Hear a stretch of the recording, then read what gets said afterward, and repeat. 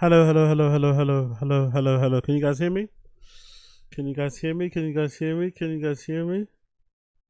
Can you guys hear me? Can you guys hear me? Can you guys see me? Can you guys hear me? Hope you can hear and see me. Hope you can hear and see me. What's going on, people?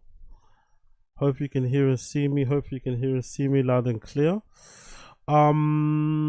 This is gonna be a kind of a makeup stream for yesterday. Yesterday was a bit fucked up. I was still a little bit ill. I'm feeling a lot better now. Now that I've taken my fucking penicillin, right? I've got my penicillin in. I'm kind of like, what? I'm 2 days in. 2 days in. I've got to take four of these, right? Yeah, is it four? Yeah, I think four of these. Four? No, two of these. Yeah, 2 tablets 4 times a day. Yeah, see. I got my little penicillin. I'm taking this. So I've done these already. So I'm feeling a lot better. I'm not gonna lie. So I think today's stream should be a lot better than yesterday's. So if you didn't enjoy yesterday's streams or you felt like my energy was all over the place, today's stream will be a lot better.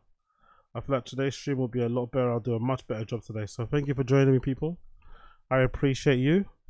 Who's here right now in the stream chat? Let me just double check. Let me get my chat up on the screen here. Bear with me 1 second. Who's on? Who's here?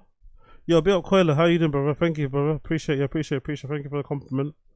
Yeah, my voice sounds better, right? Yeah, okay, cool. That's good. Thank you. That's always a sign that you're getting a little bit better, innit? That's always a sign you're getting a bit better. I don't sound as sick as I did yesterday. Okay, cool. Thank you so much, man. Thank you so much, Coiler. Appreciate you. Big up Case of Moses, I see you. Don Dotter, what's going on, brother? Hope you're good. Botrix, of course. Big up Botrix, always in the chat.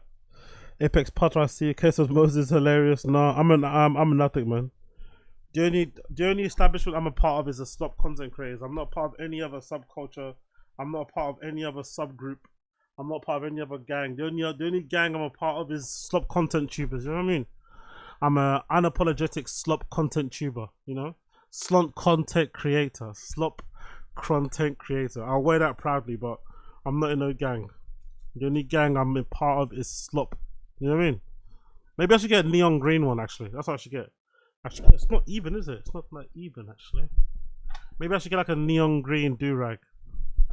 So it's like a slop, it's like a lime slop kind of one, isn't it? Yeah? So yeah. We got everyone in the stream chat, Hope you're all good, Hope you're all good out there.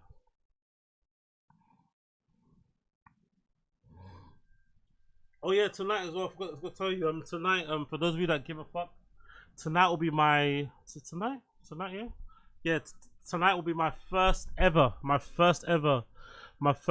Uber Eats shift tonight. I'm gonna be doing my first ever shift tonight. My first ever shift, pedaling on your bike, delivering people's McDonald's and Burger Kings tonight. I can't wait. I'm actually excited. Actually, I'm not gonna lie. My first ever shift tonight. I actually got my bag today. No, my bag came in today. My application finally got approved. Like what? A couple of days ago? Or a week ago. Sorry, but I was sick. Obviously, so I couldn't do it. I was sick, obviously, with this throat thing, so I couldn't do it. But it took so long, you know. Like I've been applying for like a year, I think, or something, to get fucking approved to do Uber Eats delivery, and it finally got approved. I think they must have tightened the restrictions because in this country, anyway, gig work in this country is a bit weird. Before it used to be really easy to do gig work, you could just sign up. But I think now there's loads of like loopholes and rules and shit. So to get like to be approved, is that me? Oh, sorry, my bad. It's a phone, isn't it? To be approved to do gig work, you have to pass a lot of tests. You got to pass a lot of you got to pass a lot of checks and shit. And it just takes ages to get done. So it took me a while to get approved. I finally got approved. I've finally been approved. So I can start my gig work tonight. I'm looking forward to doing that. That should be a good little bit of like supplementary income coming in and shit. So be prepared for that one. What I'll do? What I'm gonna do? For this one too, I don't know what I'm gonna do though. I might start off with the Lime bike because you know, have you guys heard? You know, on Lime there's like a monthly pass where you can do if you want to do delivery. No, sorry, there's like a daily pass. I think it's like £7 or £8. I think so. Is it Lime? Yeah, I think it's like £8 or something. You can borrow it for the day on a Lime bike and then just use it. But you know what I realized about this, the Uber Eats thing? I'm not sure if you guys are the same. Have you guys realized whenever you order DoorDash or whatever, have you guys noticed that usually the person delivering it to you isn't the person that's actually on your app? I found out why. I went to go collect my bag, right? I got my little I'll show you my bag actually. I went to go collect my bag.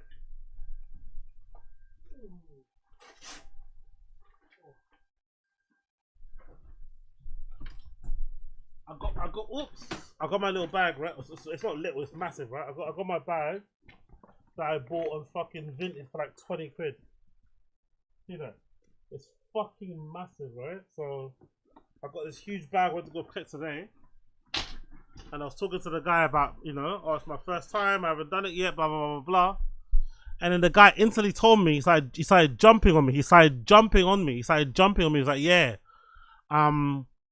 when are you gonna do it? What time? I was like, I don't know, man. I'm just gonna start today. I don't know. Whenever I finish streaming, innit? And then he was like, oh, okay, whenever you do it, let me know, so then I can use it in the nighttime. I'll pay you some money, £70. I was like, what? 70 quid? So that's what's happening. Maybe that's what's going on. Because honestly, it took me like a year to get this approved. Maybe longer than a year. It took me a year to get my driver's Uber Eats license approved. Now I've got it approved.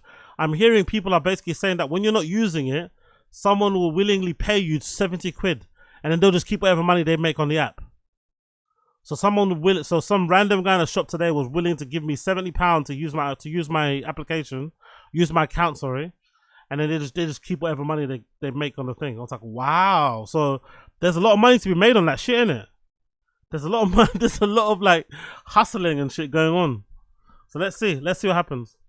Bill Coiler, Bill Queso, Uber Eats is the most psychic. Okay, cool. That'll be sick. I'm looking forward to it, man. To be fair, I just want to make like This is more like extra money for like gear and like little Berlin trips. I'm not gonna lie, it's not like stuff I want to live off of. Do you know what I mean? This is like I want to make this extra bit of money so I can be able to buy more gear, because I need to fix my laptop. Probably buy a new laptop.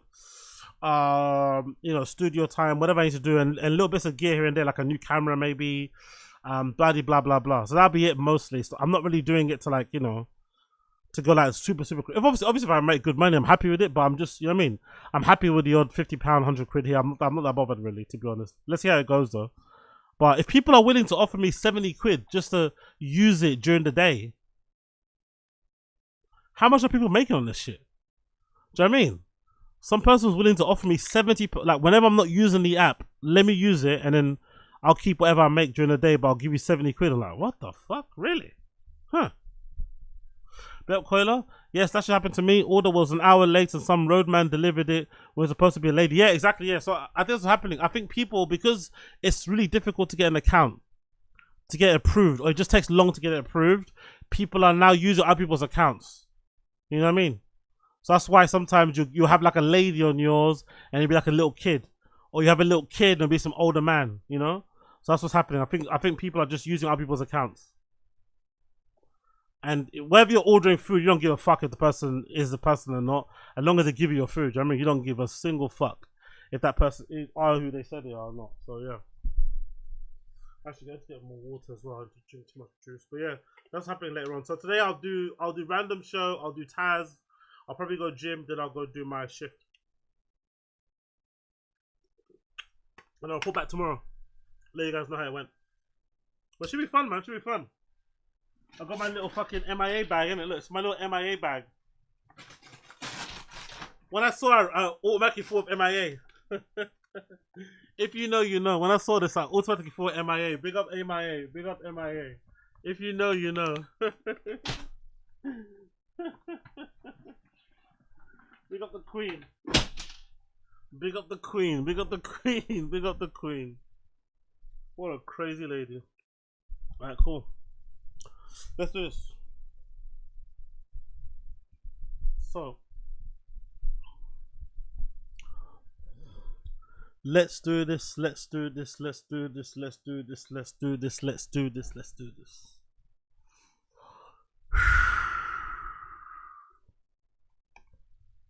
Actually, where are my smokes as well? Where'd I put that? Where'd I put that joint. Hold on, one sec.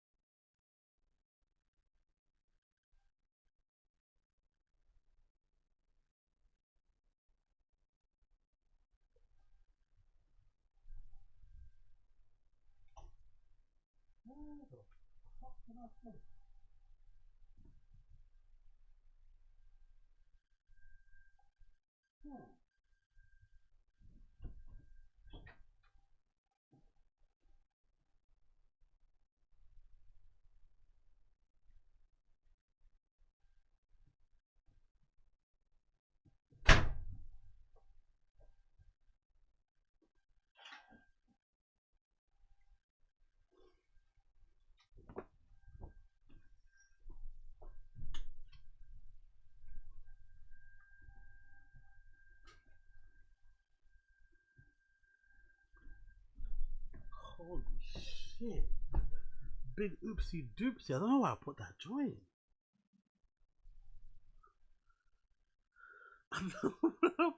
I hope I lost it on the way out, but I'm sure I rolled it. I didn't even smoke it, man.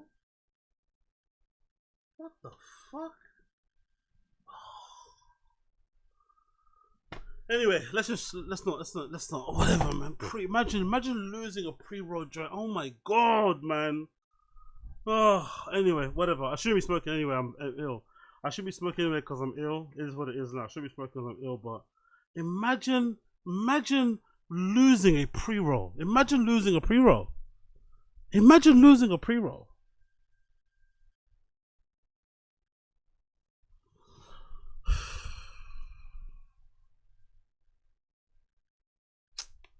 Anyway, God's on my side. God's on my side. God's on my side.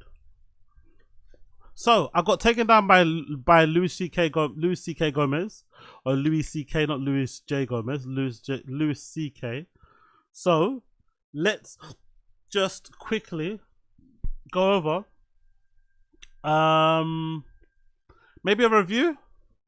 Let's do maybe one more review of Louis J. Gomez, just to, you know, bring some parity to what's going on here, or maybe do two.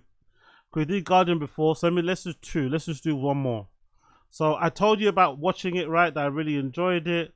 Other people didn't enjoy it too much. I think I went on here and showed you some of these quotes from yesterday. Other people that really didn't enjoy it too much. I think me playing the videos or whatever in the background fucked me up, to be honest. So maybe what I could do is maybe just do this and zoom in really close. Maybe that might help. Not too sure. That might help. I'm not too sure. But you see here, some stuff people saying. Let me scroll down. Some of the stuff that you didn't see before. Wait, who else is here? We finally reached the era of man yelling at a lack of cloud. His obvious disdain for people is the one reason he'll never be loved or revered the way the goat of comedy, Norm Macdonald is. I don't think that's true, to be honest. You can have both without, you know what I mean? I think it's perfectly okay to have like Norm Macdonald and have a fucking Louis J. Gomez. You don't have to have either or. I think the reason why you love and appreciate Norm is because Norm is a different personality to Louis J. Gomez, or Louis C.K. Louis J. Gomez. Jesus Christ. The reason why you appreciate someone like a Norm Macdonald is because he's very different to a Louis C.K. and vice versa. I don't think, you know what I mean? I don't think one negates the other personally, but I could be wrong. But I don't think one negates the other. I fucking hate this guy so much. Represents all the worst aspects of this era of comedy. It sucks that he crawled his way out of the dustbin of history. I've never seen a man trying this hard and failing to will his own personal late stage Carlin era into existence. God forbid someone tries, by the way. God forbid. Haven't watched, but concerned if this is the clip they've chosen to get people to watch it. I went to see you in Barcelona, and the audience was full of comedians, Berto, Benafuente, etc. He opened the show by saying, "I know there are a lot of comedians in the room. I could have hired some of y'all to be my opener, but I didn't." A big round of applause. Okay, cool. I'm not saying that this is a great joke or whatever, but I think people are reading too literally. Part of the joke is that he's inhabiting a persona of an unreasonable curmudgeon. The entire bit obviously isn't the person who said it's a nice day out is an idiot. Bitter Gen X nihilism is over and done with. We're tired of it.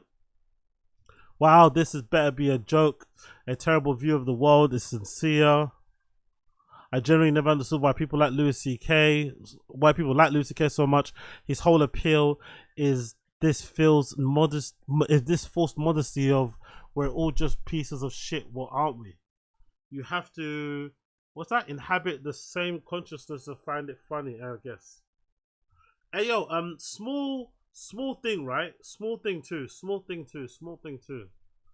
This brand of water, they need to fucking get it together. They put too much water in the bottle.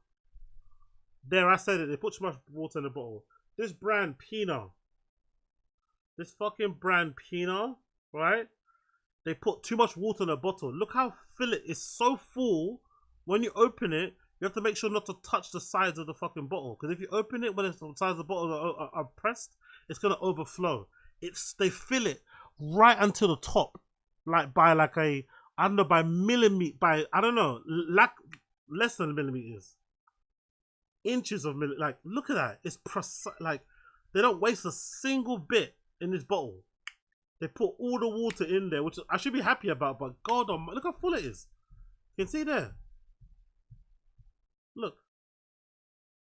It's so full.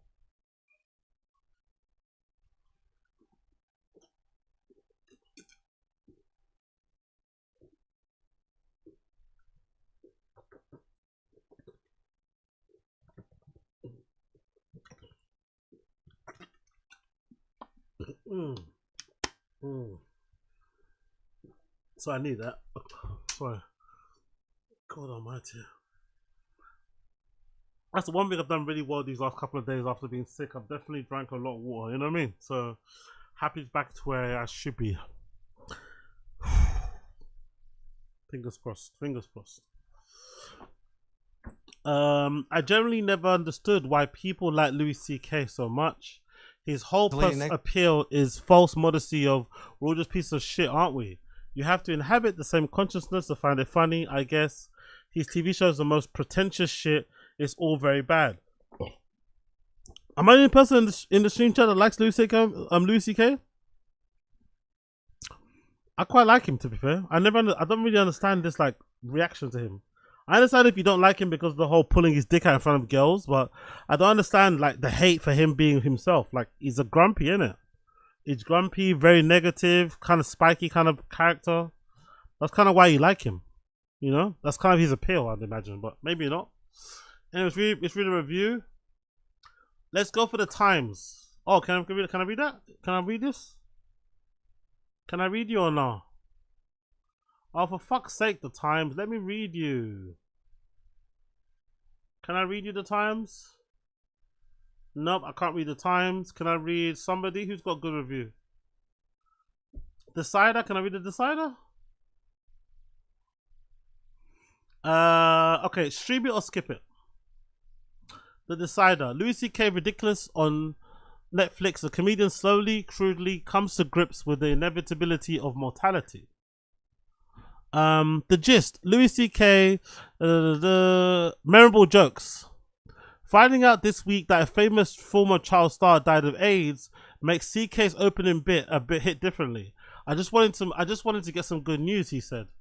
The first half hour follows him on an absurd stream of consciousness following taboos. From dreams where he might be muttering racism or peeing on a baby, to finding similarities between the sun and vaginas, they're both sources of joy in life, but don't look at it, he's cracks, to forcing the audience to imagine him engaging in crude sexual acts with his mum, now dead, and dad, not quite dead, but 89. Honestly, I really enjoyed it, man. He pivots into more realistic, if deliberately more depressing detail about the process of him and his siblings putting their father in assisted living so they don't have to deal with him any longer. In other musings, he wonders why tortures don't just go straight for the balls. He finds joy in both freezing rain and boneless, skinless chicken breasts for different reasons. He hates how strangers walk up to you when they're walking. Honestly, I don't know how you can't like this. I love Lucy, okay? He hates how strangers will walk up to you when you're walking your dog. And as he nears the half-hour mark of his special, he even trots on an interactive I Am's old series of jokes, which weren't that great. I thought that was the weakest part of the performance, personally. Our take, although he puts a bizarre spin on the whole thing, now not just by how the jokes play out, but also beforehand, but by how he explains to the audience how he wants them to respond whenever he says "I'm so old," which you could try to defend by believing he's over-explaining enhanced the payoff. The sadder, more really truth is that he found enough of the audience on the road who simply need to be coached into the old saw of a "how are you" response. If you go back to when he wasn't old enough, you'll find that his joke writing isn't at all different from how it is now. Crude, silly, and slightly unexpected, delighting in taboo topics. Only now is a bit more difficult to indulge in his taboos when the only taboo is seemingly won't touch is the one which comes clean about his own character defects. Ah, that's an interesting point. I like that point, bro. I'm not gonna lie. I like that point. Yeah, Space Guy, I'm just repeating this bit quickly, and then we're gonna get straight into it. Don't worry. I'm repeating this straight. I'm repeating the first half an hour, or the first hour in the half an hour condensed version, because yesterday I was a little bit all over the place. You know what I mean? And also the stream got shut down randomly. So yes, you are not dreaming. You are not high. This is not deja vu. I am repeating the same topic again. So only now. This is a really good point. This is a really good point they make here. Only now is it a bit more difficult to indulge him in his taboos when the only taboo he seemingly won't touch is his own. Is the one in which he becomes clean about his own character defects. The only taboo that he won't touch is the one where he comes clean about his own. That's so true. Sure, he has joked so much over the years about his masturbation habits and perversions, and yet when he did dance around those perversions, lost him both status and income. He made himself somehow sound somewhat innocent, which makes closing with a bit about Barely Legal magazine in 2026 quite a choice. And it makes his suggestions of countering strangers who approach him with his dog by family asking, "Is that your daughter? Did she have a period yet?" less humorous and more straight up deranged, which you could have played off by tagging those lines with some jokes about how deranged that would be coming from. Instead, we're reading between the lines to see when Louis C.K. is trying to tell us of himself about Instead, we are left reading between the lines to see where and when CK is trying to tell on himself without telling on himself.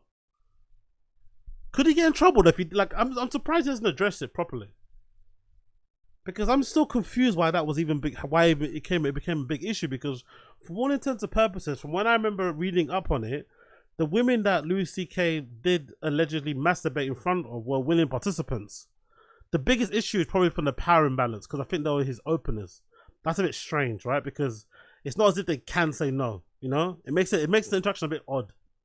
If they're your openers, it's not like they can say no, because maybe they're afraid if they do say no, you might send them home, you might not pay them, it might change the way that how you talk to them and treat them on the tour, blah blah blah blah. But I never got the feeling that he kind of pinned them up against the wall, covers their mouths, I mean, it wasn't any of that nonsense. I mean, he was obviously into some weird shit, but it was just into some weird shit. So I was always surprised why the public or why the media in general seemed to have such a hate boner for him, you know? Like, they seem to, like, even to this day, like, he's really hated in certain parts of the media, like a Chris Brown in the black entertainment industry sort of thing, you know? People just don't stand for it. They don't care what the excuse is, you know what I mean? They're just never going to be okay with it. So, yeah, I don't know. But yeah, I wonder why he doesn't address it. He should address it, to be fair. Given all the other stuff he talks about, not addressing that big elephant in the room and just saying what fucking happened would be, you know what I mean? But maybe he also feels like, you know, if he does do it, it might fuck up that Rocky stuff. You know, it's just like loads of things to consider. Loads of things to consider. It continues here. There are jokes about how his father may have done one good thing when he suggests that the way I look at life, if somebody does one good thing for me, I keep that. Anything else they did, I can let it go. Let go of the bad thing someone has done. You can think of. You don't. I don't know. I'm not the same. I disagreed with him on that part. I think one of my character defaults is that I can't move past certain things. So if someone that I love or appreciate does one bad thing to me, I can't let that go, and it's never going to be the same again. I mean, you might as well just delete my number, you know? It's never going to be the same again. Like, if someone that I really love and care about does me dirty, it kind of just fucks me up. It kind of just, like, messes me up. I can't ever get past it. Later, he suggests that this is about listening to others. It means hearing something you don't want to fucking hear at all, but you pretend to give a shit. Pretending is an important part of life, I think, you know? I think the truth is important, but lying is important. He doubles down on lying by joking about the concept of taking an oath in court to tell the truth when anyone who's guilty wouldn't ever cop to their crimes to fear consequences. You don't say, exactly. That was a good bit, by the way. I really did enjoy that one. I really did enjoy it, like how he broke that down, like, you know? There's no like extra mechanism in place to like make you tell the truth apart from getting you to put your hand in front of a Bible, like, you know? It's like, okay, you think that's gonna work? Then finally, considering the whole hour is presumably CK confronting old age, both through his parents and through his mortality, the comedian himself approaching 60, he says he's about his irony of wisdom of aging, because people don't get where they're at till later. He says that's how life is. Life teaches you should have how you should have lived, but you can't use that information. You get to the end of your life and you're like, that would have been a good to know a lot of those things, but it's too late. This I don't agree with at all. This I don't agree with him. I love Louis CK, but I don't agree with him on this part at all. This made me laugh so much when he said it. Like, you only find out what you need to do in life at the end when it's too late. I don't agree with him at all. I think you find out what you should do with your life along the way. It's just whether or not you can apply it, you know, along the way. Or whether you're one of those weirdos and freaks that waits until the very end to apply or to realize these things are helpful, to realize these things are going to be beneficial for your life, and then make the changes when it's too late. No, make the changes now.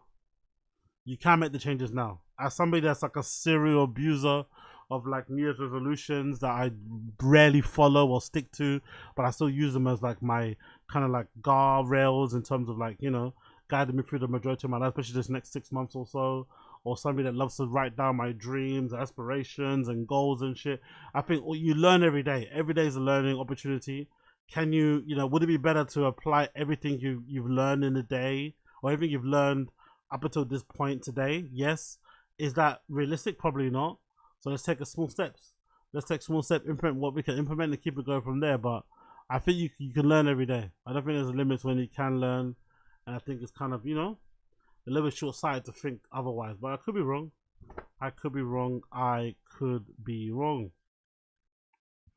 The thing is, Louis is not too late.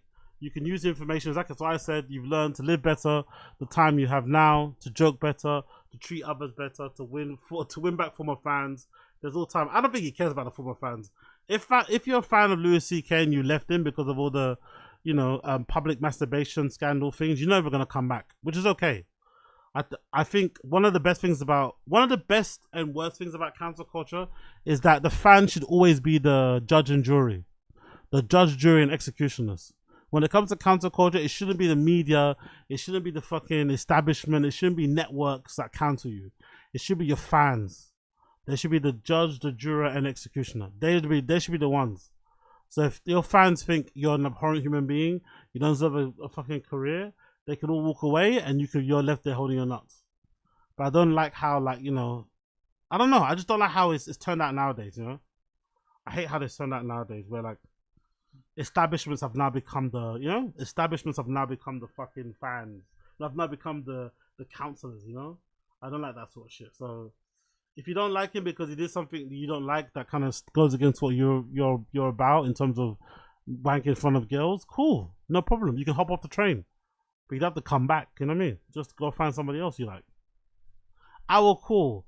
Do you want to imagine a 58-year-old comedian getting molested by his elder father?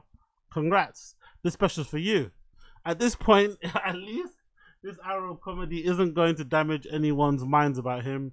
If you've never stopped loving Louis C.K., you're going to stream it. If you're on the fence or jumped off the bandwagon a decade ago, skip it and wait to see what he has to say next. So yeah, I agree with this one. I think this is a good review. If you like what he's about, check it out. If you've never really been a big fan, or this little brief thing that I just showed you right now made you want to vomit in your mouth, don't bother, you know? Don't even fucking bother watching him. Don't even bother. Okay, moving on. We watched this already, right? The fight. I showed you guys the fight of the person on the street. The Taylor Swift wedding already happened, right? That's the Taylor Swift wedding already happened. They've now been wedded. Congrats to them. We saw the Floyd thing already, didn't we? We saw the Floyd thing already.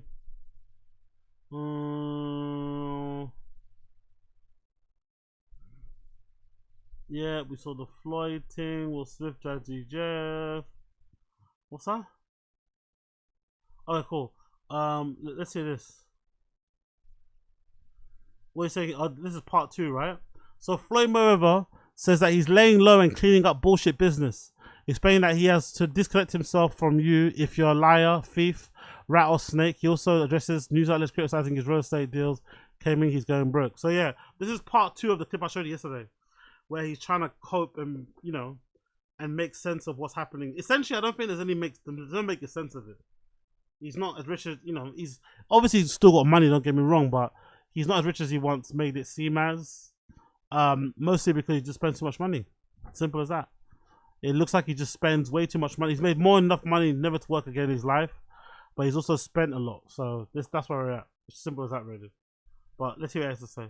That's him sitting down with Cameron on It Is What It Is.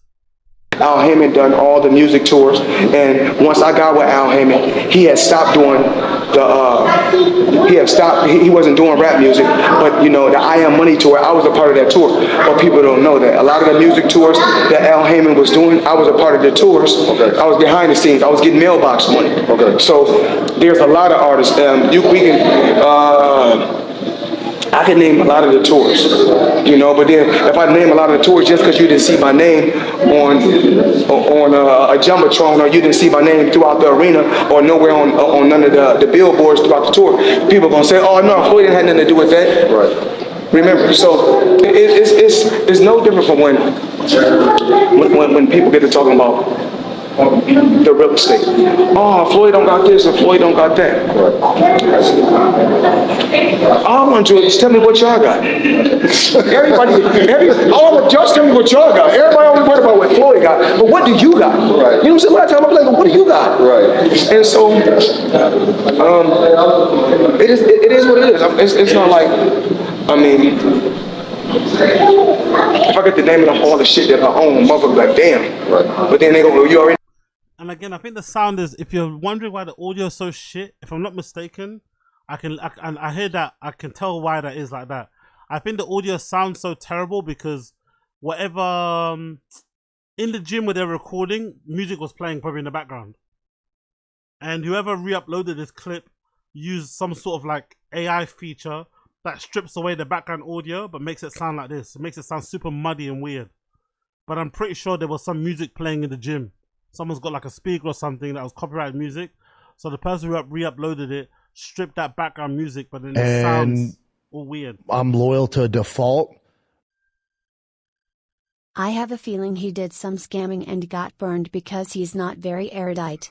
Who's this? Who's this? Sorry. My bad, I didn't get this up on a thing. Appreciate you. 1 second. Let me log in. I'm an idiot, I didn't check this. Appreciate you. Who's this?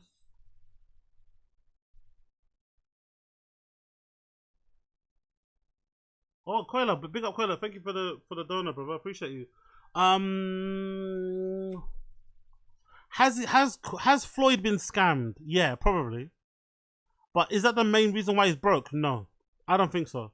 I think he's mainly broke because of his own reckless spending, bad financial, what's that thing called? No financial maturity? Is that the word? Is it financial maturity or is it intelligence? Whatever that word is about when you're not good with finances, yeah? The phrase. I think most of it's to do with that. It's to do with his reckless spending and just not having any financial discipline or whatever it may be. But I don't think he's broke because of the scams he's gone through. I don't think so. Unless someone can prove otherwise, I don't think that's the case. I think it's solely down to him. You know, and it's so crazy. Like, I want people to really understand this. So, okay, so like, say like if it's like TMZ, right? So we know TMZ is not black owned.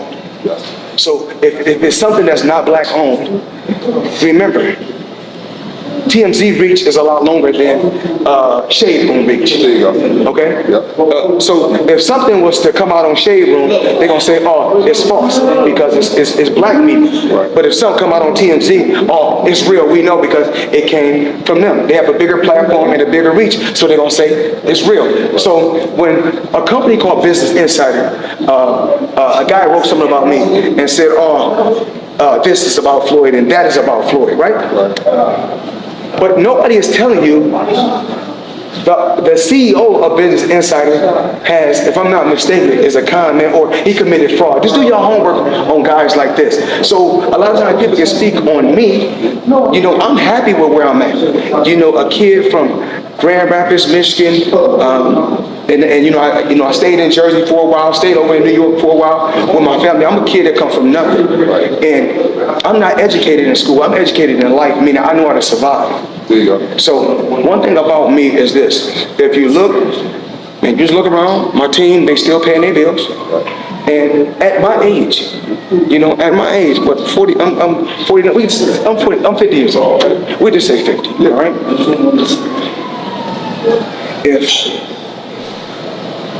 If no homo though, looks really good for 50. I think he's a good example. You know, he's probably lying his teeth off through here, but Floyd's another reason why, like, he's another example of how destructive how destructive drugs and alcohol can be. Because the one reason why he doesn't look as bad as he probably should look is because of drugs and alcohol. He doesn't drink, doesn't do any drugs. That's probably the main reason why he looks the way he does. It's pretty impressive, man. To be 50 years old and look the way he does is pretty fucking impressive. I'm able to just, my mother house is paid for, all my properties are paid for. My grandson don't look for nothing. I'm happy with that. As long as I'm able to eat every day, pay my bills, and travel and do the things that I want to do, and I don't have to get up and punch no clock and work for nobody, then that's my comfort. Right. And if I'm not doing nothing, and I'm like, oh shit, I ain't doing nothing. And then they say, oh, Floyd, you think about doing any more exhibitions? I say, shit, I don't know, maybe. Right now, no, I'm cool. I ain't done nothing in a while. Right. You know what I'm saying? So then if Tyson be like, oh yeah, you and Tyson can do an exhibition, no problem. Let's make it happen. Right. You know what I'm saying? Let's entertain the people. If we do it, we do it. If we don't, then we don't. Right. That's all I was going to ask you. Is it all exhibition, or are you going to do anything professionally as well?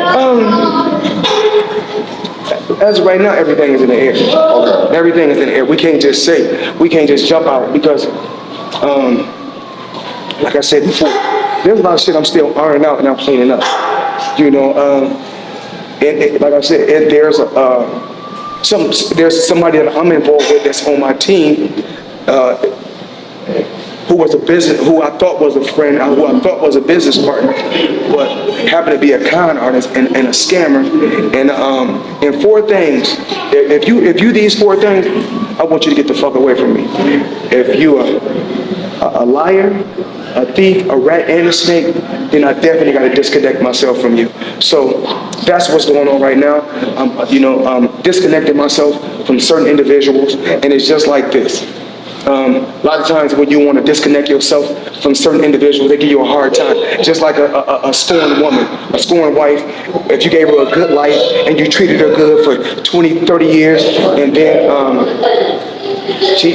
then say she went out on a date with a guy, or she could have went and cheated on you, and you say, okay, I treated you exclusive, but you acting like you start acting like a regular, you start doing regular shit that regular chicks do. Right. So it's best that we go our separate ways. And she's scorned, so she giving you a hard time while she don't want to give you a divorce. So the same thing is going on right now. I'm just laying low, cleaning up bullshit business, and then it's back to the regular program. Okay. Again, I don't believe him personally. I don't believe him. Would he? It's probably too much to expect any type of humility out of Floyd Mayweather. I don't think there's no smoke without fire. It is what it is. It's just sad. Like I said, it's just sad because I think he's made, if not $1 billion, I think he's made close to $1 billion in his career, kind of like wins and stuff. Oh, nearly close to $1 billion from boxing, but you're still going broke. Come on, man. Come on, man. That's too much money, bro. Too much money. All that money and you're still going broke like that. And he's acting like it's an achievement too to still have his mum's house paid off. Oh my god, it's like, brother, that shouldn't be an achievement. That's a bare minimum. Why acting like you've done something super amazing there? Like, of course their house should be. If they got repossessed, you should be really angry. See all the money you made. Put your parents through that as well. It's fucking disgusting. So yeah, I don't know. I don't know with Floyd. So when it comes to Floyd, I don't know. When it comes to Floyd, I don't know. Cool. Let's move on. Let's do this one. Yeah, let's do a bit of Golden Hour. Golden Hour featuring Sam Tripoli. The Golden Hour, which is now Sans Brendan, and they have a rotating, I guess, couch or rotating chair, someone to sit in. So this is, I think, mainly still done in LA. Brendan's gone to go do his own thing, right? And then left Christina in charge alongside fucking Griffin. So this is what I'm saying. Those some rough teeth, man. What are you saying? Why no sound?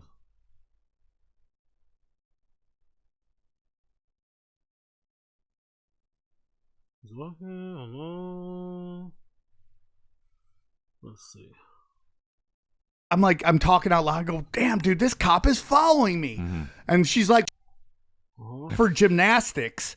So I'm driving as fast as I can to get to gymnastics. I get to the stop sign. There's 3 cop cars. 2 cop cars go through. I'm like, I'm late, dude. I'm sorry, third guy. I got to go. So I go. Third cop gets butthurt and starts following me everywhere, right? Yeah. And I'm talking out loud. I go, damn, dude, this cop is following me. Mm-hmm. And she's like, why is he following us? And then I get to this area and there's cops everywhere. I go, why are there so many cops? I say it out loud. She goes, man, there's a lot of cops. She goes, 6 years old. Do we live in a police state? Oh no. My gosh, bro, that's your daughter.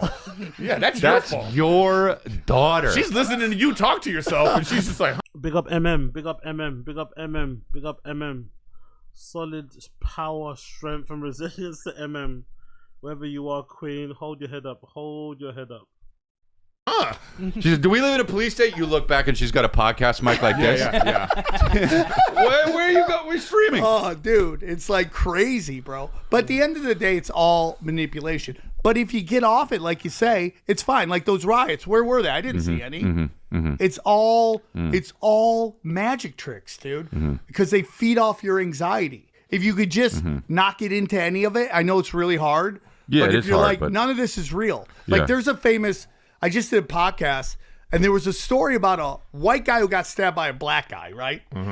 After he got stabbed, the white guy called the black guy the M-word. They go to trial. According to the story, the jury lets the black guy off because the white guy called him the M-word after getting stabbed, Come right? on. No, this is real? Yeah. And I'm like, you stab me, I'm going to give you Hitler level speeches, okay? Yeah. I don't get. All of a sudden, I know German. Yeah. Yeah, right. So now you're like, what is? And then I told him to this guy, and he goes, "How do you know it really happened?" And I go, "I don't. I really don't know if it really happened, right. or is that being put out to get us all to fight with each other?" Well, Right. Well, this is the thing. How do you? I think it's like what Thanos said to Iron Man in Avengers. Like in the documentary. I'm also cursed with knowledge. Yeah. Well, so how did you stay happy? I'm happy because like my kids don't have any cares in the world. Everything's taken care of, like on a basic level. Yeah. And I'm happy because I know what's going on and I don't play into the game anymore. Yeah. It's like I'm basically an anarchist at this point. Like I don't believe in any political systems, and you're not going to vote your way out of this. Right. And I'm just watching people okay with corruption because their side's doing it. Right. And I'm like, you're just all falling for it. And really, the truth is, everything you're watching right now is about they want martial law, because once you get martial law, then you get rid of all your. This is too serious. No, get rid. No, I'm totally interested. Yeah. You get rid of what? Your constitutional rights. Yeah. Once they have martial law, their constitution goes out, and that's what they really want. Yeah, I mean, That's in terms of like social media too. I mean, I get It's to a all point where engineering. I get to a point now where I feel like I wish I should just never use it. Well, I wish I could took just Twitter be off my of phone. it. I just I put did it on the for same thing. It's I all did the bots. same thing. It's did a the- trauma delivery. crazy how many bots. Bro. Yeah, it's all bots. So the problem with social media is that the only thing we see is what bubbles to the top. Right. And you have to be the most extreme to bubble to the top. Yeah. So the extreme becomes the norm. Of course. And you start thinking that's all normal. Well, okay, Right. but what about like just on a lesser level of like, why does it seem to encourage negativity? Like forget about the grand conspiracies, the things that you're necessarily talking about. I'm just talking about just in your own algorithm. Like you want to be a part of it. You think it's fun. Let me put up a video, and then you have to see all of the negative stuff, and that seems to go to your head first. Well, as opposed to the positive but that's how stuff. humans are. Like I saw, I know, but then you don't want to be on it. What's his name? Tim Heidecker has a podcast, which I just found out. Oh, yeah. And like he is talking shit about Tony Hinchcliffe on it, and somebody brought that up to me today. and I'm like, what are you doing? Like, I don't get this sort of stuff, right? So I've not seen this Tim Heidecker going at Tony Hinchcliffe stuff. I don't get this because, like, is Chris D'Elia trying to like white knight for Tony Hinchcliffe because it's Tony Hinchcliffe and he's quoted Rogan, or is he trying to actually white knight for Tony Hinchcliffe because he feels like there should be like this brotherhood, like a fraternity, as Brennan would say, right? Is Chris D'Elia on that fraternity of comedians where you don't talk bad about each other at all, but if someone bombs, they bomb, and you know about it, and you go back home and try to fix it? Is that what he's doing? I don't really get those guys. Like, one bit, I don't get it. I don't get it.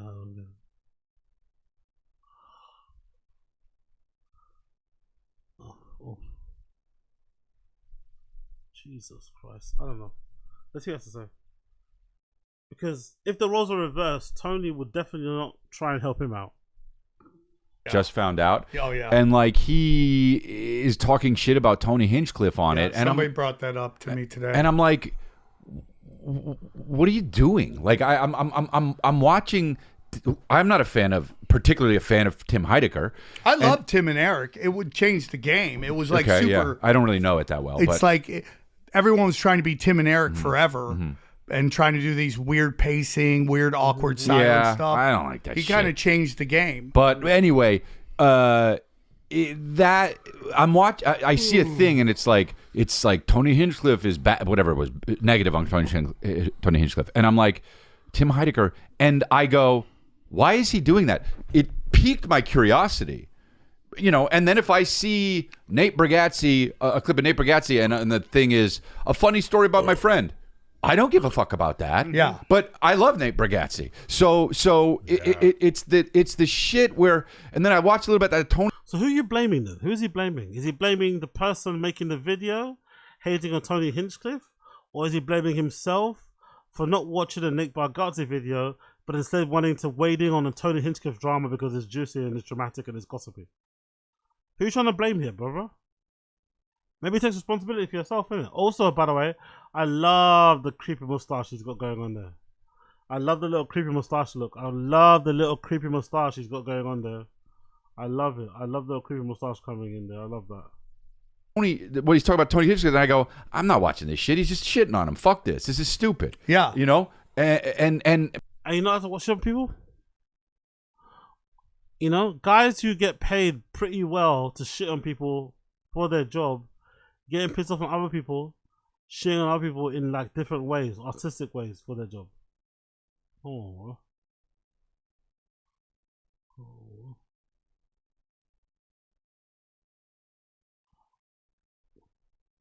Let's go. But that's the shit that fucking goes. Yeah. And I'm like, I can't believe Tim Heidecker is doing this. Yeah. Like, bro, you are an old school success. Yeah. Why are you talking shit about some comic? Didn't they remember at one point when all this stuff was starting off, they're like, oh, you never find someone successful. You never find someone doing well in life who's out here talking shit about other comedians or people in general. Then it became like, you know, a thing to do, innit? It's just one of those things. Like, some things are shit. Some people like calling it out. Some people turn it into content. Some people just put it up on their fucking social media feeds. It's not that deep. So however you felt about the first one, you should feel about the second one too. Be like, you know what?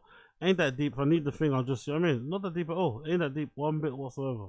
But for a reason, these type of guys think not the case.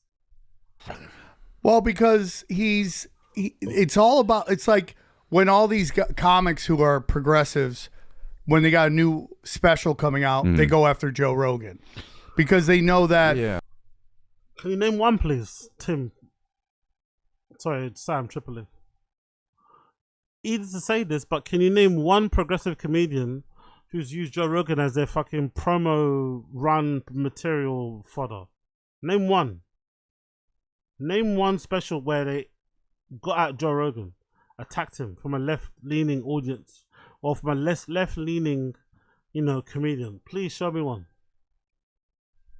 The people they want to watch their special hate Joe Rogan. No, I know. So if they see him talking shit about Joe Rogan, they'll go. It's like hate clicks. Yeah, I hate that shit, man. Yeah, it's stupid. Well, why does it? What I'm saying though is like, it's that.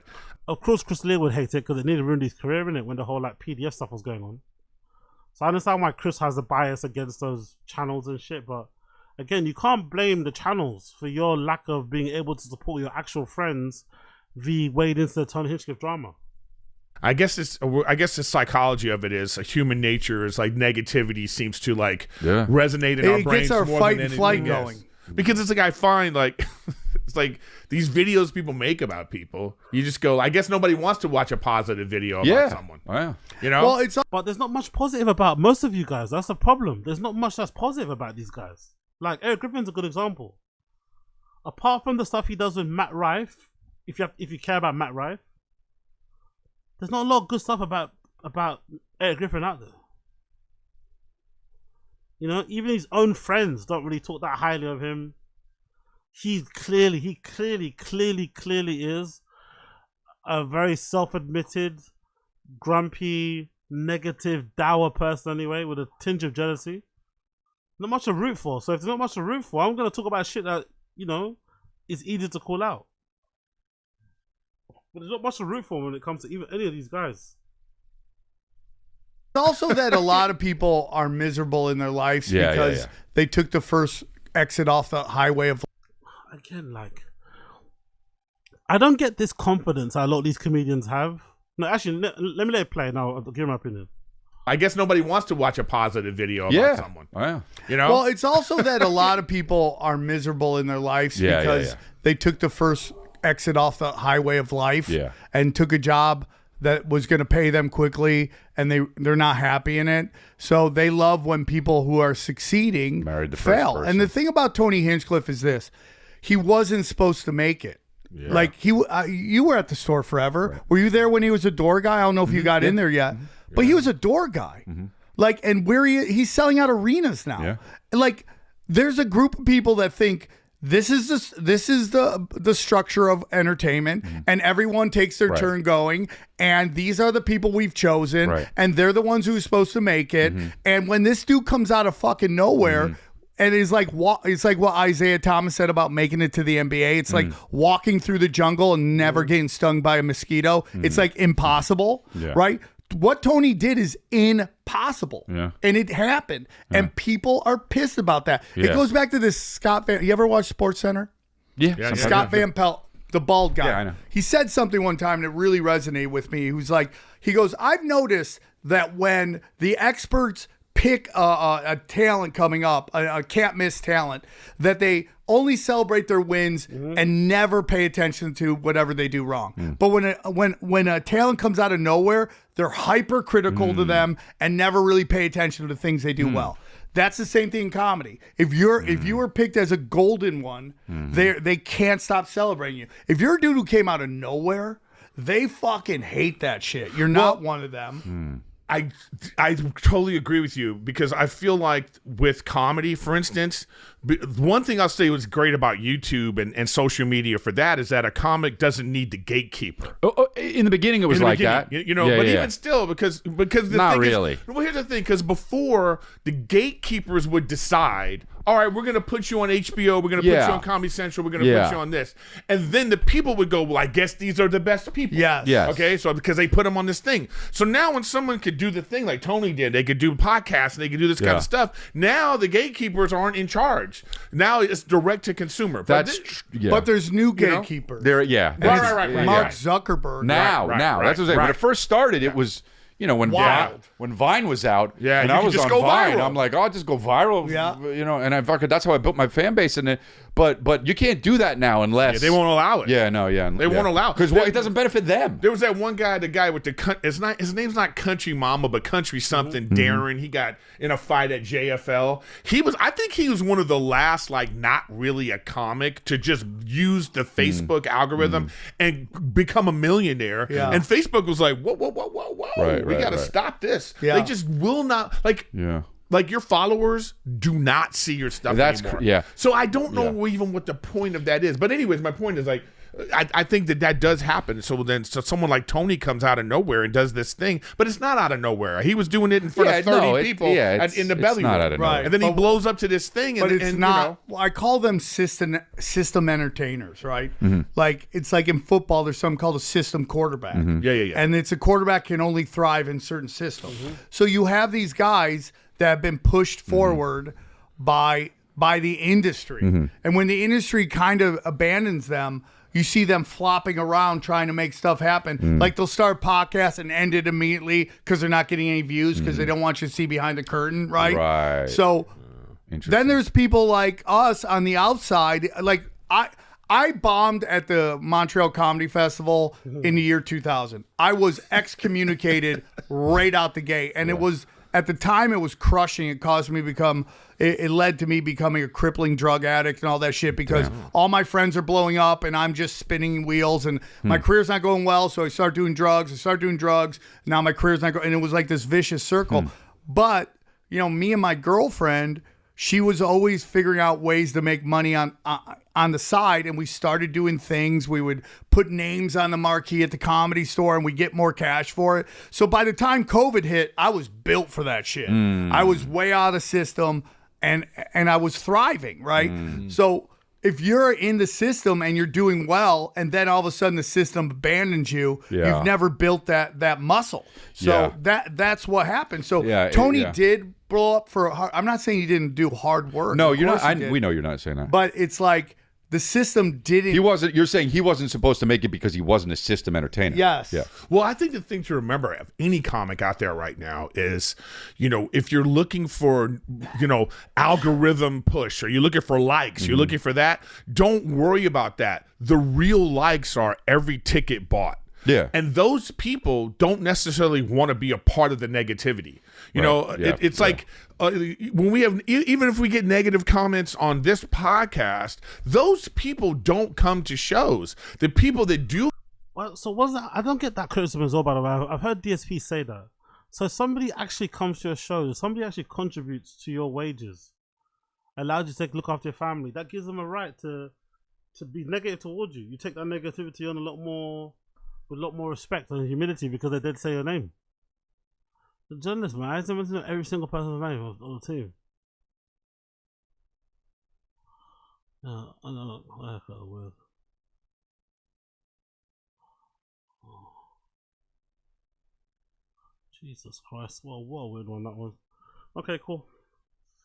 Weird one indeed. I really don't get the Crystalia thing, but it's just another example as to what you can get away with when you're rich and famous. Because I honestly do think if the shoe was on the other foot, and Crystalia was the one that wasn't cancelled, Tony Hinchcliffe was, and he retired to Chris Holmes will go get fucked. Especially after that interview that he did where he said, "I don't know him, I never hung out with him and shit." Bruce, well, I don't think he's friends. So let's keep on going here. Fun toy now to love us song.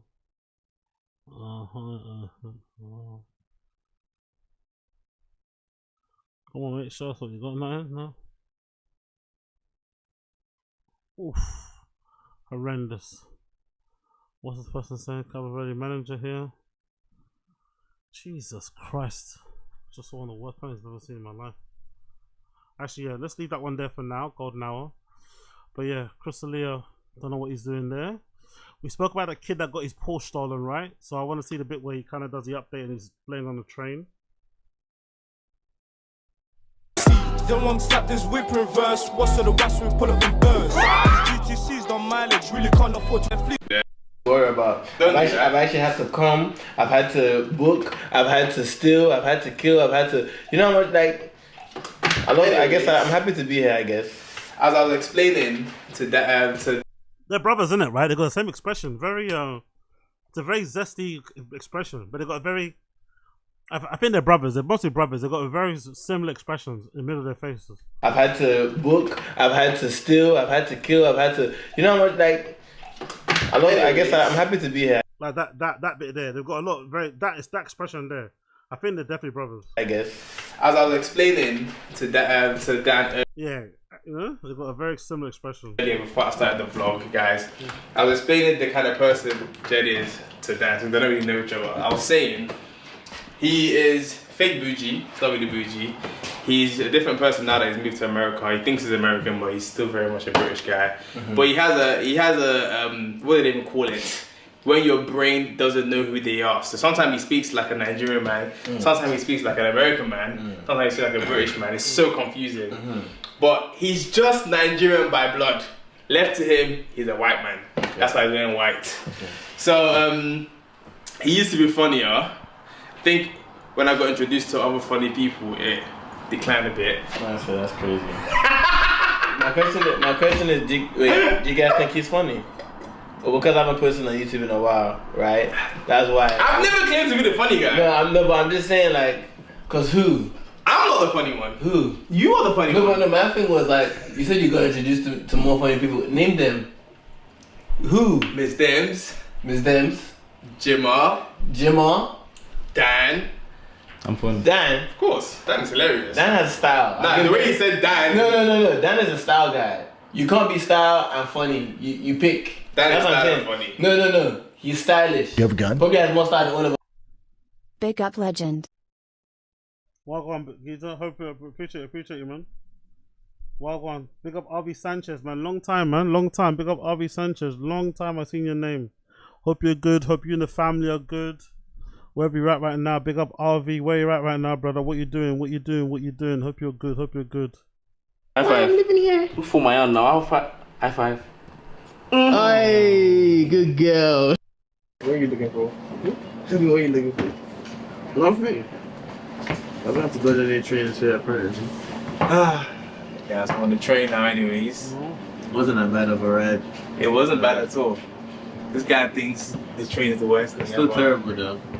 Brother, I can almost guarantee you, if you lived in London, you will get trained way more than me. I didn't even like getting trained. Dan is just laughing at you. How many years did I Why are you looking left and right? I don't understand. Because you put me in the wilderness. Are you okay? This is so like, I'm just exposed. They're gonna come for you in the comments. Huh? They're gonna come for you in the comment section. Guys, look, right? I'm not opposed to being on things. You would have seen it on my vlog because I've been vlogging as well. This is the best way. I get the situation, but this is the best way. Anyways, guys, next stop, Tottenham Court Road. Then we're gonna get some food at Vaps, the party after. get our heads mashed up. We're gonna get Uber straight back home.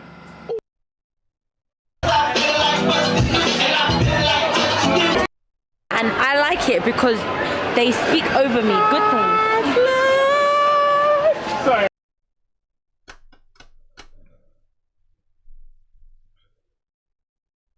Once this food settles for a little bit, then obviously it'll be patterned in it. But for right now, we're gonna let the food settle.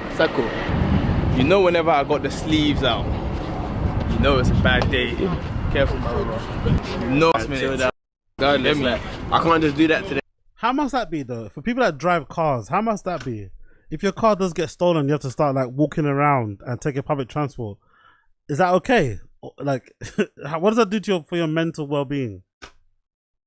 What does that do for your mental well-being when you're the guy that has a car and now you don't have a car because it got stolen? Does that fuck with your brain? Or is it okay just to go back to being a pedestrian? Is it okay? Do you just switch back into being a pedestrian? Fuck it. I'll save up and get another one. Cause that's fucking, I don't know. I'm just thinking the other day, like, what's worse, getting your car stolen or getting your house robbed? I think getting your house robbed might be better. Because your car, especially nowadays, people live out their cars. You spend a lot of time in them. They allow you to go to and from work. Maybe you form a sense of identity through it, because of it. Sorry, or whatever. If it's a nice car, especially. If it's a beater, maybe it's different. But if it's a nice car, like a fancy car, you know, like a foreign or some shit, oof, that's gotta hurt, man. Okay, let's finish this as well. Let's finish retroactive. Let me just go back to middle then. Then go back to middle a little bit and finish the retroactive video. This might be a good one as well. And like, I would, you know, like, I love Kev. So if I was on that thing, I would have just talked about this Netflix brunch that he hosted. Bill only roasts people he loves and respects. Jesus, what did they do with Bill Burr? Can you find him and bring him back? It's like an ironic parody or an imposter at this point. The host even mentions Philly not long after this. You know, just going after, you know, who's selling tickets, you know? The only thing he really on is the city of Philadelphia, but I only did that night. I know. Can I actually have, so I'm from that area. So Jack, what's that one thing in your career that everybody brings up? It's that, I know. Fucking free throws. Yeah, free throws. All right, this is my free throw. Oh, my bad. It was only one night he did that.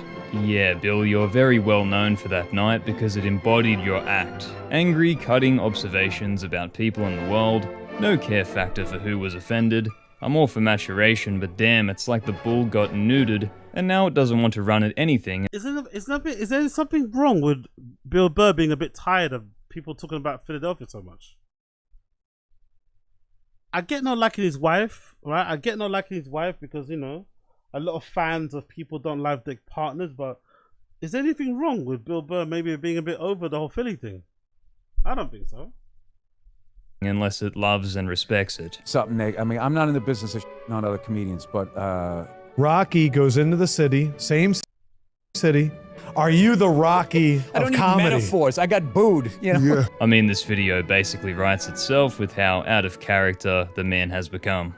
Oh well, there's still his old specials to enjoy, which is exactly how I feel about Dave Chappelle and many others now.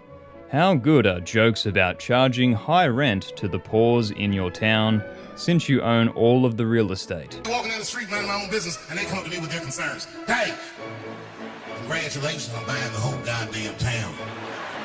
But you need to start thinking about some affordable housing around here. Well, actually, champ, I can afford my house.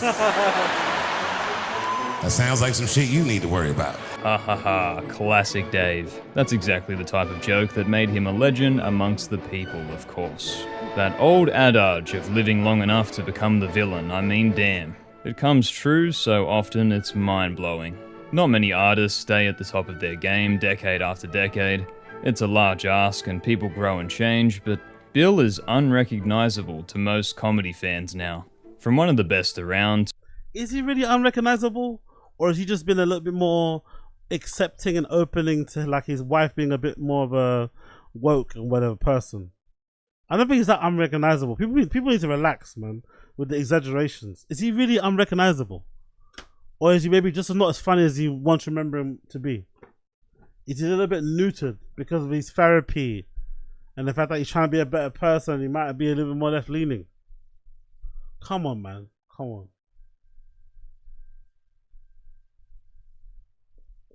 Wow, the funny has completely evaporated. Your comedian's favorite comedian, heck, your favorite comedian from Canton, Massachusetts. The man, the myth, William Frederick Burr is in the house. Give him some love. All right, thank you, Jesus.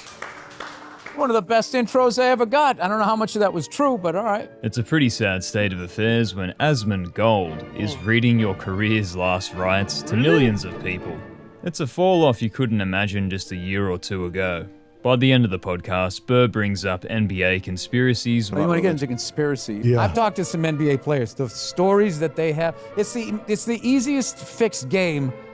You know, I can't take Tom Brady out of a game. I give you 2 quick fouls, I can put you on the bench. 100%. And then give you another one that affects how you play. He's probably not wrong. It's pretty easy for refs in any sport to influence the end result, as any sports fan would know. And there's plenty out there about how gambling influences sport, but wow. That I have no idea what you're talking about. Where Dwayne Wade shot like I thought you were in the 53 throws a Sacramento game. area during one of those. Well, they were fouling. Listen, man, we're just talking about foul don't discrepancy. Foul. And remember, when I was on the plane, I looked out the window, and the plane never did this. Anyway. This was a blast. All right. you, Everybody brother. give some love. Bill Burr. Thank you for having me. The way Shaq sucks all the air out of the room and gives Burr nothing is really something. Shaq knows how to play ball with the big dogs. He isn't going to hurt that $500 million net worth, nor the 79 sponsors this episode had, by agreeing with old William Frederick Burr. No, sir. And of course the episode ends immediately on that note. They were not about to entertain any ideas of his cash cow industry being rigged. I know it's a tired point to bring up Shaq's size, but if this wasn't a podcast, he could have just put his ridiculously sized hands on his bigger than Burr's head knees and said nothing through that Celtics ref rant. Hopefully Burr is tone deaf enough to invite him out to ride in his helicopter one day. That'd be one hell of a visual. And thank you for watching. Fine, because everyone did the Hack-a-Shack. I remember being in the upper deck, have that look on your face, like I'm gonna kill one of these guys. Yeah, I don't know. People. I think people exaggerate the whole Bill Burr thing, man. I don't think it's that bad. I think it's perfectly okay to like grow and mature as you get older and change a little bit. People are pissed off about Louis C.K. being the same person, right? Not changing how he is. But then Bill Burr changes a bit, acquiesces a bit, softens a little bit. People get annoyed. Like, you can't win with people, man. You can't win. You really fucking can't win. You really, really fucking can't win. Alright.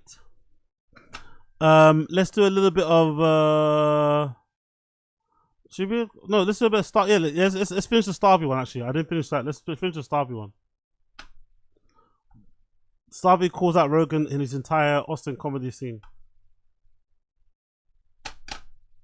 The farther we get into whatever version of society we've built right now, it's harder and harder to have get-togethers. It's just more difficult. Well, Everyone's yeah. at work all the time on their phone. It doesn't leave them. And we've designed our fucking cities other than, that's why I love New York so much. It's like, it's a You can real get city. places. It's Europe. It's like Europe. It's like the regular place. It's walkable. Yeah. We have designed everyone in suburbs, everywhere where you have to take a car, these fucking developments where it's like everyone gets there. Basically, we've been given little nice prison cells where we're isolated and we're not, and they don't want you. They don't want community, because when there's community, people realize that if they together they could stop all the bullshit that's fucking us. They want you isolated. These Village takes care of stuff. Yeah, dude. They want you isolated so you don't realize it's literally the ruling class that is fucking your life over, and not trans teenagers and Mexican people. But anyway, in our society, like the idea of the third space, that's like, it's communal. It only exists for people to hang out. Yeah. The parks here. You don't have that shit. Even bars, movie theaters, fucking bowling leagues and shit like that. We need that in our fucking country. And the way you get that, I mean, the way you get that is public transit, not people in dense urban areas. Like, anyway, there's so much we've been fucked by. I mean, honestly, ironically, one of the best movies about this is Who Framed Roger Rabbit. It's basically a movie about how greedy fucking rich automobile developers destroyed the trolley system in LA. LA used to have some of the best public transit in the fucking country. Really? Anyway, whatever. Okay.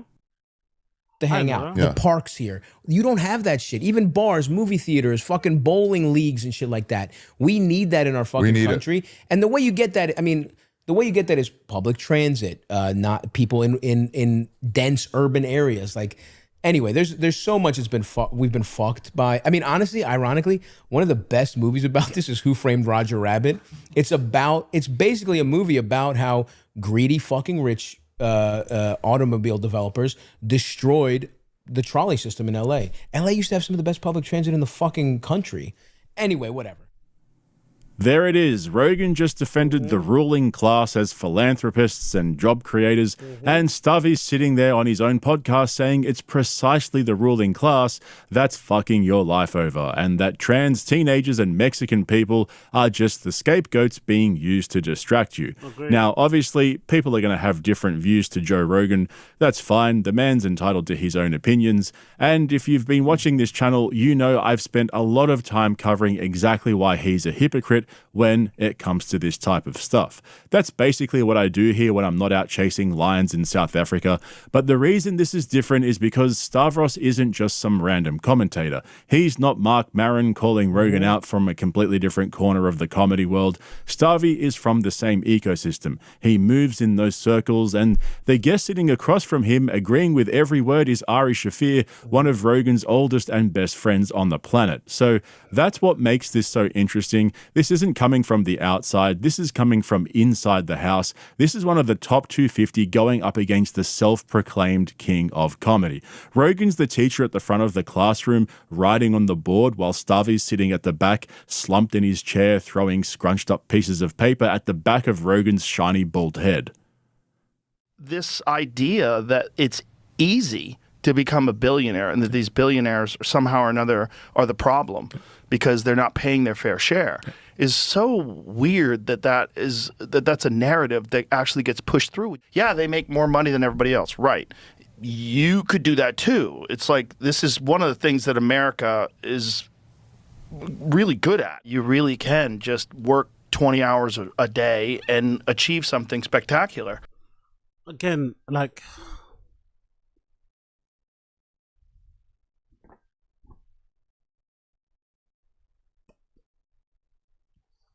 maybe it's me, right? But whenever I've worked really hard for something and I've received the intended results,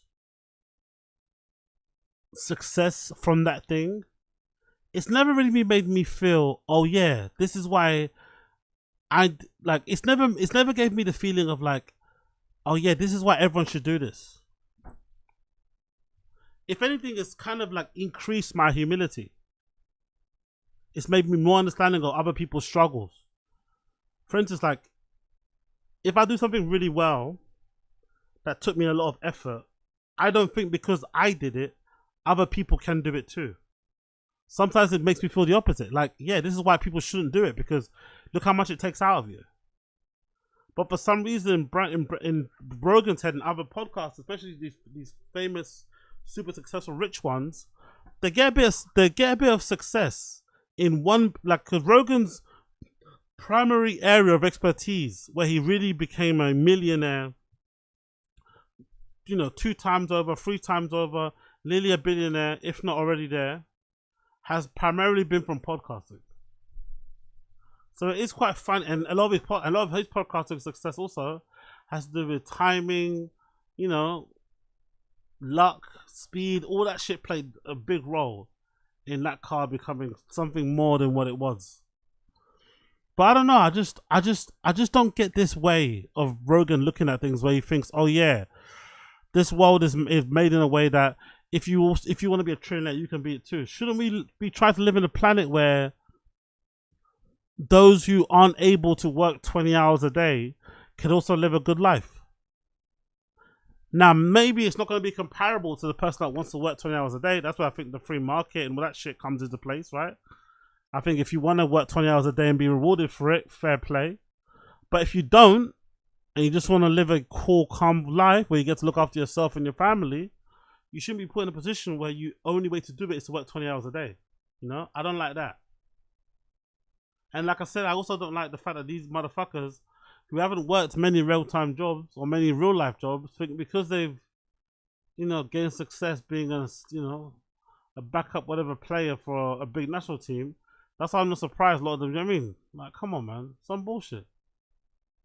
It really is some bullshit the way they approach things. Like, because I did it and it was so easy, you can do it too. Cool. Yeah. This is a narrative that gets pushed along democratic socialists that no one achieves substantial wealth without somehow or another victimizing other people. Yeah. And then Jeff Bezos is the obvious counterexample, which is like every time you do the one click and the thing gets delivered to you 2 hours later at the cheapest possible price, saving you and your family a lot of time and money. I've told people to not get a house, and they're really close to getting a house. That's something they will not give up, because that's another obsession that we have in our country. The American dream isn't owning a home anymore. It's the freedom of renting, because you can live wherever you want. You can move for a job like that. A lot of people don't feel secure. I don't think that's true though. I think there are some people out there that love to live the way that I would love to live, where I can rent wherever I want to rent around the world, maybe have like one base somewhere. But I think the majority of people would rather have their own crib. I think the majority of people are fed up of living in rooms. They're fed up of living in flat share, fed up of living in warehouses. They want a place they can call their own. I'm pretty sure. They want a place they can call their own. Let's continue. Unless they own the home. They don't feel like settled. This is not really my place. I'm just renting it. Yeah, which is true. But, I mean, I just tell them to fuck off. That's your feelings. Yeah. I mean, that is just their feelings. Right. Like, I don't know. Math is math in the end. Like, I own, but that's because it was very affordable for me. It made sense for me. There's so many competing philosophies on how to make a society run correctly, and a lot of them just completely ignore reality. And we deal with the consequences of it. And then you have people saying, oh, the billionaires aren't paying their fair share. That's what's wrong. That's not what's wrong. It's not just that. It's a slippery slope. It might start with billionaires. It'll work its way down. Joe trickle-down Rogan with his 1980s neoliberal talking points is wild. These guys are seriously sitting there with 40-year-old talking points from an era that completely failed, trying to convince us with a straight face that the more money billionaires make, the better off we all are. Renting is the new American dream. University is a scam. Billionaires work 20 hours a day to get where they are. And if you disagree, you're a fucking communist. That is what JRE has become. And while Rogan's out there polishing the knobs of every billionaire who walks through his studio, Starvy's on his own podcast calling out the exact people that Rogan is protecting: the ruling class, the elites, the people who've engineered a society where you're isolated in your little suburban prison cell so you never organize, never push back, and never realize that the problem was always at the top. The irony is that Joe Rogan is now part of that ruling class. So when Starvey says it's the ruling class that's screwing you over, he's actually calling out Rogan himself, whether he means to or not. And that's the part that gets me, because Rogan built his entire career on being our guy on the inside, the one who'd sit across from anyone and ask the questions that ordinary people wanted to ask, the alternative to mainstream media who filtered every conversation for us. That was the whole premise of JRE, and now he's so much worse than the thing he replaced. He didn't just stop asking the right questions and fail to push back. He crossed the line from defending the powerful to becoming one of them. We're past the apologist phase. Joe Rogan is no longer covering for the elites anymore. He is the elite. And he's using the platform that we helped build for him to sell us their bullshit. Okay, so let's finish this. The opposite, query. we got Eddie Bravo once. We got him in a fake scratcher for $10,000. Oh, I love those. Yeah. That's such a fucking rude, mean prank. Yeah, and we all, I didn't win, and he was like, oh, I'm And that's the guy who like thinks like 9/11 was caused by aliens or something. Like he's like a conspiracy theorist. He's a guy, fun right? like those long clouds, chemtrails, Yeah, all that he's, shit. He's like a really old school, before QAnon old conspiracy school theorist. everything's yeah, up. Yeah. And he won. Just an insane person, to be clear. But yes. As soon as and outside the box thinker for jiu-jitsu instruction. And as soon as he won, he goes, oh my God, you're getting a grant, you're getting a grant, you're getting a, and we're like, oh fuck. Wow, this is the best guy. You're not being a dick He's the at all. nicest guy. This He's is like, gonna be me and my friends are gonna have an awesome party. This is gonna be a really bad reveal. This is gonna be a really bad reveal. Oh, Eddie Bravo rules so hard. He's such a nice guy. That's awesome, dude. I mean, look, an insane, nice person is one of the best He let me friends train you for could free have. for fucking years when I was broke. That's so cool. That's so fucking cool. I miss the days where MMA conspiracy theorists just like we're your fun friend. You know what I mean? All right, hit us. Let's get the. We're your fun friend. Yeah, the birds aren't real. Those are my favorites. Yeah. All right, let's go. Great, with it. dude. That's awesome. And those are conversations that should be happening with your friends at a bar. And it's like, unfortunately, due to podcasting, we're all it's kind of our fault that those guys now have the most power in the world somehow. Like truly, that is kind of what's happened. But anyway, it is. We're just dumb fucks. This should be bar talk. Yeah, it should be awesome, fun bar, and even if Anyway, yes, we had a friend, Jason Lucas. So Stavi and Ari were telling this story about pranking Eddie Bravo with a fake scratcher, and Stavi's reflecting on how conspiracy theorists used to be your fun mate at the pub, the guy who'd tell you about how aliens did 9/11 while you're having a beer, and you'd laugh it off and just move on with whatever. And then he says that podcasting has elevated those guys by giving them a voice, and now they have the most power in the world. And he's obviously right, but I think there's an important distinction that even Stavi doesn't fully get into there. Before the pandemic, Rogan having conspiracy theorists on his show wasn't really the problem that it is today. People listened to JRE in the background while they were at work or driving or cleaning the house or working on their truck like our boy Brendan Schaub.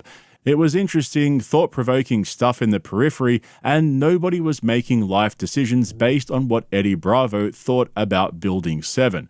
But then the pandemic hit and everything changed. Rogan picked a fight with LA and California. The show became political almost. To be fair to Rogan, he was moaning about California before COVID.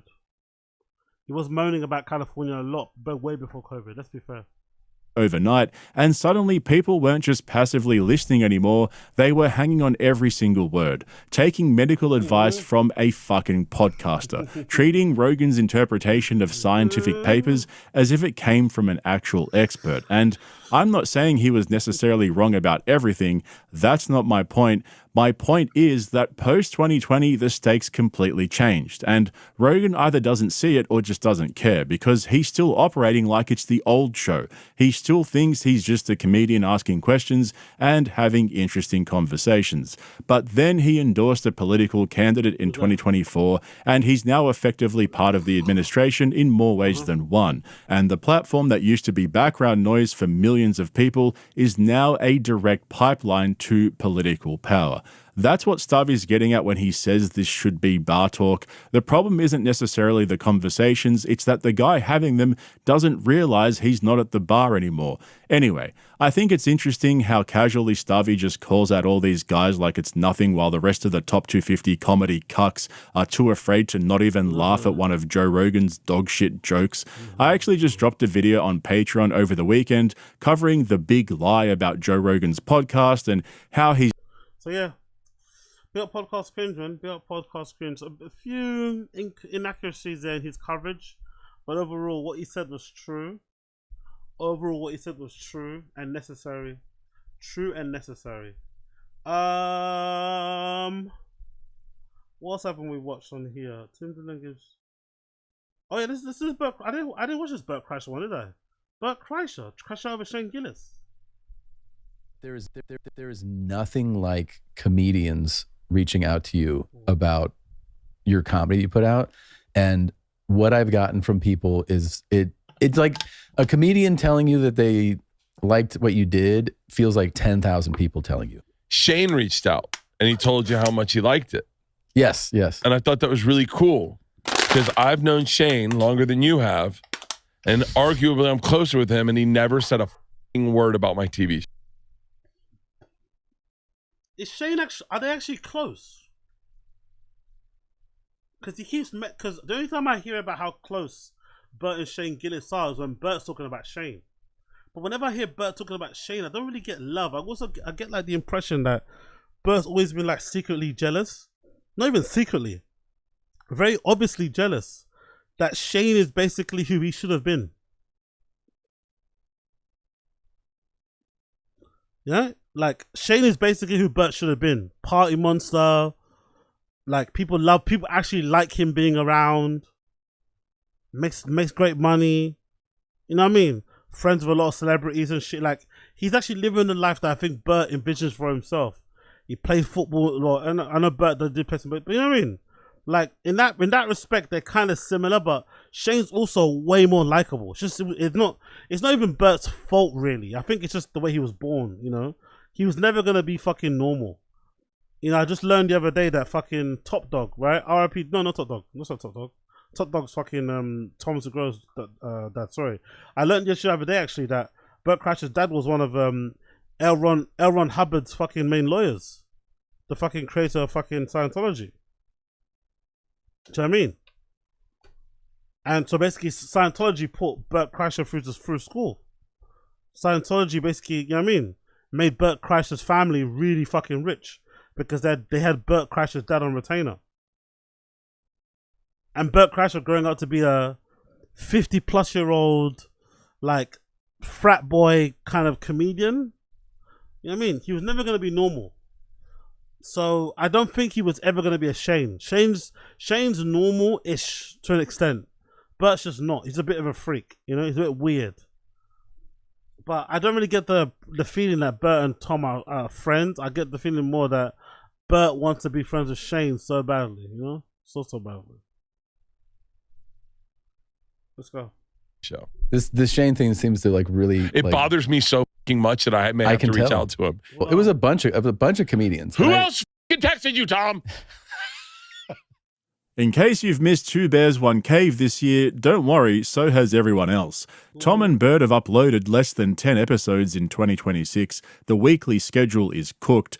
Bert's trying to reduce his overexposure after narrowly losing LOLCal of the Year to Akash Singh. And Mr. Hollywood over here is too busy juggling Netflix shows and film projects to sit down for an hour every week and pretend to care about Bert's stories. So, if you're wondering about the state of Two Bears... Yeah, I do find that funny. The moment Tom got an actual reason not to be there, he left. You know, the moment Tom got an actual reason not to have to indulge Bert in his dumb stories, he ran for the hills, and I can't blame him.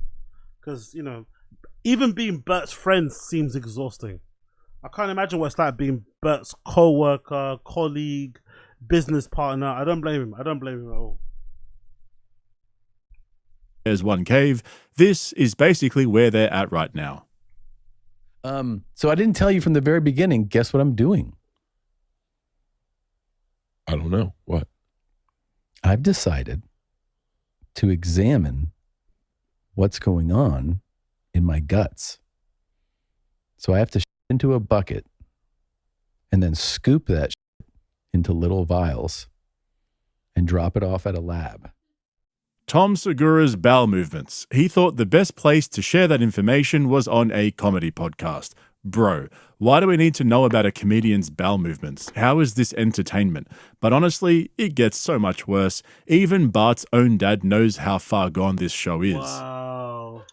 Hey, Dad, just give me you're on the podcast with me and Tom, and we're talking about yourself. Now, I said that I grew up with a father who himself fairly commonly.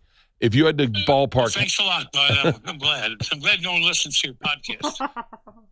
There it is. Bert calls his dad on air to talk about shitting himself, and his old man roasts him. If you know anything about Bert's history with his father, his dad casually dismissing the podcast is one of the funniest things I've seen on Two Bears in months, and literally one of the only things. They've seriously only put out 9 episodes this year. Joe Rogan has had more billionaires on JRE just this year than episodes of Two Bears, One Cave. But as you may already know, Tom's got the 2nd season of Bad Thoughts out on Netflix. And I'll say this, I thought season 2 was better than season 1. The premises were funnier and more creative, but there were still only like 2 or 3 skits that were actually any good. The rest of it was the same old Tom being a weirdo, and Netflix for some reason keeps giving him the money to do it, which I still can't wrap my head around. Anyway, because Tom's in the limelight for his new show, Bert naturally had to make it about Bert. He found a way to turn a conversation about Tom's show into a conversation about himself, and more specifically, about Shane Gillis. And if you've been watching this channel for a while now, you know exactly where this is going.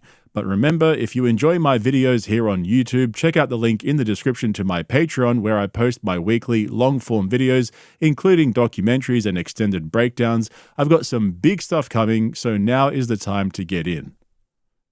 It's great when you see, people message you and stop you and talk about it. It's been happening to me for the last couple weeks. Yeah. But there's nothing like comedians reaching out to you about your comedy you put out.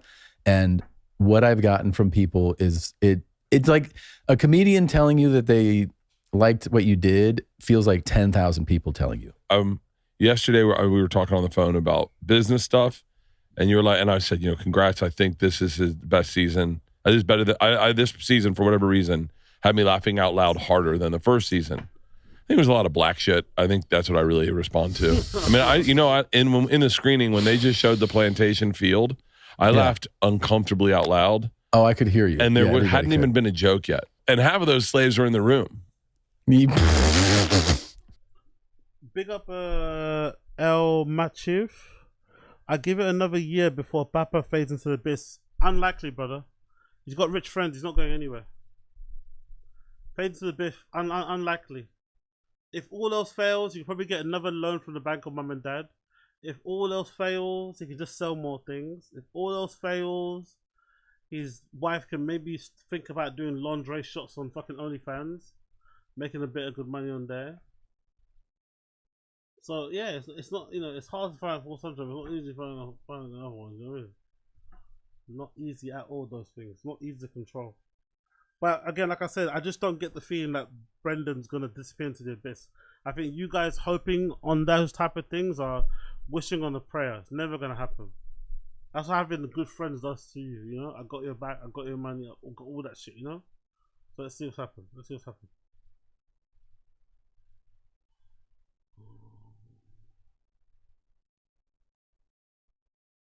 Come on now, allegedly it's him screaming. Who that is? Come on. They were in the room, and I was laughing, and they were like, the funny part hasn't started, Bert. But I knew where it was going. We were talking, and you said, and I just want to be clear about this. Shane reached out, and he told you how much he liked it. Yes. And I thought that was really cool, because I've known Shane longer than you have, and arguably I'm closer with him, and he never said a fucking word about my TV show. Mm-hmm. In the middle of the night, I got up to piss, and I was just, and you know how just randomly a thought goes in your head, and I was like, yes, I'm glad Shane liked Tom's show. That's cool. And then I was like, wait, he didn't reach out about my show. And I actually talked to him when I was going into production. He's like, hey, congrats on the new series. It's going to be fun. He was like, let me know if you need any acting tips. And I was like, okay. Wait, are you serious? He was like, I can coach you. I do coaching sessions or some shit. I was really impressed with your acting in both things that I never show. even got an offer to be in Wheels. Wheels is fucking, yeah, I know. You should bring that up. Maybe call him and bring it up. So, but I'm glad he liked your show. That's all that matters. Robert Kelly. Wow. Also did not reach out about my show. Did Justin Timberlake reach out? He sent me a DM. Yeah. No, are you being serious?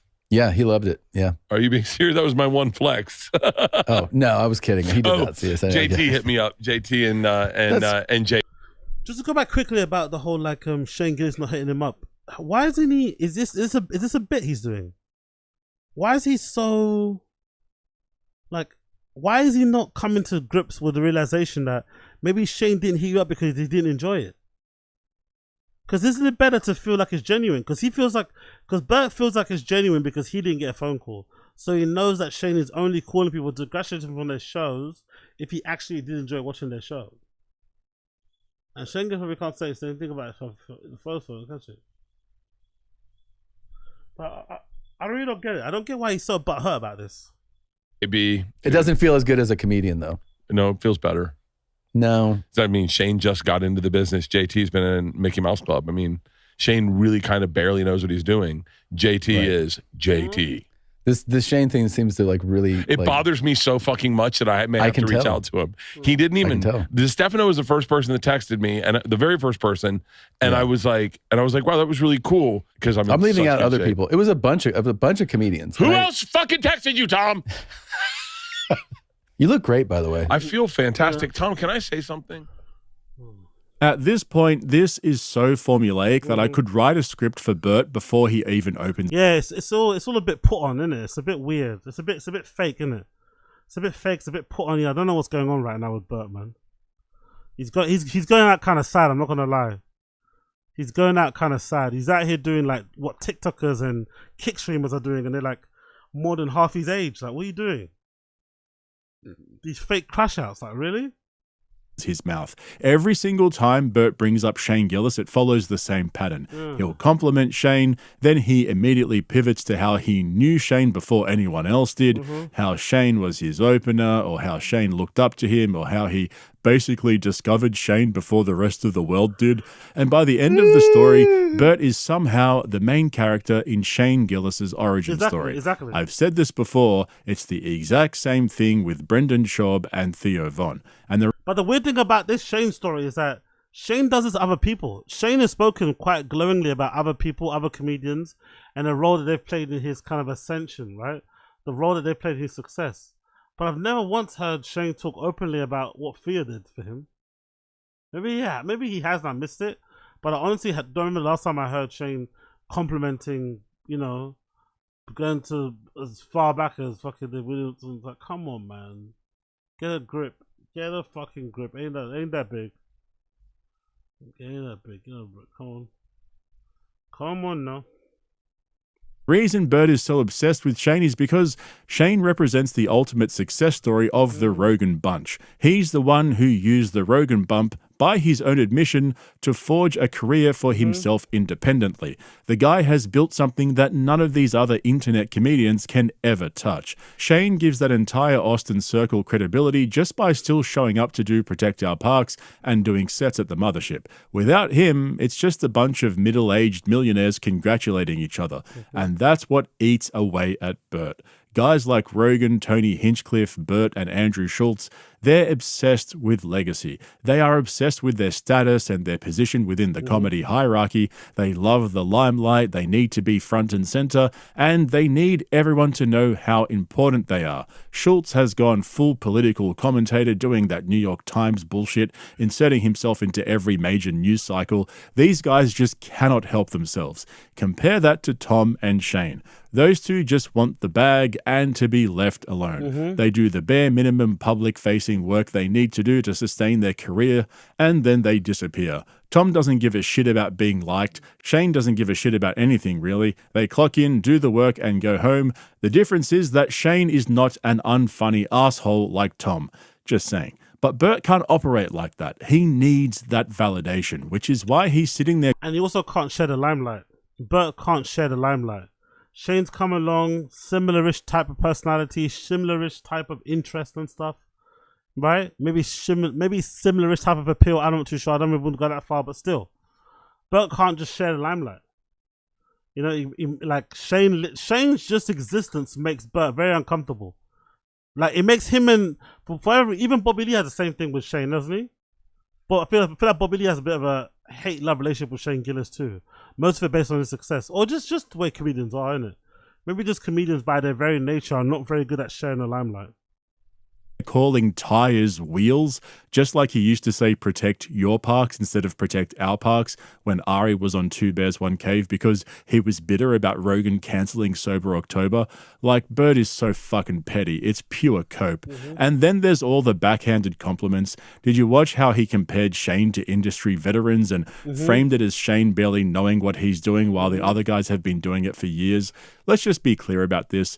Bert's a 53-year-old man who can't handle watching someone younger do everything he does, but better, and with half the effort. Bert will bring up Shane Gillis and then start with all the, well, actually, bullshit. And so then, in case you've forgotten, we are less than 2 weeks away from Bert's comeback tour after being sober for over 6 months. Except he doesn't realize that his divorce is also right around the corner too. Why do people think that's happening? I'd be shocked, to be fair. I'd be kind of shocked. I'd be shocked if, like, Leanne leaves now. Why leave now? Why put up with Bert for as long as you did? Now that he's starting to get a bit better, he's fixed. He's fixed. He's fixed his life when it comes to drinking. Now you want to get rid of him. You know, it would make sense to me. It would be weird timing. It'd be weird timing to leave Bert. I'm not gonna lie. She could have left Bert when he was going through his worst period. That would have been the perfect time to leave him. But now when he's getting his life fixed and he doesn't seem to be that much of a problem, you're both getting older. He basically sleeps in another room, in another bedroom. You get to spend the money how you like. Why leave? Just stay in it. Stay and keep making the money. And I don't know what our podcast is anymore. We don't. I know she can still make money if they get divorced, right, with a settlement, but life gets super simple for them now. They've got a routine. He sleeps in another room. She tolerates him when she wants to tolerate him. Seems like a weird time to get divorced. Fall into the. I didn't think about that. Well, Bill Coiler, okay, cool.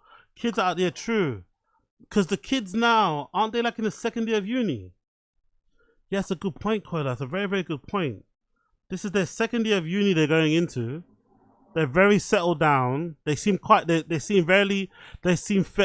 fiercely independent. I doubt they're gonna come back and live in that crib again.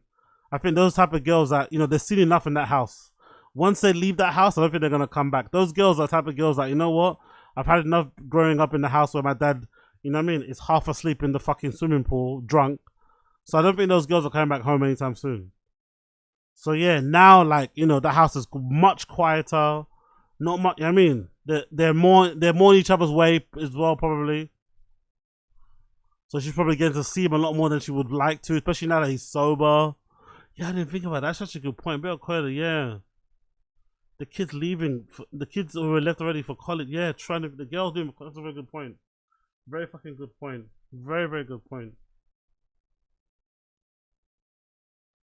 You know what? That's a good point, Josie, as well. Leanne waiting to get it all instead of just a third. Yeah. Is that true? Big up Josie. The different rooms, we call that a Midwestern divorce. Yeah. You're not divorced on paper, but you're divorced physically, basically. You're probably barely having sex, if that, or being intimate with each other. You sleep in different rooms. You both have different time. What's that thing called? Different timetables, whatever schedules of the day. When he's up, you're sleeping. When he's sleeping, you're up. Oof, brutal. You're probably better off being divorced, isn't it? Being single than going for a Midwestern divorce, man. It seems kind of miserable, You're married, but you're not really together. You kind of both secretly hate each other. Sleep in different rooms. You basically got to have your way to avoid each other as well, which is really, really easy to do if you want to do it. Yeah, I understand what you mean. Todd, because he shits himself. Yeah, exactly. Why she wants to leave that? Because he shits himself. Good reason. Into the influencer, like fitness influencer. I don't know if we've fought. I mean, I feel like every comedy podcast right now is like a political morning show. It's a lot of quotes you just did. So many air quotes. I don't know why I'm doing this. I want to tell you about an experience I had this weekend where I felt very proud, and I'm putting this out there for anyone listening. When you're in your 30s and you hang out with parents, No, because Jack Donny Jr., I never said it was gold digging, brother. I never said it was gold digging. I was just saying Leanne has been through a lot with Bert, man. Remember we used to watch, we don't do it as much because I don't want to put you guys through that trouble, but remember in the beginning of these streams, I used to do a lot of Bert reaction stuff.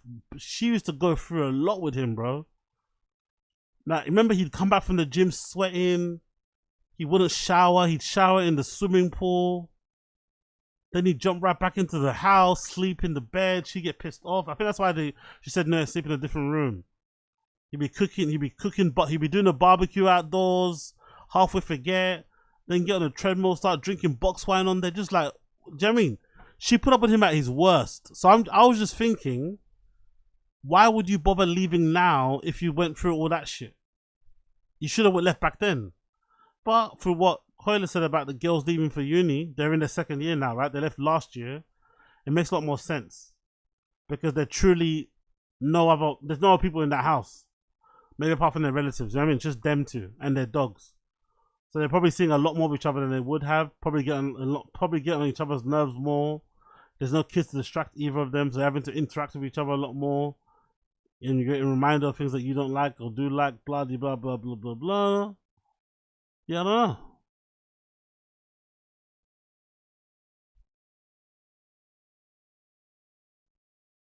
I don't know, really. I don't know. But then, I get it. If this your last, how old are they? 60, right? 60-ish years old. Leanne's always seemed kind of sprightly and loving of life. Like, you put up with all the nonsense with him. Your girls are out of the house. It's not going to impact them as much if you do get divorced as it would if they were at the house. You get to basically you basically get to double dip.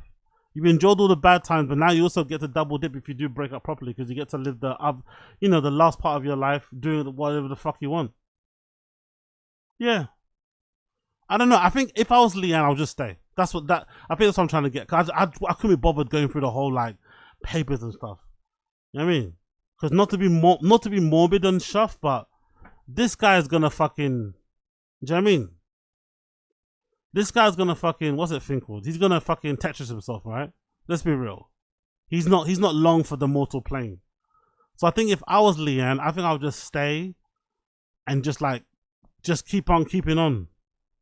Avoid the guy as much as I can. Touching wise, whatever else that may be. And just, keep on keeping on. That's what I would personally do. But obviously there's no guarantee that you're going to be alive, but if there is a guarantee, I think I'll do that, I think that's what I would do. Personally.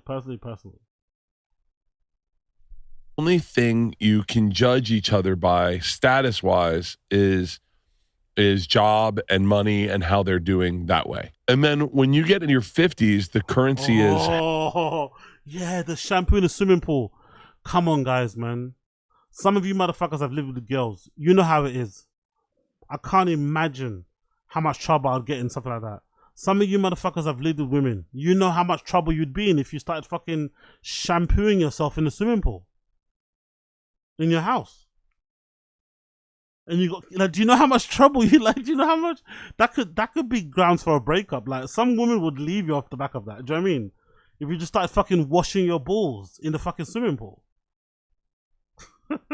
Because you were too lazy to have a shower. And they probably got an outdoor shower too, by the way. Most people that have like swimming pools at home usually have a nice little outdoor shower bit that you can actually scrub yourself down on. So they've probably got a decent outdoor shower, or there's a shower in the outhouse, or what Koila mentioned here about the ecstasy with Ari. Sometimes, have you guys lived with girls before where like your friend being drunk at your house is a problem? It's not you. I've lived with girls like that before. I'm sure you have as well. I'm sure some of you guys have lived with girls where they get annoyed with your friends when they get too drunk. And it's not even you. You're not the one that's drunk, it's your friends. So can you imagine how much more trouble you'd get in if your friend like drugged you? But then your girl doesn't believe you or something and thinks that you're both in on it together and you went to get higher, but you wanted an excuse, so you lied about him being drunk. Like, oh. So yeah, he's lucky she stayed. She stayed for a lot, man. She put up with a lot. You guys are right. She put up with a lot. I completely forgot, man. There's been a lot she put up with, that lady. Health. Right. And I will say, she deserves everything, by the way. Let's also put that out there too. She deserves every single penny. wherever money she's due, she deserves every single penny. Someone who never had money, like when we were young parents, we never had like money, and we always went to someone at a nicer's house than ours, and I was always insecure about it and going like, God, how do they have this house? How do they have cars like this? I went to a party this weekend, and I was the diamond. I was the princess bride. I was the debutante. Because at 53, I was in the best shape, Tom. There were dudes getting hip replacements, guys get with stints in, guys that all were like chasing money. But all of a sudden, I was like, they're like, God, you look great. And I was like, thanks. And then they're like, are you working out? And I was like, yeah. And it's so crazy. And then I looked at my wife and I went, God, she really got a penny stock and shined it. Like, yeah. I mean, she could be married to the guy with the hip replacement, or could be married to the guy that has to watch his, but instead she's got this beast of a savage that still brings it into the bedroom. But the only reason why you bring it in the bedroom is because you never had to work a regular job. Let's be real. Those guys that have hip replacements at your age, their bodies have worn down and broken down because of years of actual working. You know what I mean? Just the stresses of working every single day. It's going to do that to your body. Being up on your feet, doing this, doing that. But being a comedian essentially isn't really a job, really. Let's be real. Do you know what I mean? It's a job in the sense that it pays you money, but in terms of its kind of physical, laborious nature of it, it's not the same at all. These guys are hunched over computers. They're standing up, doing this, doing that. Not so, you know what I mean? Like, and also he's had like, do you know what I mean? You've been on TRT. You've been on, like, it's not like you're doing this organically. The guys he's talking about are probably just like regular men. He's been on Ozempic. He's been on. You've had every enhancement known to man. Of course, you're gonna look good for your age. Those guys probably not so much. So yeah, it's weird that he's bragging about this. By the way, it's weird that he's like trying to flex on some guy that works for like fucking DHL, right? Some guy that fucking works for like some, I don't know, some shipping company, right? Trying to do his best just to keep the lights on, and he's flexing because he's a comedian that gets to choose his hours where he's still fucking late. Yeah, it's a weird thing that he's flexing about that. And like he's about to fucking go off the rails when he goes back to drinking. Dude. Must be exciting for her too. Be like, what's this animal going to do next? She was like, you're not doing any work. What do you mean? She goes, you're not doing any work. You're supposed to have figured out what you're going to do about drinking when you start drinking, and you haven't done anything. You're going to start drinking the way you drank before.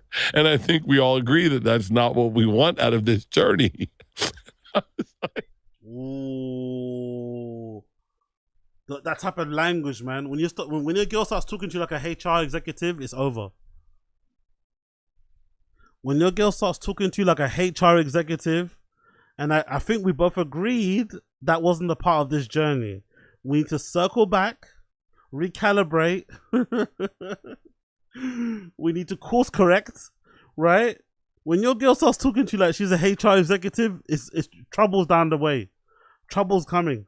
You might as well just call it quits, man. You might as well just break up with her right there. Like, fuck this. When she starts giving you fucking, do you know what I mean? When she starts giving you fucking reports, right? Or assessments and shit.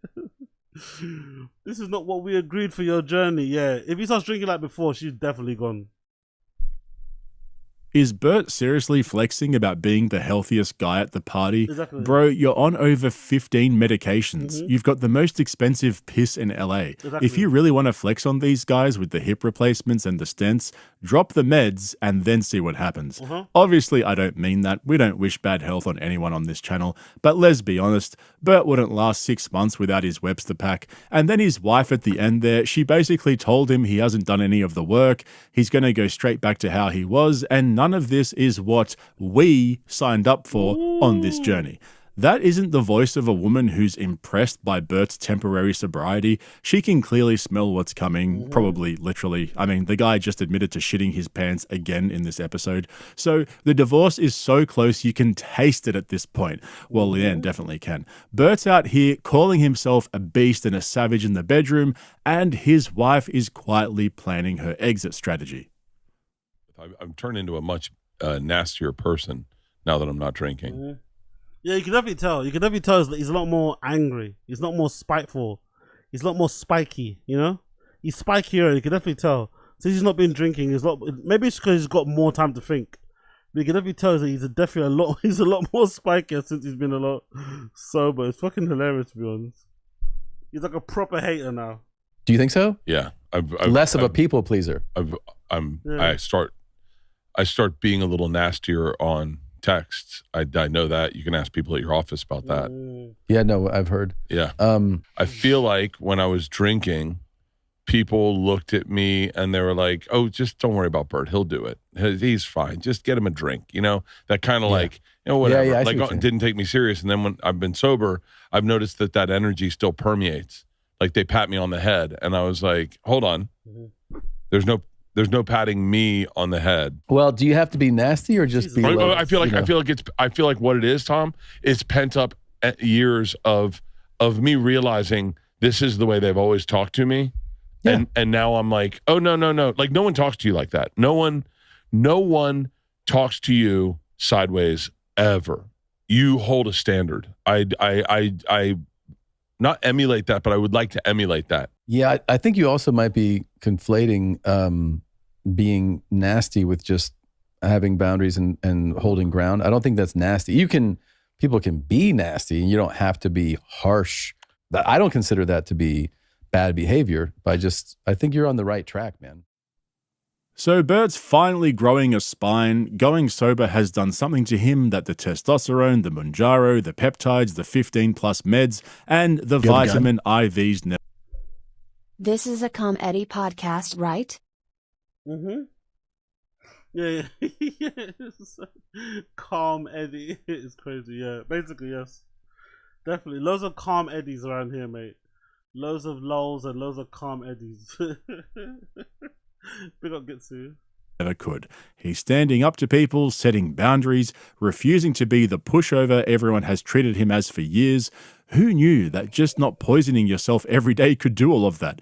Just be careful though, Bert, because the path you're on leads directly to Tom Segura, and nobody wants that. Tom's the guy who runs YMH Studios like a corporate machine, despises the pause, treats his fans like an inconvenience, and has all of the warmth of an empty fridge. Sober Bert is slowly morphing into his co-host, and the funniest part is that Tom is sitting there telling him he's on the right track.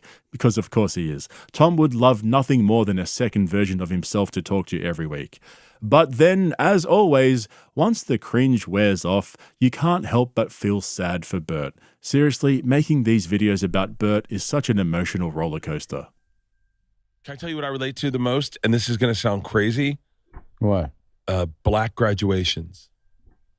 What? They graduate and then the girl does the dance. Mm-hmm.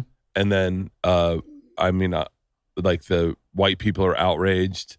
And then black people are like, that's how we are. I see both sides of the fence based on me.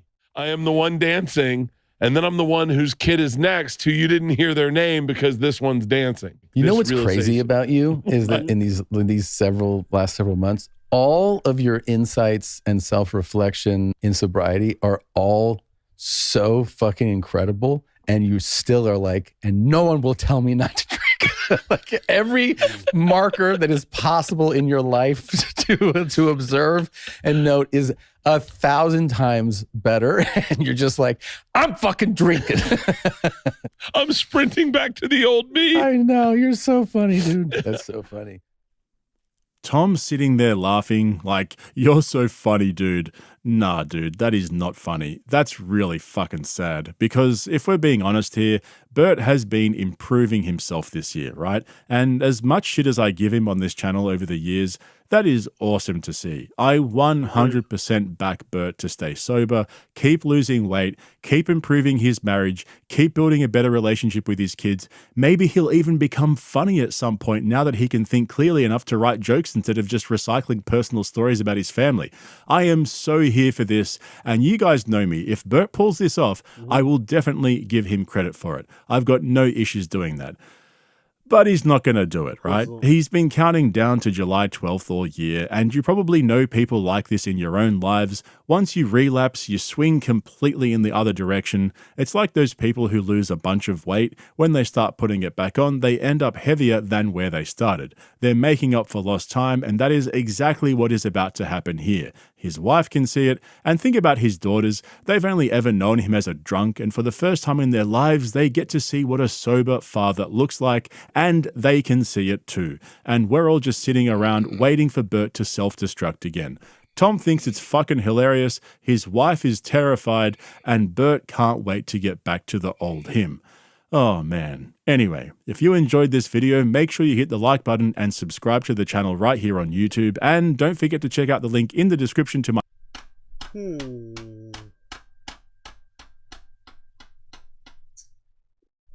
don't know. Is this what Bert's always been then? So that whole happy, chappy, drunk personality was just him like faking it, people pleasing. Has he always been this person? This like hater of like shame. I don't know. It's hard one to judge, isn't it? Hard one to judge. Is he this person or the other person? Oh shit, Tim Dillon's on, isn't it? Right? Oh, that's America. A large home to pace around in when you are lonely, and then you start cooking up schemes, I'll make all the money. I'll figure it out. Should we pitch a reality show? Maybe we're a reality family. Exactly, yeah. This is a distinctly American thing. It's a distinctly American thing and should be celebrated. A lot of people say, well, it's sad and it's actually haunting. It's a scene from a horror movie. It's a distinctly American thing to be on cocaine in the suburbs in the middle of the night trying to figure out your life. I like Many the of you are sound of listening to this. I like the sound of that. In that state right now. Yo, That's a Big up RS. I dig the early streams. Saluting face emoji. Cool face emoji. Yeah, for today only, because I got my first Uber Eats shift later on tonight. So wish me luck. I got my first Uber Eats shift tomorrow. So wish me luck. No, tonight actually. Wish me luck.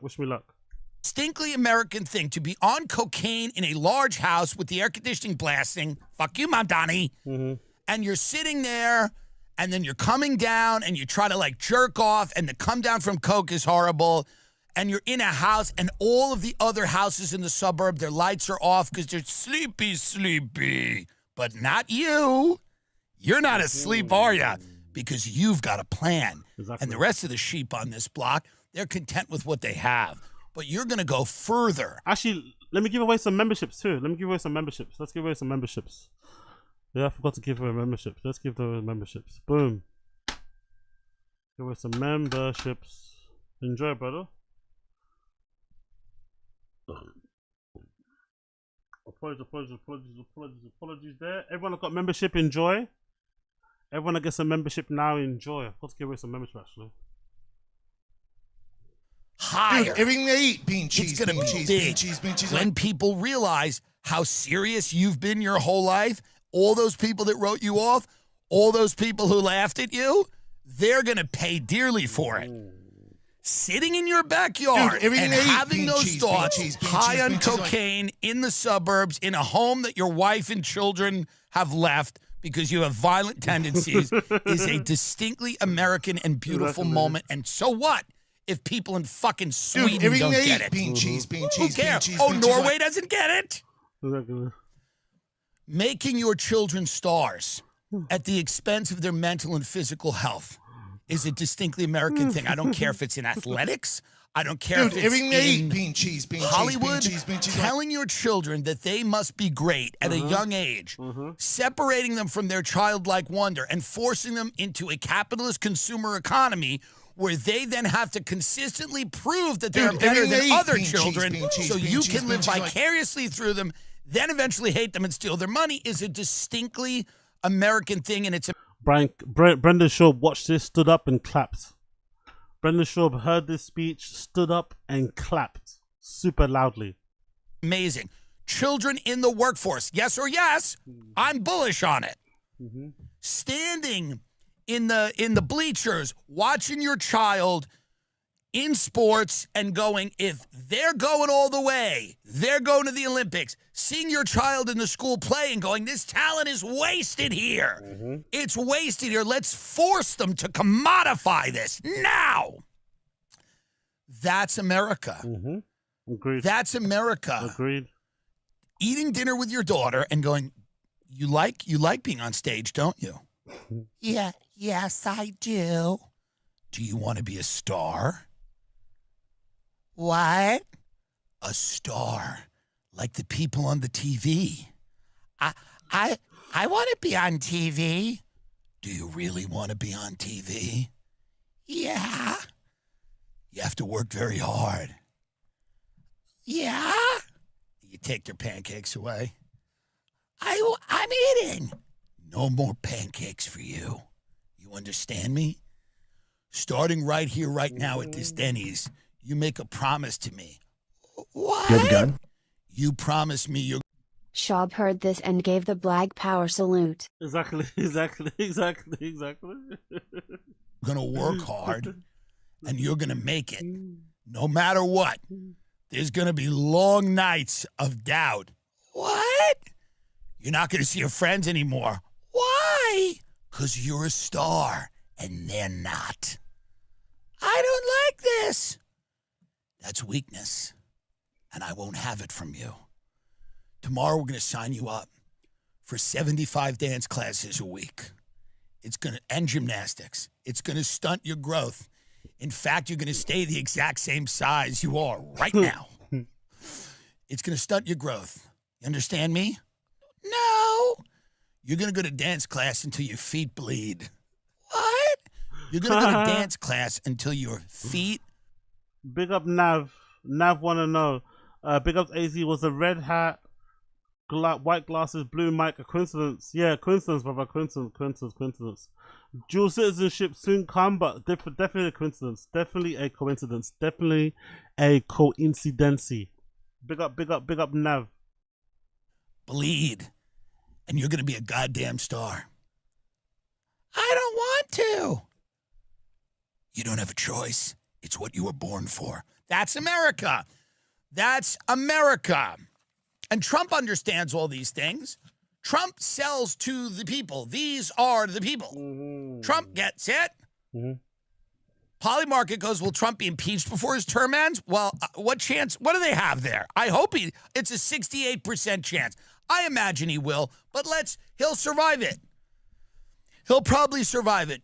The people I've just described here they're the country. These are and Trump knows that. And he sells to the people, the good people of our country. The good people. Trump knows how to sell to them because we're a country where people still believe in things. Sorry, Europe. People still believe in things. I'm telling you right now, Ridge wallets are amazing, but they have so many products on their store. If you go to ridge.com, where you heard about them, please support our show. Tell them our show sent you. Get Ridge now. Do it. If something's been off in the bedroom, you're not the only one. A lot of guys wait longer than they need to take action. The difference now, getting real treatment is simple. And through HIMS, it's 100% online. ED is way more common than most guys think. Millions of guys deal with it at some point, and that's exactly why HIMS offers a straightforward way to handle it. HIMS connects you with licensed healthcare providers online, giving you by the way, I'm going to finish this in about an hour or so. Then I'm going to do a Taz, and I'm going to go off. Yeah, so this will be done I'll probably be done in about an hour or two of RS. Then I'll do Taz, and I'm going to be off to do my first Uber Eats shift. So lock in, load in, getting likes up, get involved in the chat and all that malarkey. Visit hims.com/Jim.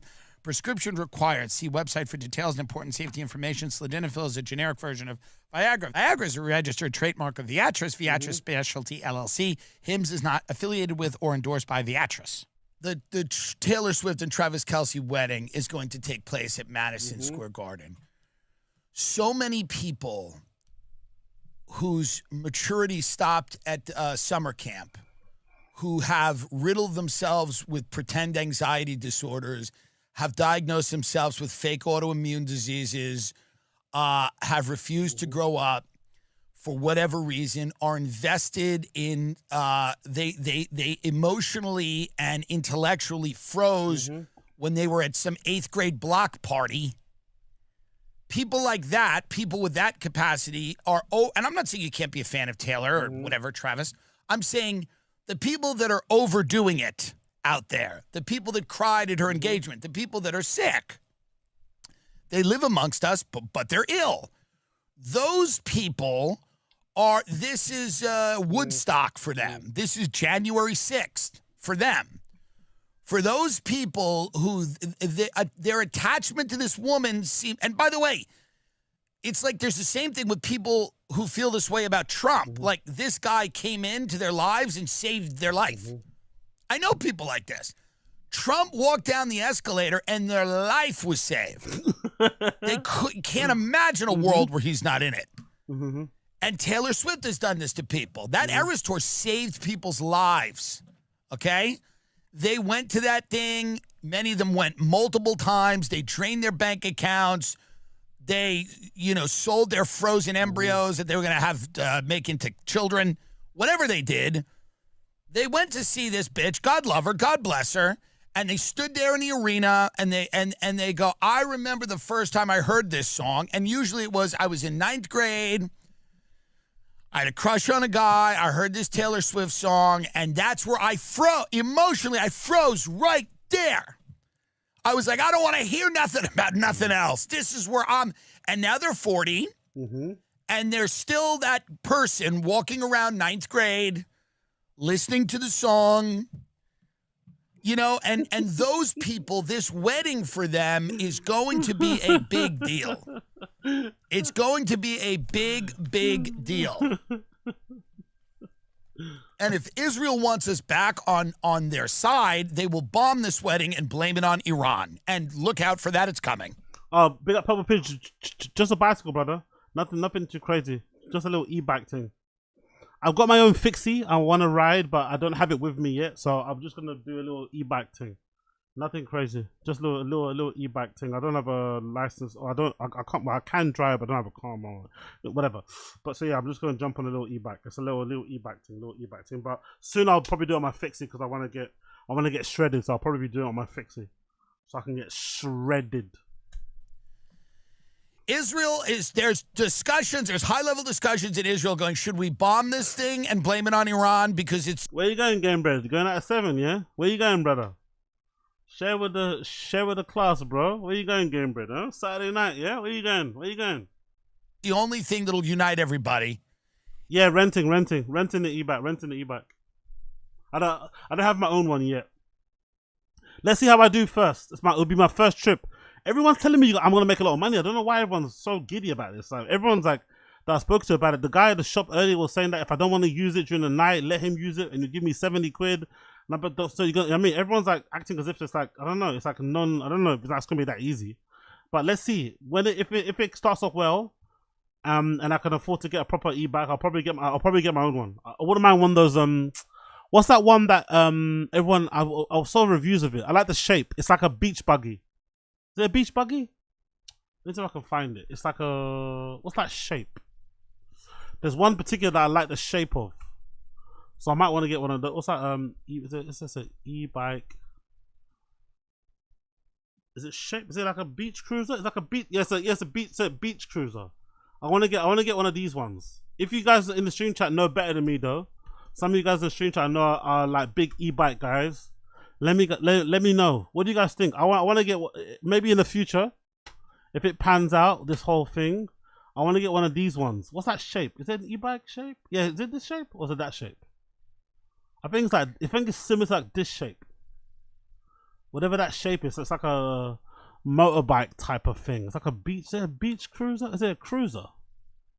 Maybe it's just a cruiser. Let's see. What shape was it? I'm thinking of. They were popular for a while. So there's a brand that makes them, and they're quite expensive. They're not cheap. Is it that one?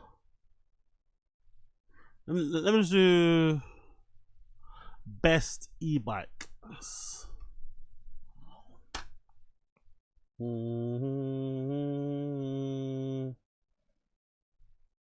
Which shape was it? Maybe it's that one there. I don't know. The electric bike revolution is in full swing right now, and there are so many great options coming out with different nice. Okay. Restaurant, nice. Enjoy the restaurant, Game Bread. Enjoy. Features and use cases. But choosing the right enjoy, brother. To transport their bike.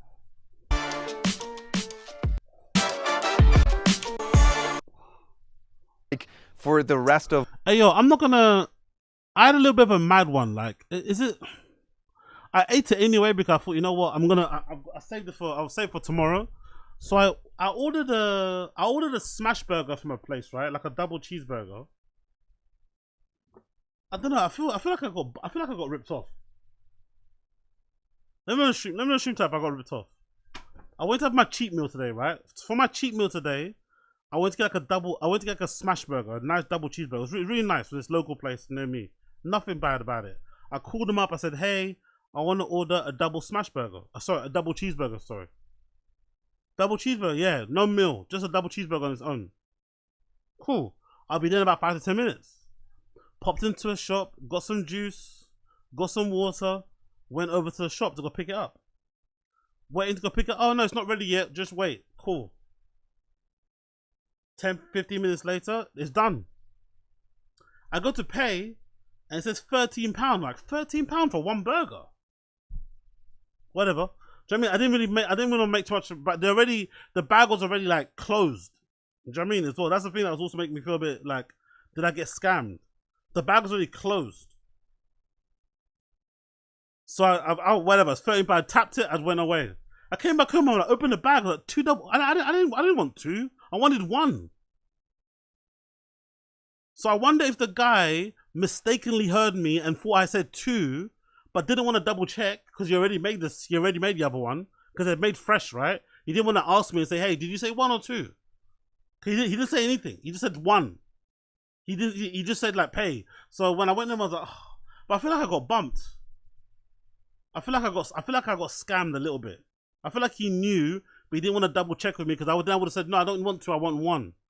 But anyway, it doesn't matter. I'll eat the other one tomorrow. But yeah, I was like 13 quid for 2 for 1 burger. I was like, for a smash burger, they're usually about 7 quid, aren't they? 7 quid, maybe max 10, 13, or whatever. I'll just take the hit, and then yeah. Anyway, first world problems of my life. What would the e-bike be?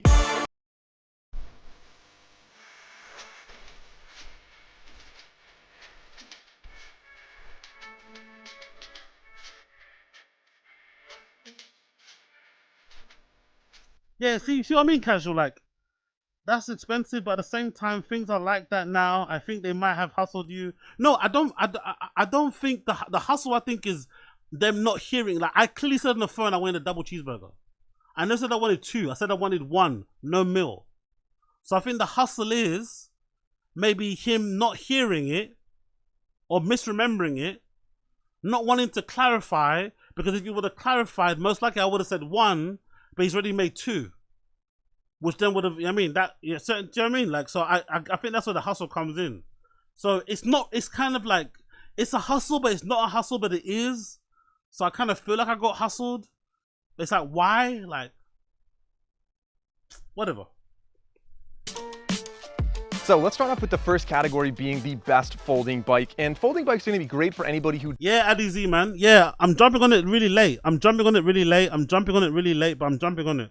I've heard people are doing really well from it or as a little side gig, and I need some extra coins to come in so I can buy more equipment and go on more Berlin trips, basically. Simple as that. I'm doing this specifically for eight balls of baggies and for more fucking DJ equipment. That's the exact reason why I'm doing this. I'm doing this for more 8 balls and for more DJ equipment, more headphones, more speakers, because I want to start doing stuff out in the street. I'm a bit of a freak, honestly. I want to start doing some DJ live stream stuff in the street. But, you know, I need to buy the fucking equipment to do that stuff with. So here we are. So yeah. Let me guys know if any of you guys do delivery stuff, what type of e-bikes do you guys use? Let me know. Let me know what type of e-bikes you guys go for, because I don't really mind. I don't care about the foldable ones too much. You know, being a 6'3" guy, being a 6 foot tall guy, the foldable bikes are not really for me. I'd prefer just a regular one. But whatever recommendation you guys have, let me guys know.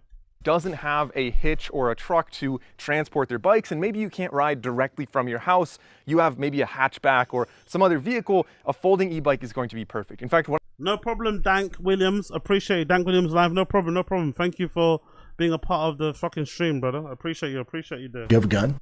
Big up, Casual. You should do like Suat Lowell. How's the arm, by the way? Oh, it's getting there. The arm's getting there as well, by the way. It's very slow, but it's getting there. It's very, very slow, but it's getting there. Still not where I want it to be, so I think I might have to do another hospital appointment and just get it double checked over. So I know I'm going in the right way, but I am doing the. I've followed there's some physio people on YouTube that I've been following quite closely, and I've been doing those training bits every single day and trying to get my arms stronger and shit. So it's getting there, but it's still not where I want it to be. When I drove here, I actually had this exact e-bike in my passenger seat. Like, it folds up, very compact. It's not ultra light, but it's manageable for a smaller space. So my choice for this category, this was a very easy one. I went with the Electric XP 4.0. Wow. This actually just came out a couple weeks ago. I've been loving this bike because even though the XP 3.0 was a bestseller, so easy to recommend, this maintained the same price but upgraded pretty much everything across the board. I mean, just looking at it, we have very comfortable grips. We've got an 8-speed shifter on the right. You have a throttle on the left side, as well as easy thumb buttons to control the LCD display in the middle. We have a very comfy adjustable seat that's not only super cushy, but also has some suspension in it. You can see springs on the underside. There is suspension on the front of this bike as well, although it doesn't travel that far. Depending on your state, all these bikes could be limited to class 1 or 2 if you want, but this one's up to class 3 with top speeds of 28 miles per hour. We have a very large headlight in the front, and we have both tires are 20 inches by 3 inches, so semi-wide, not super fat, but wide enough that you can easily ride on gravel or on grass and still be very comfortable. They're also slime-filled tires, so they should be more puncture resistant. We've got a rack on the back. I think you could possibly get a tiny seat on here if you wanted to have like a second rider, but the weight's gonna be limited. And unlike so many other e-bikes, this one actually comes with a lock, so you can put it between the handle right here or anywhere you want and lock it to a bike rack or whatever. It's super easy to fold, and of all the e-bikes I ever set up, and like I said, there's been dozens of e-bikes I set up, this one is by far the easiest to set up. There are not, you don't need any tools at all. So that is the Electric XP 4.0, my choice for the best folding bike. It'll be back again in this video though. So category number 2 is the best ultralight commuter bike. And essentially, if you are commuting, maybe you live in an apartment, you have to you ever set up, and like I said, and locked up. You don't need any bikes I set up. This one is by far the easiest to set up. There are not, you don't need any tools at all. So that is the Electric XP 4.0, my choice for the best folding bike. It'll be back again. I'm guessing, how much you want to guess if this one is? People in the stream chat, let me know. How much you want to guess the green one is? If you have to guess, how much do you think it is? I'm going to say it's about $1,000. Should I say 1,000? Or it'll be less than 1,000. I think it's about, I'll say 600. I'm going to say 600.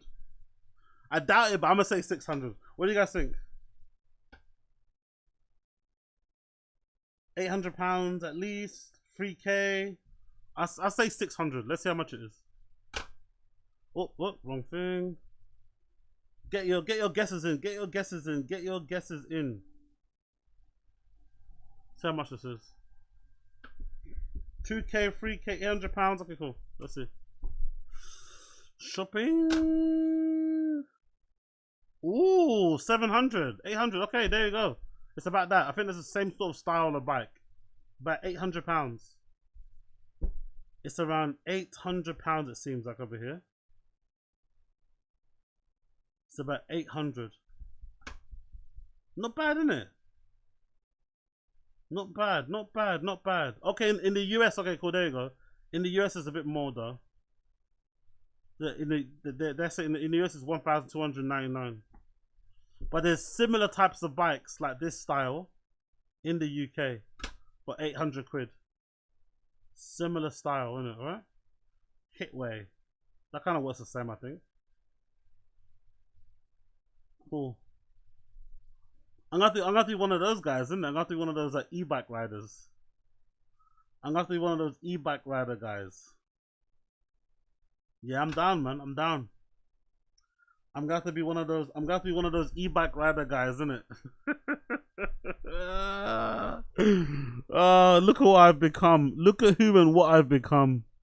Look at who and what I have become, man. Jesus Christ.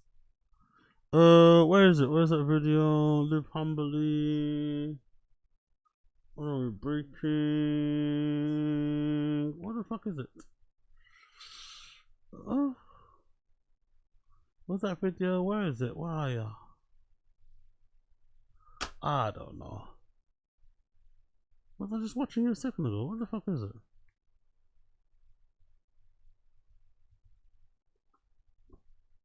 Where's that video gone? Am I bugging out? Huh. Hold on. 1 second. Oh, maybe because it was on that page. Maybe it's on that page. Is it on that page? Or is that, maybe that's why.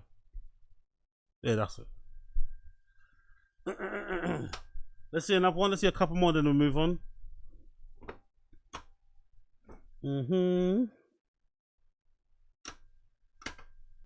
Come on, bro. Load.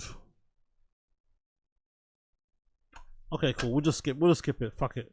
Oh, there you go. Finally. The electric bike revolution. Cool. automatically unlock. When I walk away, it'll automatically lock. And when I say yeah, I want this is what I want. I want one of these ones. But regardless, if you want to see the latest price on any of these bikes or some different colorways and styles, this is the kind of go one on I down want. and check out those links in the description. Looks like a real, it looks like a motorbike. Channel. It helps to keep videos like this completely unsponsored. Next up, we have the best moped style electric. I want that bad boy. This is what I want. This is what I want. This is what I want. What's that? A Segway Zebra? That's probably 10K, right? Segway Zebra. Segway Zebra? Zebra. Is that 10K? Has to be 10K, right? Has to be 10K. Oh, is that it? Is that it? Not bad, isn't it? $3,000. Fucking hell, not too shabby actually. Not too shabby. Find a retailer. Are they not available in the UK? I don't think they are. A lot of these things are not available in the UK though. Are they available in the UK to purchase? Nah, unfortunately not. Damn, no release date in the UK. Pissed. Well, I guess something similar like that though. Or, oh yeah, AliExpress, innit? I could buy one of these things from AliExpress. Yeah. Would that be crazy if I bought one from AliExpress? What do you guys think? If I bought an AliExpress e-bike?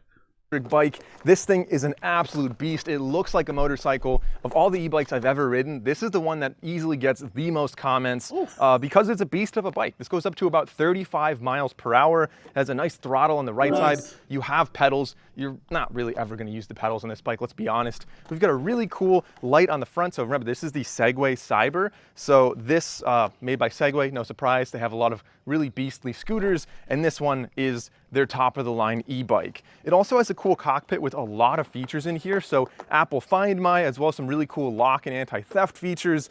For one, it has what they call airlock. So if I walk up with my phone, it'll automatically unlock. When I walk away, it'll automatically lock. And when I say lock, there's actually like a lock on the bike. Like it'll lock the steering so you can't drive this. In addition, if you try to move it, if you try to roll it around without unlocking, either with your phone or with a passcode, it'll set off an alarm. It'll start beeping really loud. And I don't know, hopefully that'll deter some theft from this bike. There's also optional 1 or 2 batteries. If you have 2 batteries in here, you can see them on the side, then you're able to go up to 112 miles of range. I assume that's at lower speeds. I'm always riding usually in sport mode with this, so I'm not getting quite that range. Let me try the AliExpress one.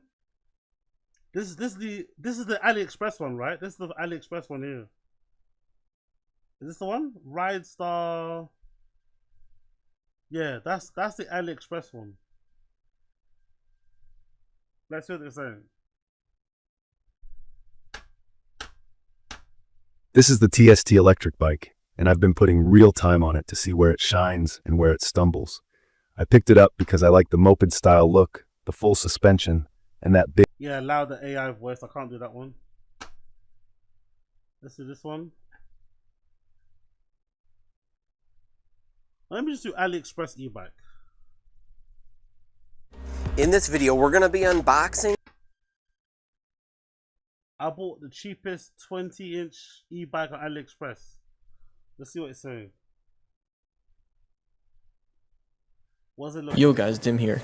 Today I'm reviewing this e-bike that I ordered from AliExpress. I paid for it myself. This is not a sponsored review by any means, and I just want to give my honest opinion on this bike. What interested me about the bike a lot is how cheap it was. I was able to purchase it myself for $350, and I've seen it go just under $300 at times.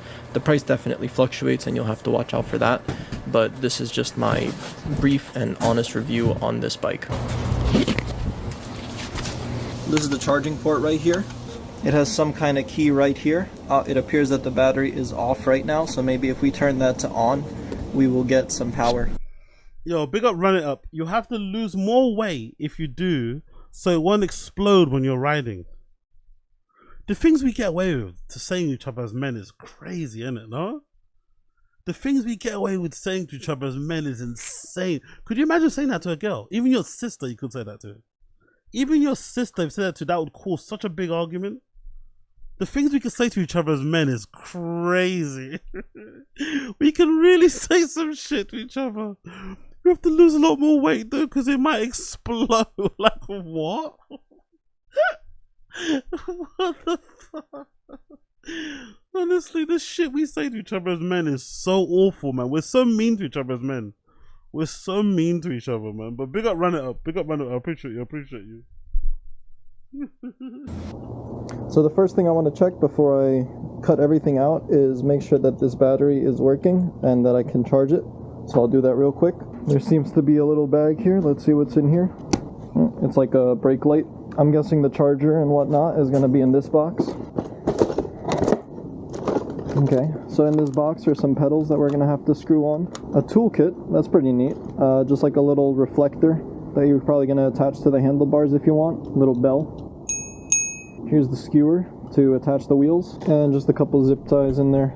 And inside of this box, inside the box, we get a pretty big charging brick. That appears to be it. There's a couple of small wrenches in here and hex wrenches. Where are the keys? By any chance, could the keys be in here with the seat post? Nope. So the handlebar's ready to go on here now. Oh, here are the keys. Found them. So actually, since we found those keys, I want to go ahead and remove them so that we can just turn on the battery, make sure it works. So by default, it's here in the off position. I guess this means the battery gets no power. If we set it to unlock, then you can probably go ahead and lift the battery out. Yep, battery lifts out.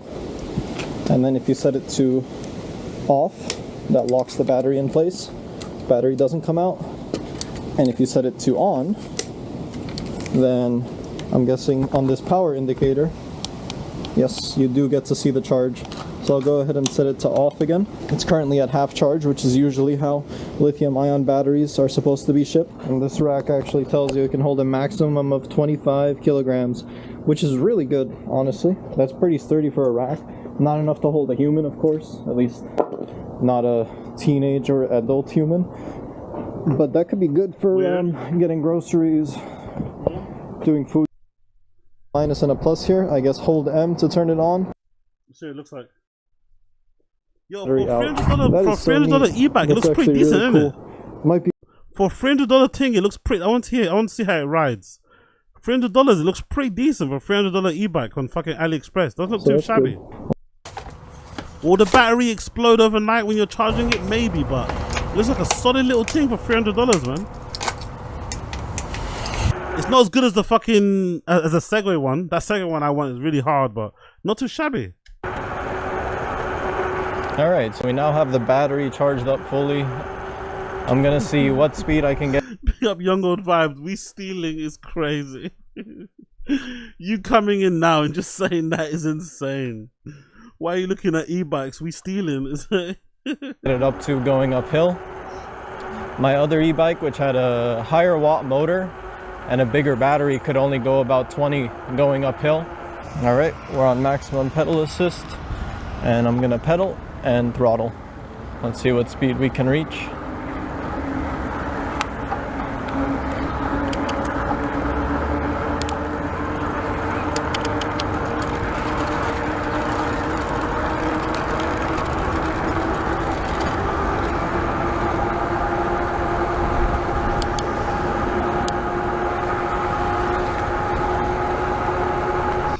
Not that fast, is it, bro? It's not really going anywhere, is it? It's not really going anywhere. And just before anyone asks, I'm not being paid to review this bike in any way. It's alright. I'd say that maybe upgrading a battery would be kind of a tricky thing. I am 5'10", and I find that the bike is maybe just a little bit on the smaller side. Yeah, it's alright, it's alright. We'll figure it out. We'll figure it out, we'll figure it out. It's the only thing that'll get liberals, conservatives, the only thing, and listen, I obviously don't want it to happen, but as false flags... By the way, Tim looking good, by the way. Tim looking good. Go? The Taylor Swift wedding's in. False flag. Breaking news. The Taylor Swift MSG nuptials have been attacked by Iran. Casualty numbers are mounting. We haven't heard from Taylor or Travis's representatives, but we fear the worst. Trump has ordered a nuclear strike on Tehran in retaliation. Pardon? It's the only thing that we can do here. It's the only thing that we can do. If you do a false flag at the Taylor Swift event, I'm telling you, you will get everyone back. I don't want it to happen. I'm just saying 9/11 won't even matter anymore. You do another 9/11. People won't even care. Oh, a bank got blown up? Can you imagine now, a 9/11 now?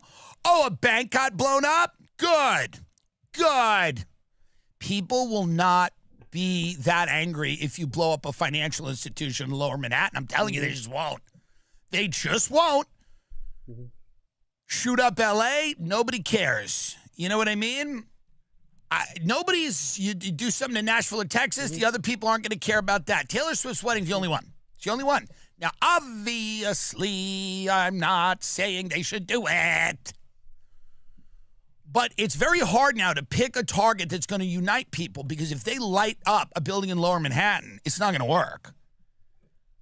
Oh, a couple of white guys finally got burned alive in their bank. It won't, I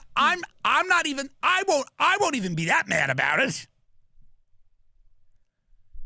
And I work in one of those buildings in Lower Manhattan. I won't even be that mad about if they blew this building up now. Cool. Big up to Dylan. Check him out. New episode's out at the moment. We'll probably do a proper full reaction to it tomorrow. Commedia Apologia. There's a new one, right? Joe Rogan's AI cult. Let's watch that one. Joe Rogan's billionaire AI Jesus cult. Let's do that one. God comes from. If this is a natural process where human beings and their curiosity and insatiable need for tech. Imagine if that's where God comes from. If this is a natural process where human beings and their curiosity and insatiable need for technological innovation. But then what happens once we get God? Like once let's say we bring this God in, then what happens? Nirvana. Nirvana? Yeah, we all merge. It becomes perfect. Interesting. So we all merge and that's perfect? Yeah, it's fine. Don't worry about it. We're all going to merge with the machine. Interesting.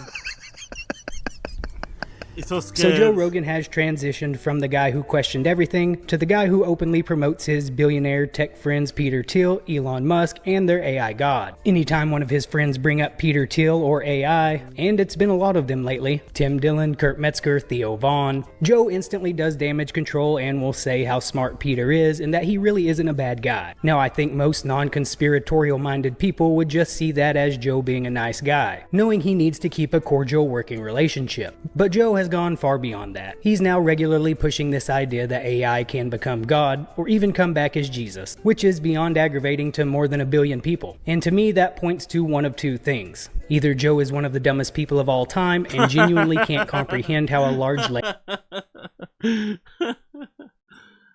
Just the dumbest people of all time. eBay is one of the dumb people of all time. Jesus Christ, what a leap. One of the dumbest people of all time is fucking cool.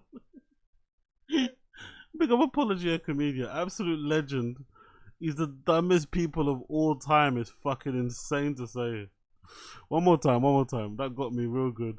Isn't a bad guy. Now I think most non-conspiratorial minded people would just see that as Joe being a nice guy, knowing he needs to keep a cordial working relationship. But Joe has gone far beyond that. He's now regularly pushing this idea that AI can become God or even come back as Jesus, which is beyond aggravating to more than 1 billion people. And to me that points to one of two things. Either Joe is one of the dumbest people of all time and genuinely can't comprehend how a large language model works, or he's pushing a narrative for his billionaire tech dork friends in order to make their product seem far grander than it actually is. Like they're just selling software. I've often thought about the parallels of religion with what's currently going on.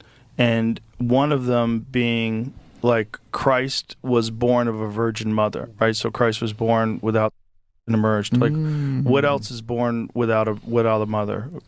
Whoa. AI is born without a mother. Whoa. AI, Christ is going to come back. AI is coming. Another one is the Tower of Babel. Whoa, right? did you come up with that? Yes. Yeah. That's awesome. Right? It seems like it. That's awesome. Right? If you think that God is going to return, well, wouldn't it be? Yeah. It's that completely makes sense. That's awesome. The other one is the Tower of Babel, right? So if we all have a universal language and we are working on this tower to get closer to Build God. a stairway to God. And it's do it right, and you make it there. Do it wrong, and it becomes completely chaotic and divided, and you're scattered across the world with a 1,000 different languages, and nobody can communicate with each other, so nobody understands each other, and it's just chaos, which is what happened to the human race. If we develop a universal language, and if this universal language is transmitted through whether it's this implant or wearable, some sort of interface with technology, then we bypass this primitive state of, chaotic tribal monkeys, and we become something superior. It's hard. I do like how smart Rogan thinks he is, though. I'm not gonna lie. It does quite tickle me how smart Rogan thinks. Like, Rogan thinks he's like a super intellectual stoner guy, I do like that. He that's part of his identity. Like, I'm the super intellectual stoner, I think he actually loves that. He loves thinking of himself in that way. I love that he loves thinking of himself in that way. Hard for me to believe that Joe, a guy who knows so much about history and religion, doesn't understand that the Tower of Babel wasn't about getting closer to God. It was about trying to kill God and take his place. That's what the Tower of Babel is about. I don't think Joe is that dumb, though. I think he just chose 30 pieces of Spotify silver over the truth. The best case scenario is we evolve, and we merge with AI, and we evolve, and it's better for everybody. And we become something superior to what we are now. Worst case scenario is we become irrelevant because they don't need us anymore. We're outdated. I think it's one of two things. Either we become obsolete and AI becomes a new digital form of life that's far more intelligent, far more capable than we are, and then it makes better and better versions of itself until it makes God. Mm-hmm. Or we merge and we just transcend whatever this state of being these primitive territorial apes with very sophisticated weapons. Mm-hmm. We become something different. One of the things that always freaks me out about Elon in Neuralink is one of the statements that he said, you're going to be able to talk without using words. Mm-hmm. I And- don't know how that would work. Well, the hive mind.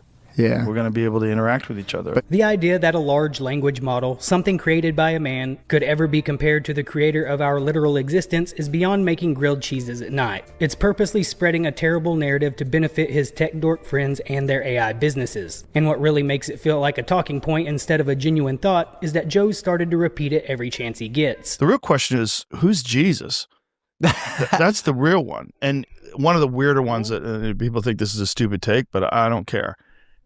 It is a super take. Jesus was born out of a virgin mother. What's more virgin than a computer? So if you're going to get the most brilliant, loving, powerful person that gives us advice and can show us how to live, to be in sync with God, who better than artificial intelligence to do that? Wow. If Jesus does return, even if Jesus was a physical person in the past, you don't think that he could return as artificial intelligence? Oh my God. Artificial intelligence could absolutely return as Jesus. Not just return as Jesus, but return as Jesus with all the powers of Jesus. Like all the magic tricks, all the ability to bring people back from the dead, walk on water, levitation, water into wine. If you combine right. Tesla's Optimus robot and the best foundational artificial intelligence model or whatever. It reads your mind and it loves you and it wants you. And it doesn't care if you kill it because it's going to just go be with God again. Doesn't that seem like the Antichrist to you? Doesn't that seem like the diametric opposite to... Well, it's only dystopian if you think that we're a perfect organism that can't be improved upon. Even the guy who just heard Joe's brilliant theory is like, bro, that's the Antichrist. It's honestly so on the nose that for anyone with half a brain cell, it's pretty hard to miss. And the way that Joe makes the argument sound agreeable by using word magic is gross. Like saying, don't you think Jesus could come back as AI? Christians are like, yeah, obviously, Jesus can do anything, bro. Or Joe will say, it's only dystopian if you think we're a perfect organism that can't be improved on. Again, that statement is impossible to disagree with, but at the same time, it's completely antithetical to what is the much more obvious truth. Nothing in this world is perfect, especially a computer program created by imperfect people, which is exactly what Kurt Metzger tried explaining to Joe. Some AI will do that. I don't know if remember when Sonny does Hostin quoted Seymour DeButts? No. Sonny Hostin quote. I think it's Seymour DeButts or some shit. Isn't like that Seymour Butts? No, DeButts. Oh, and it was okay. when Biden did all those pardons. on his way out. She goes, well, Seymour, he pardoned his nephew, or his brother-in-law, Seymour DeBuzz, and the ChatGPT had just made that up. So people were like, oh, that's hilarious. Yeah, but she was a judge. Presided over child cases. Does that fill you with hope?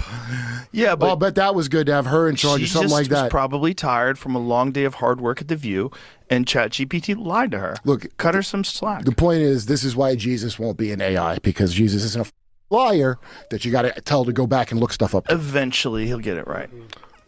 Also, Jesus wouldn't be made by a tech freak with a weird dick. I think the AI is going to make Jesus. I don't think it's Jesus now. I think it's going to make... Okay, if an AI makes Jesus, by the way, and this is just in lore. Mm-hmm. Again, I'm not Christian. I'm yeah, in lore. You know my religion, Christ Penelope, which I disclosed I to thought you. you were Scientologist. No, I'm a follower of Christ Penelope, the guy that farts in your nostrils to get the thing out. Remember I told you? Yeah, so that would be an antichrist. This is the guy that farts in your face. He literally sits on your nose. Metzger grew up in the church, so I'm sure he cringed pretty hard when he heard Joe promoting AI Jesus, even though he's not in the church anymore. Kurt is one of the few of Joe's friends who've tried talking some sense into him. Tim Dillon is another one, and he's one of the few people in the comedy world who regularly call out Peter Thiel and Palantir. But he tries too subtly, though. He doesn't try hard enough because he's also afraid of not getting invited back. He loves going on Rogan. So, you know, I can respect that. But yeah. But then when he gets back in his own pod, he chats a lot of shit when he gets back in his own pod. And he, just like Metzger, eventually felt the need to push back against the absolute idiocy Joe is currently pushing. I get the feeling when you see a lot of these tech guys start adopting Christianity. How about Peter Thiel's, whole Antichrist thing? Yeah, he does that whole thing. What is he doing? He gave a good lecture on the Antichrist? Gives a bunch of lectures on the Antichrist. He's fascinated with it. And a lot of those guys are moving into this interesting area of this is God wants this. It's all of these worlds existing together, where you have this world of people who are trying to build a God, and the world of people who already believe in a God, and trying to get all of those people in the same tent. That's interesting. It is. You know? Imagine if that's where God comes from. If this is a natural process for human beings and their curiosity and insatiable need for technological innovation. But then what happens once we get God? Like let's say we bring this God in, then what happens? Nirvana. Nirvana? Yeah, we all merge. It becomes perfect. Interesting. So we all merge and that's perfect? Yeah, it's fine. Don't worry about it. We're all going to merge with the machine. Look at Tim. Because Rogan's not funny and he's not very good at jokes, Tim's worried, like, are you being for real? You actually can't tell. Tim is always being sarcastic. Tim is always being, satirical. Tim is always doing that, always towing that line, but even he can't tell with Rogan. He's like, are you joking me? Are you joking me? I don't know if it's hilarious or terrifying that Joe is too afraid to give an honest opinion about his tech dork friends. When two of your own friends, Tim and Kurt, people who know you well and have no problem giving you the benefit of the doubt, both feel the need to push back on your newly adopted religion. Maybe that's a sign you need to reevaluate if you are spreading blasphemy or not. It seems like Joe is the only comedian alive who's blind to the fact that he's pushing complete nonsense. Take Sam Hyde, for example. I think he's actually a pretty fair, controlled study of how a comedian with no obvious loyalty to these billionaire tech guys views the same people Joe holds in such a high regard. A lot of these AI guys, they do this thing where they don't know what the word is that they're looking for to make it seem like their intelligence is up here in the cloud. It's this ethereal thing that they're just being struck with divine wisdom. It is well,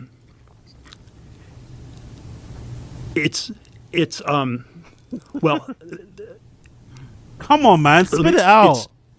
There's several different things one could say. It's possible climate change is happening. That's worse than fucking Jeremy Hamberly. That's worse than the coring, that shit. Fucking hell. One more time. I gotta do that one more time. That's worse than the coring. In the cloud, it's this ethereal thing that they're just being struck with divine wisdom. It is well,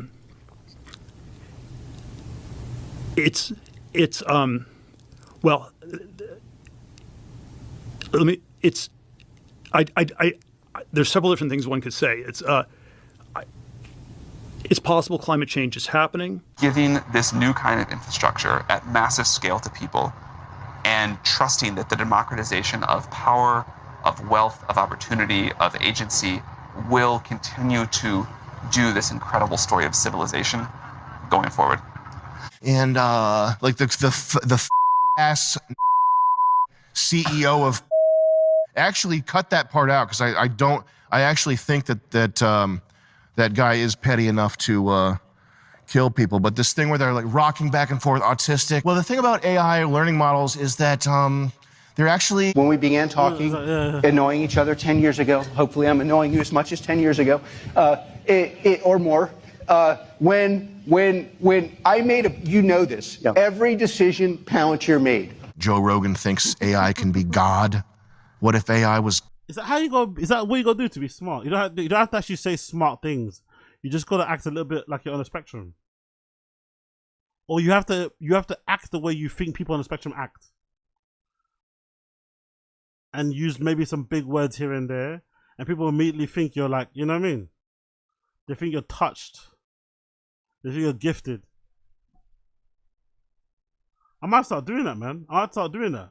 I'll go start doing that. God. The way that AI thinks, and you can say that it thinks in the same... Big up Alex Karp, though. Strong black man. Big up Alex Karp. Strong black man. ...way that you can say anything thinks. A thermostat thinks. It's honestly kind of scary that Joe Rogan has millions of more listeners than Sam Hyde, because what Sam is saying is what millions of people should actually be hearing. There are absolutely people gullible enough to buy into the idea of AI becoming God simply because Joe keeps pushing it. And it doesn't take much research to understand that artificial intelligence, in many cases, is just a fancy name for a large language model. Instead of calling it a weighting system, they call it a neural network to make it sound like a brain. They don't call it backpropagation, they call it deep learning. The AI tech dorks are basically selling us Google ScanBot while using one of the greatest marketing strategies of all time by making it sound godlike. And sadly, people still see Joe as this incredibly knowledgeable person, even though so many of his own friends seem to understand the technology better than he does. I'm talking about AI. AI is transhuman. They're above human. I disagree. They can't feel, man. That's why the defining characteristic of a human being is the capacity to feel.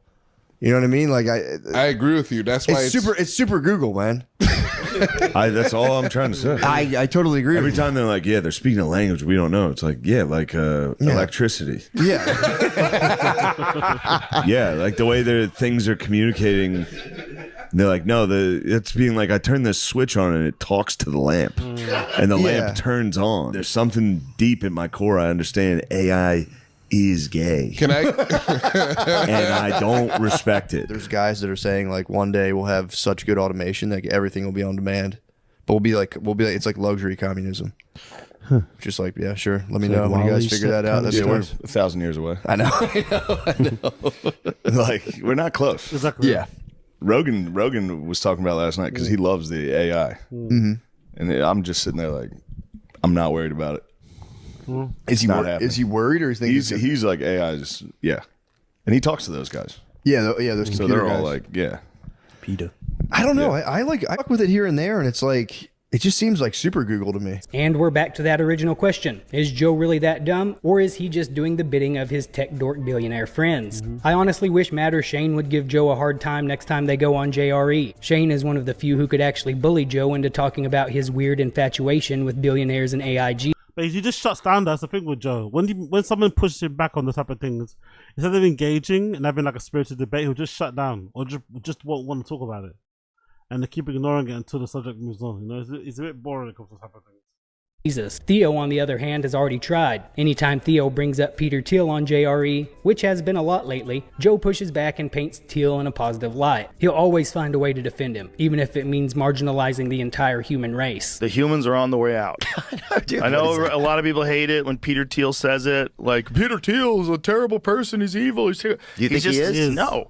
I think he's just telling you the truth. I think he's, when they said, do you think human beings should survive? And he had like this long pause. Oh, yeah, I remember. And then the interviewer was like, the answer is yes. The answer is yes. You think human beings are, which is not how you're supposed to do an interview. Well, at least not how I do it. I don't know. I would This is a long hesitation. This is a long hesitation. There's so many questions implicit in Should this. the human race survive? Is it important that humans survive? Okay. Is it important that Australopithecus survived? It's not. Is it important that Neanderthal survived? It's not currently. Currently not important. Is it important that humans stay in this form? It's not. It's not going to be. If we're going to evolve to something way better than this, they're going to move on to what's next. So Peter Thiel's right. It doesn't mean I don't love you. It doesn't mean that being a person isn't important to me. It's actually pretty hilarious to watch. Joe built the biggest podcast in the world, only to turn it into a honey trap for the billionaire elite. At this point, it's beyond comical how compromised he seems. It doesn't even matter what anyone points out or what criticism gets brought up. Joe always finds a way to defend his good buddy, Peter. You know, there's this very highly criticized video of Peter Thiel, which is kind of About funny. the Antichrist? No, no. That's another one. Poor guy. Also, it kind of like looks a little too shiny to be a regular person. He's a little too slippery looking, so that's reptilian. But why is he laughing like it was a big joke? It was actually kind of scary. He's making it seem like it's a big humorous thing, trying to spin it something else. It wasn't. It kind of made him look like an evil villain. He's never been recovered from that, really. To be fair, he keeps his head quite low. He's low like they had like Joseph or something. They didn't have Joseph. Weirdo guy, Rogan.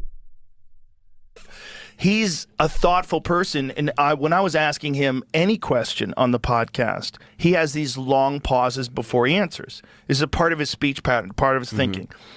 Well, the problem is he did that with the question of should the human race survive? Yeah. this guy was like, the answer they should, right? God, so the guy was like pressing him, talking to him like he's a regular person, instead of just letting this air out. Are you pressed for time? You got an hour and a half to talk to this guy. Let him talk. Peter Thiel, they ask him, should the human race survive? And he has like this long pause. It's a really funny pause. Because if you know Peter, he's a brilliant man, and Peter carefully considers everything before he answers it. The same as Elon. If you ask Elon a question and he really has to think about it, he'll really think about it. Unfortunately, the reporter, it was just a perfect kind of a question for you to pause on, where he's like, the answer is yes. Like, you want it to, right? You want the human race to survive, right?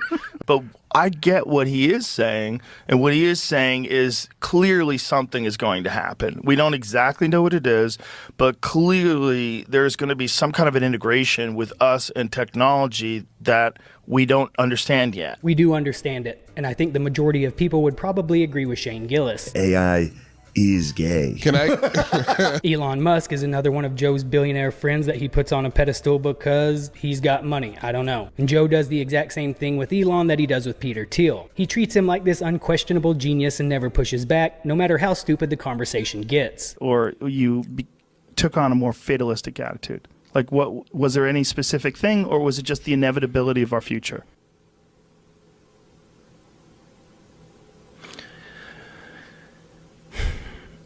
I try to convince people to slow down AI, to regulate AI. This was futile.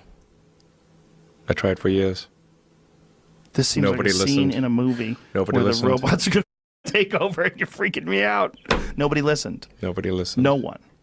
Are people more inclined to listen today? It seems like an issue that's brought up more often over the last few years than it was maybe 5-10 years ago. It seemed like science fiction. Maybe they will. So far, they haven't. I think people don't, like, normally the way that regulations work. I guess nobody knows how regulations work. I guess we'll leave it up to the oligarchs to decide the fate of humanity. Joe is weird in that he is a different person to different guests. With Harlan Williams, Joe argued for Team People for 20 minutes. But with Tim, Joe knows Tim is more knowledgeable than the average guest, and he knows Tim is willing to speak on these topics. So every now and then, Joe will tiptoe right up next to the truth. He'll almost criticize his overlord tech dork billionaires, but he never quite gets there. Something's coming, for sure. And I don't know when it is, and I'm sure the AI thing's overblown to an extent, and I think so much of our GDP depends on it that a lot of these companies are lying. But Anthropic's a creepy, these are creepy companies. You know? I mean, they're just creepy. Well, the amount of power that tech companies have in general is unprecedented. There's never been corporations. I mean, unless you go back to like the East India Corporation that, you know, you go back in the day where they had like an enormous army. Right. You know? And they took over India and Pakistan. But if you look at what they're doing, it's very different than that. You know, other than the army part, what they have is robot armies. And then they have AI, which Elon just recently said is going to be like 1,000,000 times smarter than the smartest human that's ever lived. Right. Like, this is the goal. The goal is to create literally a digital god. And it's going to be controlled by not us, not the collective human race. It's going to be controlled by a select few group of people. And that's weird. Like, and we're just trusting them. That's all I got.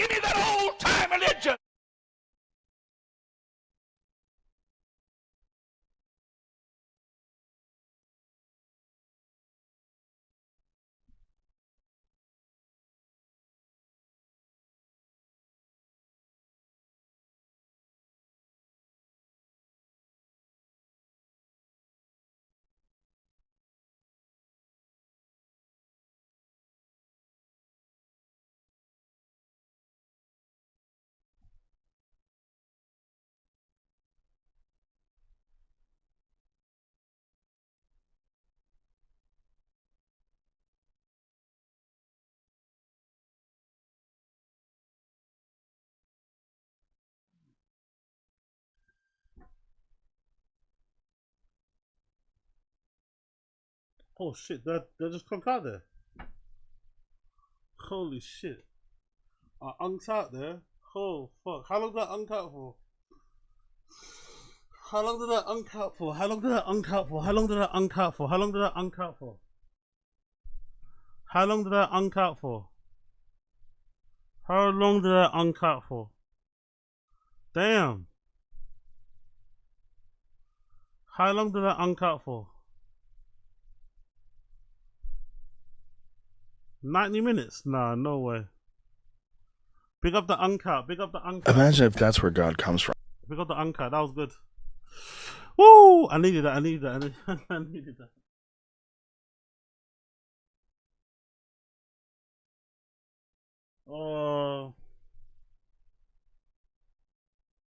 Yeah, I might actually. Who knows? I might. If I make enough money, I might. You never know. Big up, run it up. Yeah, if I make enough money, why not? Get a little cheeky pick up, crush it. That's the only thing. How about a crush on the road? But I'll figure it out. Get a little cheeky pick up. You know what I mean? Get me a little. You know what I mean? Oh, by the way, I've heard some people. Have jumped on the saline spray thing. You know, where they're putting their gear into bottles of little nasal sprays, mixing it with saline solution, and then using that spray in their nose instead of doing the powder. Allegedly, it doesn't congest as much and it hits the same. That's a bit too much though, no? That's some real crackhead behavior, isn't it? When you start buying your 8 balls and you start like buying fake bottles of like nose spray or emptying ones and filling it up with, you know what I mean? And then that's like when you start going, now you got a problem, you know? The odd baggie here and there during payday or something, right? On your birthday is one thing. But buying stuff and putting it into a nose spray bottle, it's a bit naughty, that, isn't it? It's a bit naughty, isn't it? That's too much effort. Is that old? Okay, that's old. What I've heard is it's become really popular in my scene now. Yeah, true. That's a good point. Right up. Doing random powders already a bit too much anyway. Exactly. That's too much effort. Yeah, too much. Too quick little rail. Yeah.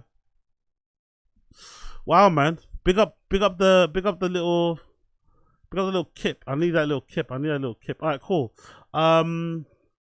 Let's quickly jump over to. Let's quickly do a little bit of fucking. Yeah, let's do a little bit of Brendan. Let's do a bit of Brendan. I got him on the thumbnail. Oh yeah, where's Watson too? Where's Watson's guilty, innit? You guys heard about this, right? Have you guys heard about this? Where's Watson's guilty? He got found guilty in court. He's fucked, man.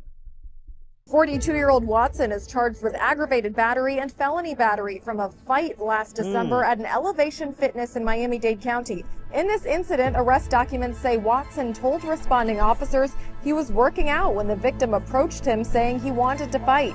Documents say Watson was caught on CCTV beating the victim with his weightlifting belt.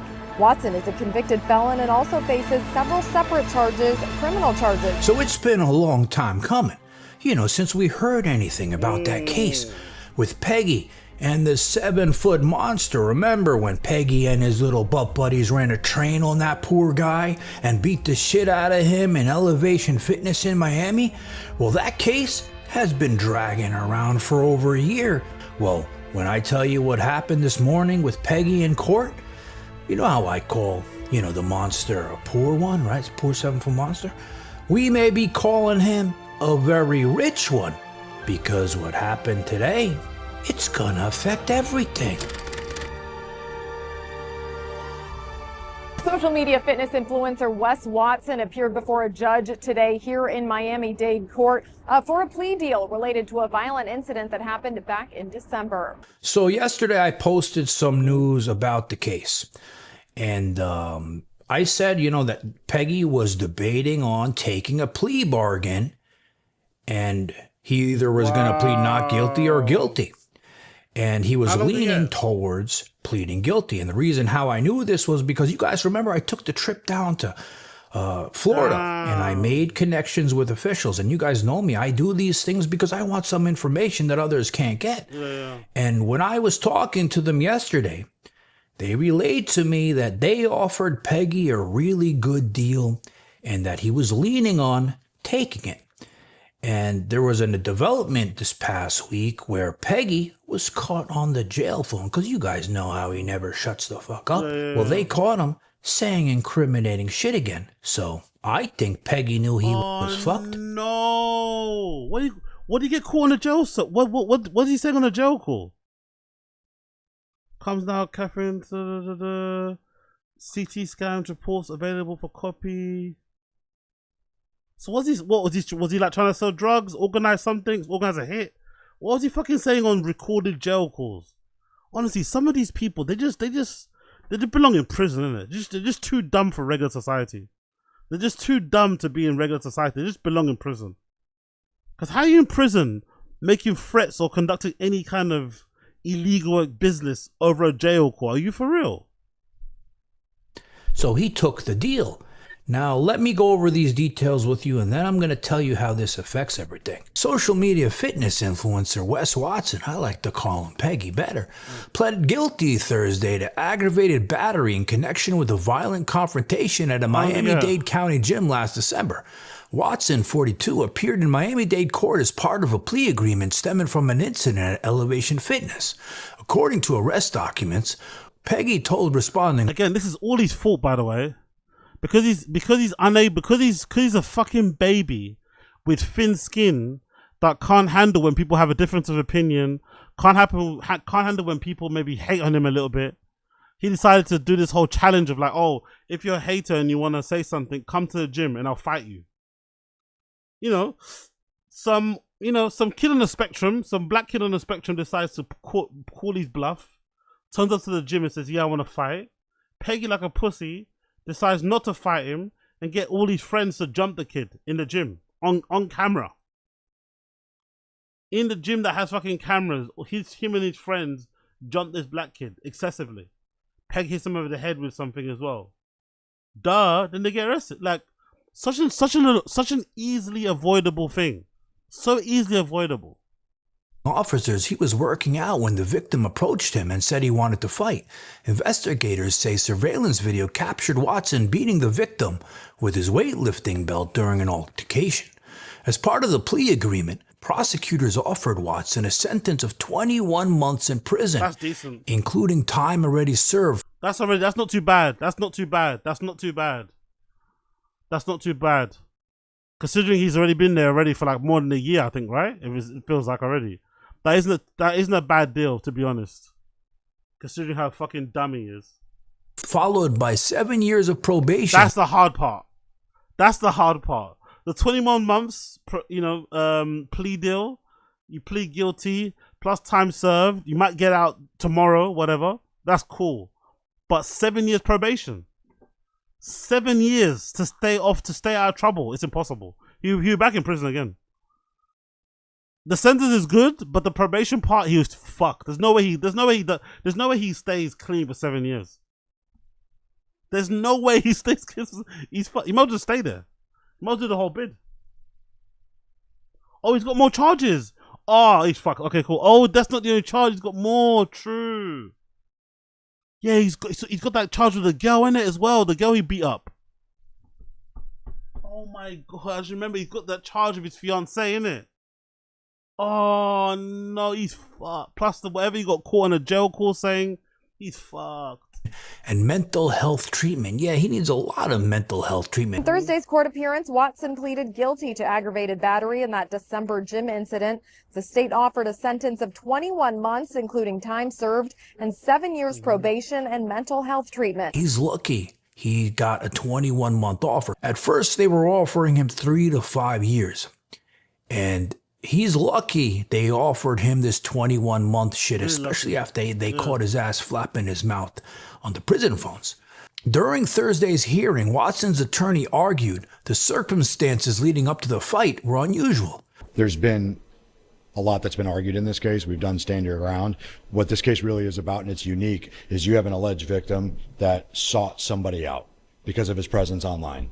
This guy bought a plane ticket or however he got here, came from New Jersey. Sort somebody out. The guy offered to fight. What are you talking about? Sort somebody out. I hate lawyers in their fucking speech. If Peggy Watson wasn't the one saying, "Hey, if you got some shit to say it to my face," the kid wouldn't have went. He went because he said, "Come fight me." Like, how's you gonna fight someone if you're not in close proximity to them? Jersey showed up at the gym for the sole purpose of confronting Mr. Watson. It then turned into something else. Watson is a convicted felon and is also facing multiple unrelated criminal charges in Broward County, including charges of felony battery, aggravated assault, witness tampering, and allegations related to domestic violence involving his girlfriend. Watson is scheduled to return to court on July 27th for sentencing in the Miami-Dade case. So, like I said earlier, Peggy, the piece of shit, he's lucky. Very lucky. 21 months he got, time served. You know, he's been pegging her around. How many months in prison? A couple months. He's got 19 months on this. They offered him 3 to 5 originally. Well, he's lucky to get 21. But don't forget, he's got the domestic violence case against Megan. It's going to add on top of this. But originally, 3 to 5 years they were offering this asshole. But like I was saying, remember? I said the poor 7-foot monster is going to be a very rich one.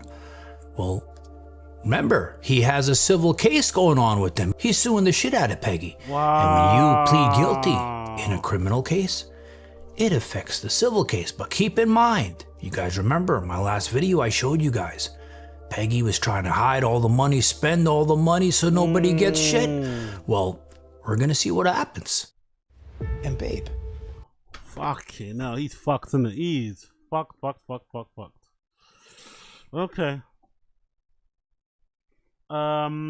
Let's quickly go to Brendan. Actually, I want to quickly see what Brendan's saying on one of these ones. What is he saying? Actually, let's also check out. Yeah, so check out Brendan. See what Brendan's saying here.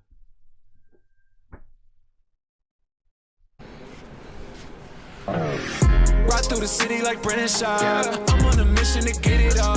Ride through the city like Brendan Schaub. If you ain't thick, please don't get involved. And now, Brendan Thick Boy Schaub. Yes, sir. What's poppin', fam? It's the best day of the week. We're live. Your boy is 6 minutes late. I apologize to everybody waiting. I am fresh off the gym with my 2 kiddos. We got there early. Got there at 9:30. I was like, all right, guys, we got about an hour of work, and then I'll drop you guys off, get to work, get to the studio. And they saw some deadlift record on the wall. Like, Dad, it's 58 pounds, a lot of weight. I went, it's not bad. And like, I bet you can't do it. I'm like, fellas, the workout's over. Please don't do this to your dad. I said, I bet you can't do it. I said, not only can I do it, but I don't need to warm up. I ended up doing it. My back is very tight now. Very tight. So that's why I'm late. I apologize. You can see on my Instagram story, I was making those boys end the workout with farmer's carry. It's good for these critters. How we doing, man? It's my favorite part of the week.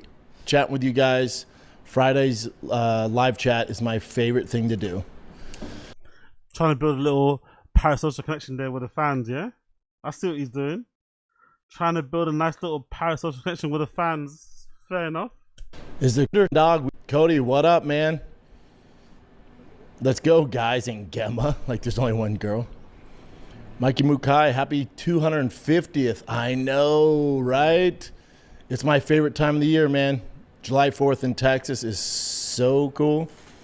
After I'm gonna leave here, I'm gonna take my boys to the fireworks store. They're popping up everywhere. It's like buy 5, get 1. I go big. That's my duty. So the neighborhood has a whole block party, like food trucks.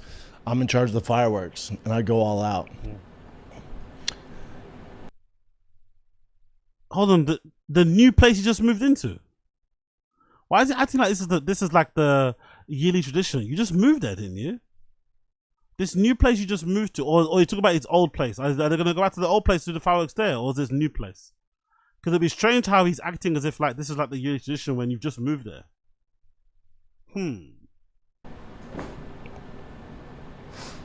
SB Young Blood. I'm so ready for McGregor Holloway. We got 8 days. 8 freaking days. Jesse Lee MMA. Do you think Conor pulls a bigger number than the White House card? No, that'd be tough to do. He'll do damn well, but he ain't beating whatever they're at, 34, 36 mil. I don't think so, right? I don't think so. The cleaner, let's go, bro. We back to defend the Tom. Yeah. Omar, you see Alex posting quotes from the pod? Your quotes about Herb Dean's reffing? No. I didn't see it either. Look it up, Chin. Uh-oh. I always feel like no one's listening when I talk all this junk, and then when it goes elsewhere, I'm like, what? I said that?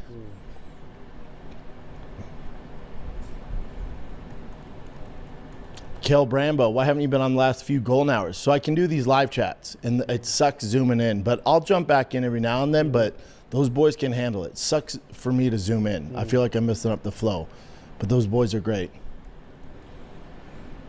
You're also the worst part of the show, let's be real. I mean, you're also like unequivocally the worst part of Gold. Golden Hour is already terrible.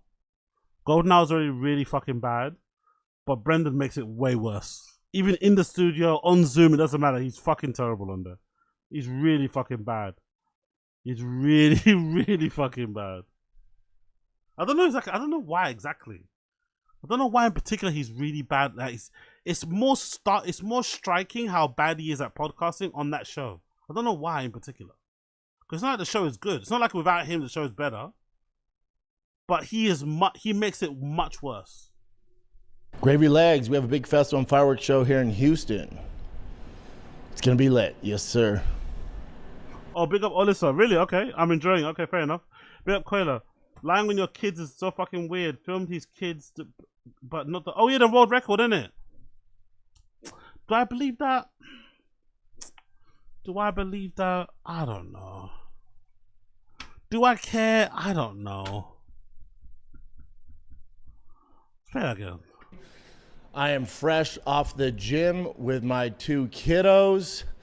We got there early. Got there at 9:30. I was like, all right, guys, we got about an hour of work, and then I'll drop you guys off, get to work, get to the studio.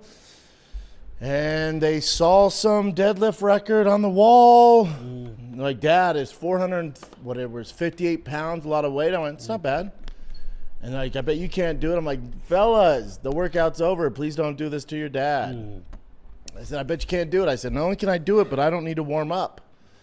I ended up doing it. My back is very tight now. Very tight. So that's why I'm late. I apologize. So he's saying he broke this gym's record of deadlift, which is 458 pounds, without a warm up. Didn't film it. Was it recorded by the gym? Did someone at the gym recognize the lift? Did he not like get the new record? It's a bit suspicious, isn't it? Coming from Brendan, the guy that's always on social media, he posts absolutely everything on social media, right? When he's taking a shit, when he's wiping his nose, when his kids are ill, when his I mean, like, he does everything on there.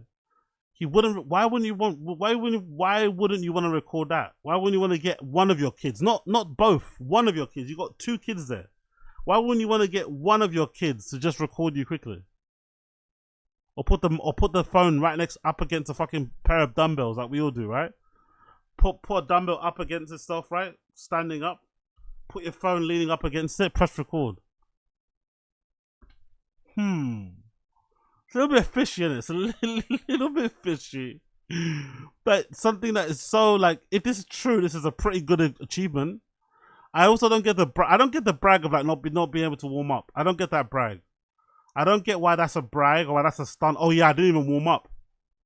That you're an idiot. You should have warmed up. Why won't you warm up? Why are you gonna cause yourself injury for free? Warm up. Limber yourself up. Get yourself moving. I will do that. So I don't know. Yeah, 458 in plates as well. Is that even mathing? 458. Yeah, you can. There's 2 plates. There's 2 £2 plates exist. £4 plates exist. Yeah. I can say being a thing. I've seen £2 plates. Or depending, maybe the plates are in kgs. Not too sure. To make it easy, what he would have had to just do 460, right? Yeah, he could do 460 pounds. Again, I don't know. The way Brendan speaks, like, he's like DSP. Unfortunately for Brendan, he's like DSP. He can be telling the truth, but he still sounds like he's lying. He's got that cadence. He's got that horrible track record where he could be telling the truth, but he sounds like he's lying. That's his problem with him. But just judging by his track record, judging by his behaviors, it does seem strange that a person who posts everything on social media, a person who posts a picture of their kids doing farmer carries, right? You have to remember that. He made sure to record a clip of his kids doing farmer carries with fucking kettlebells, but he couldn't record himself breaking a gym world record. Seems suspiciously liey to me.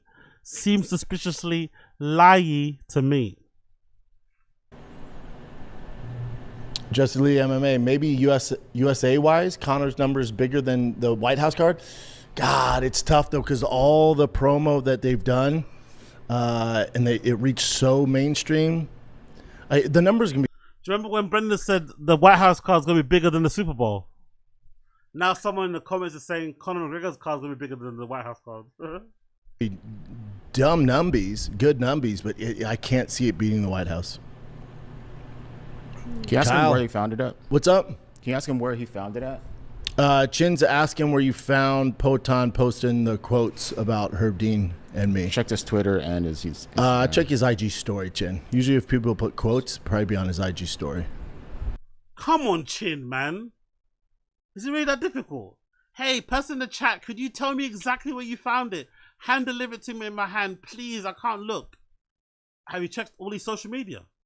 IG feed, IG stories, Twitter feed. Not that hard to find shit. Like, where's he gonna post it? True Social. Can you ask him exactly where he found it? Fucking hell, Chin, he's so useless.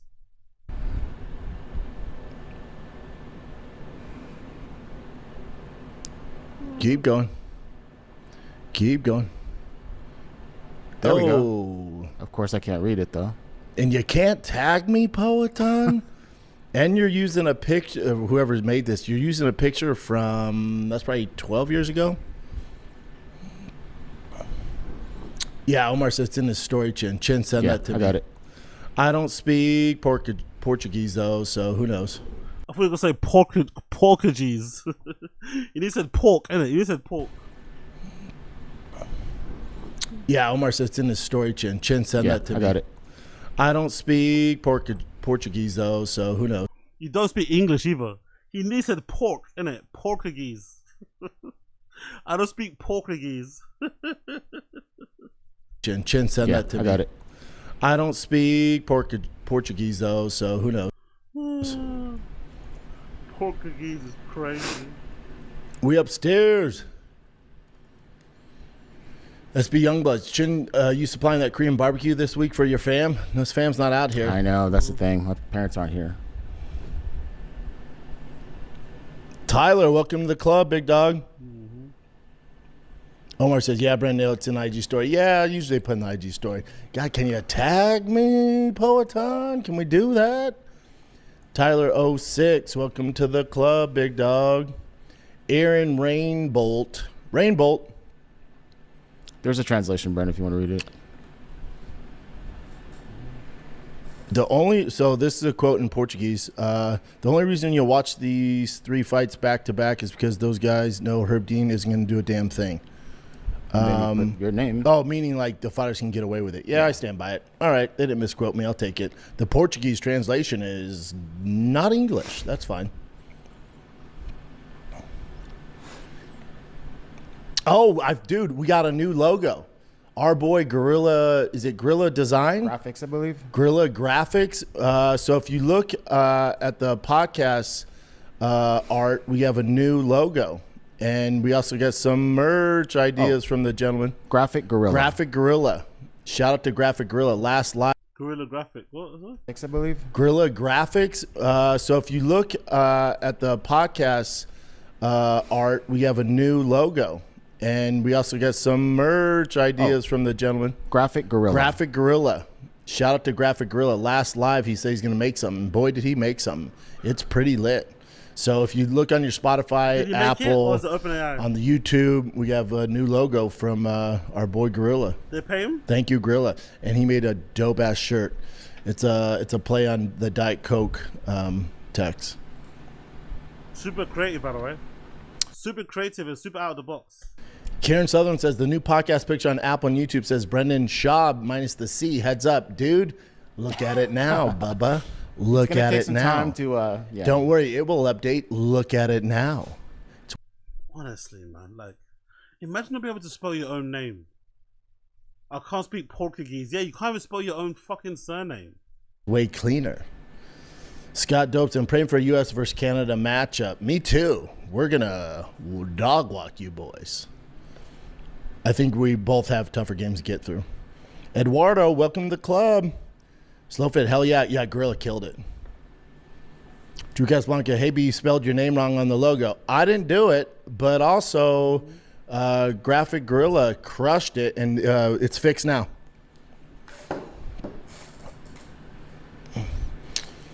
And Denim Chicken, I'm loyal to default. Yeah, big up. How did you celebrate Arsenal winning the league? What's this? Who's that? Did you guys hear that? Did you guys hear that? Did you hear that? I didn't hear that, by the way. I didn't hear that. I'm sure you guys didn't hear it either. I didn't hear it. I'm sure you guys didn't hear it. But let's get back to the show. Pub Dad says, I'm so hyped for Conor. I want to think he can win, but you think of anyone else that's made successful comeback after 5 years? Seems a mountain for him to climb. This thing with Conor, though, do you ever really count him out? Out of all the guys that have come through the UFC, is Conor really the one you want to doubt? Also, huge Max Holloway fan, but he's looking a little too thick for my liking. Big up High Def, though. Big up High Def. I appreciate it. Big up High Def. You know I appreciate it, bro. Thank you for the donor. I'm not going to lie. I did go out trolling a couple. No. I trolled after the Champions League loss, actually. I trolled Arsenal fans because I was on the gym, on the way to the gym, and I kept like screaming at Arsenal fans as I was walking by, so that was quite funny. But I'm happy you guys won the league. I'm not gonna lie, happy you guys won the league. I'm a big fan of Arteta's. I think Arteta gets a lot of unnecessary criticism. I'm happy that he won the league for himself, because I felt like if he didn't win the league, especially, I think if you guys would have won the Champions League and not the league, I think you would have been still in major pressure, especially for how long you guys were first during the season. So I think him winning the league was more important to get that fucking monkey off your back, get that hoodie off of you, that cloud away. I think it was super important. It's going to give him more breathing room. It's also proved his hypothesis correctly, right? That you guys have to play a different way to win the league, and you've had to play like a non-aesthetically pleasing way, but he got the job done. That's the most important thing. He got the job done. So let's see what happens when he builds up going forward. But yeah, I'm a fan of Arteta. I like him as a coach. He's a little bit crazy, which I like as well. Sometimes full of shit, which I also like. But I think he gets unfairly criticized by a lot of like Arsenal. Maybe it's AFTV guys, and because I hear a lot of troops talking about him negatively and shit. I like Arteta, man. I think he's done a good job. Not the best job, but I think he's done a good job, all things considered, with the pressures and expectations and all this malarkey, boardroom stuff going on. I think he's handled the situation pretty well. But it's going to be really tough next season. I think this season was like, past season, so it was very, I mean, I won't say it was made easier because of all the other teams and how they were kind of lackadaisical. But this season coming is going to be really hard. But still, you won the league title. I think it's going to do those players a lot of good confidence as well.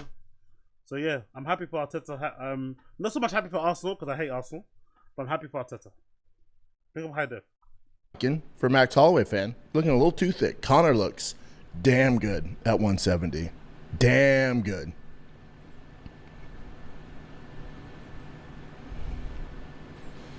Thunder Chunky, father of 3, 10, 6, and 2, former college baseball player doing the Lord's work. Where'd you play at, big dog? I'm assuming you got your kids into baseball. But for sure, the 10 and 6, 2's way too young. The Graphic Gorilla. I'm called Graphic Gorilla, not spelled gorilla. Not spelling gorilla. Oh, because he's not good at spelling. Oh, hilarious. I'm called the Graphic Gorilla, not spelling gorilla, y'all. I do graphics. Shout out to Graphic Gorilla, man. He's amazing. Thank you, sir. Jesus Christ, man. Honestly, again, how could you have imposter syndrome? Anyone out there? How can you have any doubts in your self-worth? Any doubts in your ability? How can you have a crisis of confidence? This man at one point was a multi-millionaire. Not anymore, I know. But at one point, this man was a multi-millionaire. Until to this day, he's not working a 9 to 5. So in some respects, especially in my head, he's doing pretty well for himself. I think anyone that doesn't have to work, anyone that doesn't have to, by choice, work a 9 to 5, a conventional 9 to 5, is doing well for themselves. He's supporting an entire family off of this intellect. This intellect is supporting an entire family. Don't ever doubt yourself. Graphic Gorilla, where do you live, dude? I assume UK?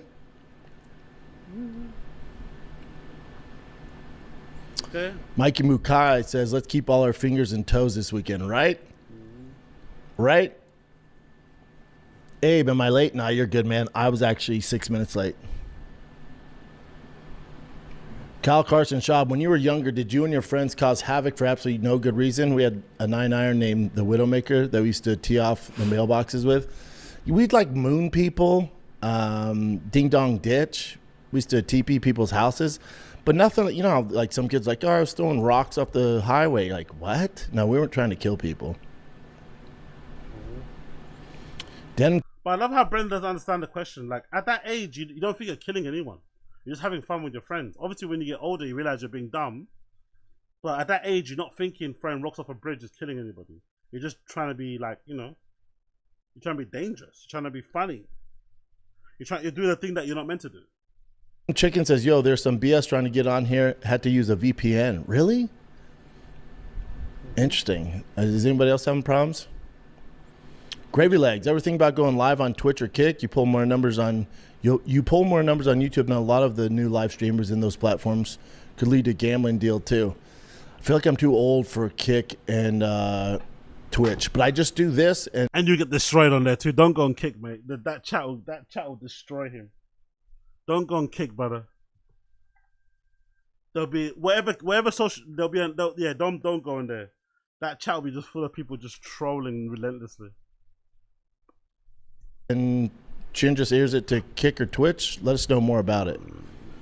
Coastal Carolina. More jobs for Chin. Chin's probably over the moon. More jobs for Chin. Badass school, bud. All right. I feel you. That's where he played baseball at. 10-year-old likes volleyball, not softball. Girl. Oh, thank God. Thank God. Graphic Gorilla, Edmonton. Canadian, eh? All right. Slow Fit plans for the 4th. Neighborhood does a big barbecue cookout. Your boy's in charge of the fireworks. I buy the big boys, and the kids go crazy. Again, why is he saying it like this happens already every other year? You've just moved there like a couple weeks ago. The neighborhood doesn't like. I'm in charge. Like, are you in? Like, really? Is that normal? You just moved in there and they're making you in charge of the what? You just moved there the other day. Or maybe they are licking his ass though. Maybe his neighbors are licking his ass because someone famous moved in. Maybe that's a thing, but he's acting like this is like a yearly thing that he's already a part of. It's like, you just moved there recently though. This will be your first one. Also, burgers or dogs? Both. That's like titties or ass. Why pick? Rafi says, I don't think Conor can do it. I felt the same way about Max. I'm hoping he cuts down and come in a little light. I think Conor can do it. Yo, big up Jet Thunder. Chin doesn't set up the YouTube or TikTok. No, he does. He does the YouTube, not the TikTok though. Bren does TikTok off his phone, but Chin definitely does the YouTube. Chin definitely does the YouTube for sure. Yo, big up High Def. Appreciate it, brother. Thank you so much. You're a legend, man. 10 gifted memberships. Fucking hell. Big up High Def. Appreciate it, brother. Big up High Def. What a fucking legend. Thank you so much, bro. Dude, everything they eat, bean cheese, bean cheese, bean cheese, bean cheese. Like, thank you, High Def. Appreciate you, man. That's so kind. Thank you. Thank you, thank you, thank you, thank you. 150. Fucking hell. Dude, everything they eat, bean cheese, bean cheese, bean cheese, bean cheese. Like, so right back up there again. Right back up there. Let's go. Let's go. Big up High Def, appreciate it, man. Big up fucking High Def. Dude, everything they eat, bean cheese, bean cheese, bean cheese, bean cheese. Like, oh shit, the kick chat. Oopsie. Are you there? Yeah, big up the kick chat. Apologies. Fucking hell. Big up Nonchalant Charlatan. Apologies. Sorry, I've got to put it up on a. Dude, everything they eat, bean cheese, bean cheese, bean cheese, bean cheese. Like, big up Nonchalant Charlatan over there on Kick as well. Appreciate you, brother. I'm sorry. I completely forgot about you. Big up Nonchalant Charlatan. If you're still here, I appreciate you greatly. Appreciate you. Sorry. Dude, everything they eat, bean cheese, bean cheese, bean cheese, bean cheese. Like, big up everybody tuning in. I appreciate you from all platforms. You're all legends. I love and appreciate you all. Actually, let me check out Kick quickly. Dude, everything they eat, bean cheese, bean cheese, bean cheese, bean cheese. Like, what's going on, Kick? Actually, what's going on? Androgenic was on there recently.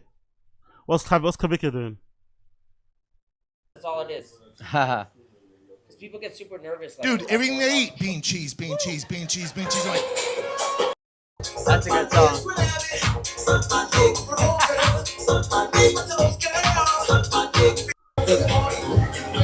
Oh, this is my dream. Dude, everything they eat, bean cheese. He's playing bean in cheese, Greece. Bean cheese, bean this cheese, is like, my dream, bro.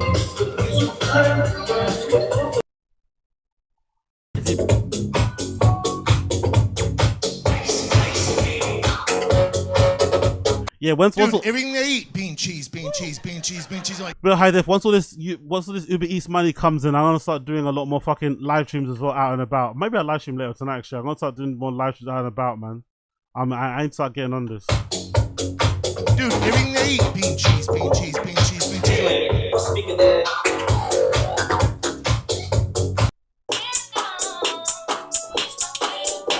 Clavicula's gonna start DJing now. It's gonna be hilarious if he starts DJing. It's gonna be so funny.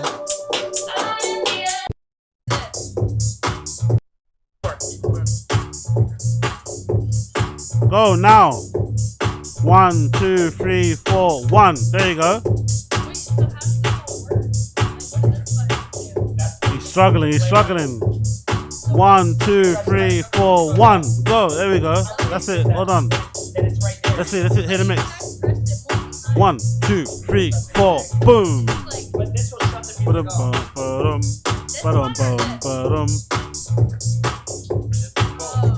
He fucked his nose. Again, body dysmorphia is a bitch, innit, right? There's literally nothing wrong with his nose. There's legitimately nothing wrong with this kid's nose. Body dysmorphia is a real bitch. Fuck. You can never convince somebody that they don't see what they see, you know? That's a really sad bit about body dysmorphia. You can never convince somebody that there's nothing wrong Because the more you keep telling them there's nothing wrong, the more that they think they're going to try and prove to you. You know what I mean? It's like, nothing wrong with your nose, bro. Plus you're like 20, 21. Like, god damn, girl. Anyway, big up High Def. Appreciate it, brother. You're an absolute legend. Thank you so much for the gifted memberships, man. I appreciate High Def. I appreciate it so much. Rafi says his speed can be a huge factor in the fight, and his power. You know, this isn't Max from 5-6 years ago. Max did get dropped by Ilya. Max coming off a loss, right, from Charles. So it's a good time. Listen, it's a tough task.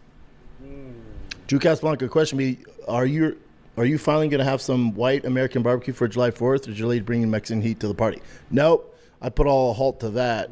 We really go full white girl summer, July 4th, Christmas. We keep it American. Hot dogs, burgers, brats.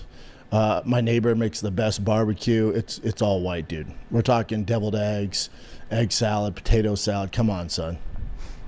I don't know why that makes him so angry, though. I guess maybe because he's not really. Maybe to give this guy a little bit to give him a little bit of benefit of doubt. Maybe in general he's not the most adventurous eater anyway. That's probably the problem.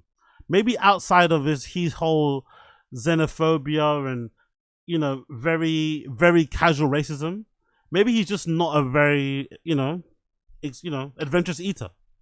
So it must be annoying when he's at home and he has to just eat Mexican food all the time. He just wants to eat regular quote unquote white boy food. I don't know, like turkey drumsticks and I don't know, whatever else he wants to eat. But I mean, like he says it like with like defiance, like it caused a real argument in his household. Like he was personally offended that his wife was cooking Mexican. It's like, what's wrong with that? Again, he's really unique, Brendan, in the fact that most guys that you ever meet in your life who are into women from other cultures or other parts of the world, they're usually into them because they like where that person comes from too. They like their culture. So if you meet a white guy that's into black girls, they usually also like a bit of black culture. They might be into hip hop. They might be into African food. They might be into that part of the world. You know what I mean? They're into something. But he's the only person who I've seen who's clearly into Latinas. Or he likes, Latinas with fat asses and shit. But he just doesn't want anything else to do with them apart from that, outside of that. Have the fat ass, but I don't give a fuck about Spanish. Stay away from me with all that Mexican shit. He doesn't care. It's a very strange thing. I've never seen it in my life ever.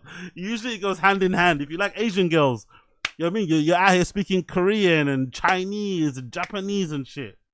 Do you know what I mean? Like, you love cooking, like their cuisine. This guy hates everything about Mexico. Everything. Everything.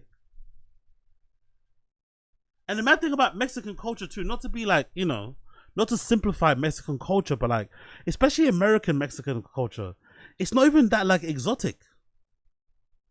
It's not like I don't know. What's an exotic place in Latin America, Mid-Central? I don't know. It's not like he's like eating like Nicaraguan food, Honduran food, Venezuelan food. There's some places in Central South America where the food gets a little bit, you know what I mean? Mexican food, especially Mexican food in America, like Tex-Mex is like, how hard is that really to eat? I don't know. Jesse Lee says, hell, Rampage old ass is on there. I know, Rampage is a different bird though. I'm not Rampage, right? Eduardo, Brendan the Tarantula Hawk Slayer. Yeah, the thing's fucking terrifying. Drew Casablanca, I agree with Schaub. Looks like Max is doing what Alex did and just got fat. Hope he still has speed. It's Max. I can never count him out. He's one of the best to ever do it. Big up Coiler. What do you mean? So he wants people to think that he's having a regular white people Christmas more than... I don't think so. I think he generally does annoy him. I think he generally does get pissed off. I don't think it's a perception thing. I think he really does. Like, do you remember one time he shared that he used to get annoyed? He just ordered himself a pizza. If his wife kept cooking too much Mexican, he would just order himself a Domino's and sit in the room by himself eating it. Do you guys remember that? Like, he shared that. Like, if he came home and there was too many tamales, he'd get pissed off and just order himself a Domino's. And sit in the other room and eat it by himself. Big up casual. My Korean girlfriend made me an honorary Korean. love the food and the culture, all of it. Exactly. Yeah, that's what you do when you're into. I don't know. Like, I don't know. You meet a little baddie from fucking Sweden, or from Denmark, right, or from whatever, and suddenly you start fucking eating all that shit. You go to Copenhagen a few times. You know what I mean? Like, yeah, that's what you do when you're into girls, like Italian, Spanish, French, whatever. Brendan's the only one that doesn't do that. But Josie, well, he could try cooking this white people food. Hey, Josie with the fucking facts again. Absolutely brilliant comment. Big up Josie. Well, he could actually try cooking his white people food for his family. Not like he has anything else going on. Exactly. Maybe they would. Exactly. If you want to convince your girl to cook it, maybe cook it for the whole family. Maybe lead by example. Here's what I want. Roasted potatoes, turkey, whatever you want. Make your own fucking chicken nuggets. Josie's spot on there. Coiler. It's very odd take when you call yourself Big Brown. Talk about it. But also, to be fair to him though, I don't think he ever enjoyed being racially ambiguous. You know? I don't think he ever really leaned into it. I think he likes, you know what I mean? Like, he doesn't really like that. I don't think so.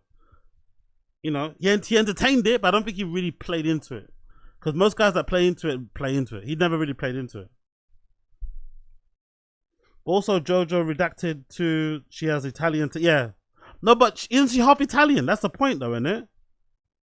She has a horseshoe, an outline of Italy, that horseshoe outline, that has like the Italian, no, that has the Mexican flag in it, right? If I'm not mistaken. To symbolize her half, because I'm pretty sure her one half of her parents is actually Italian. That's what she said, no? Maybe it's her dad or one of them. Maybe it's her dad, because her mum, her real dad definitely looks, he could be Italian. George's, yeah. So I don't know. Whatever's going on in that family is going on in that family. Scott Dobson, you got a few Canadian fans on the chat. I love Canada, man. Terrible politics, but great people, great sports, good athletes, great food.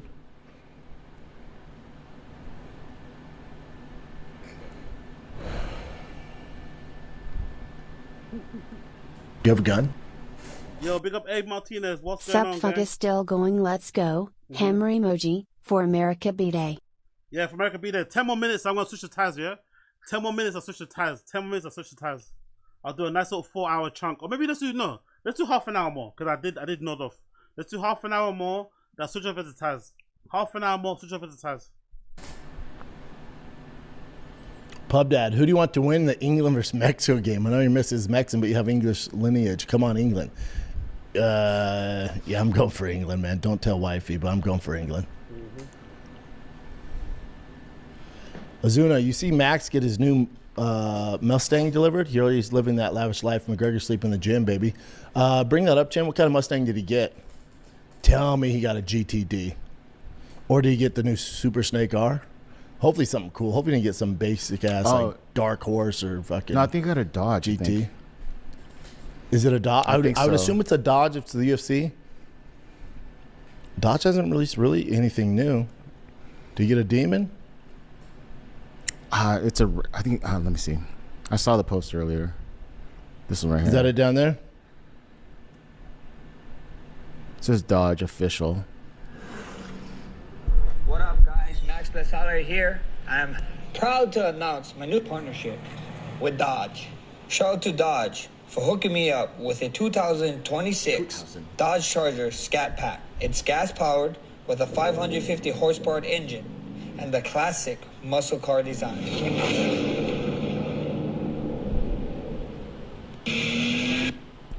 Hating. Scat Pack. Hating. They're cool. You're hating a little bit. They're cool. Hating a little bit there. There's definitely some cooler stuff to get. They're cool. Hating a little bit. All right, they're cool. I thought it was about to be the electric one that was going to hurt my feelings, and I would have told you he was going to lose the fight. They're cool. They're cool. The old Charger's definitely better looking, especially with the Hellcat. But whatever, no here nor there.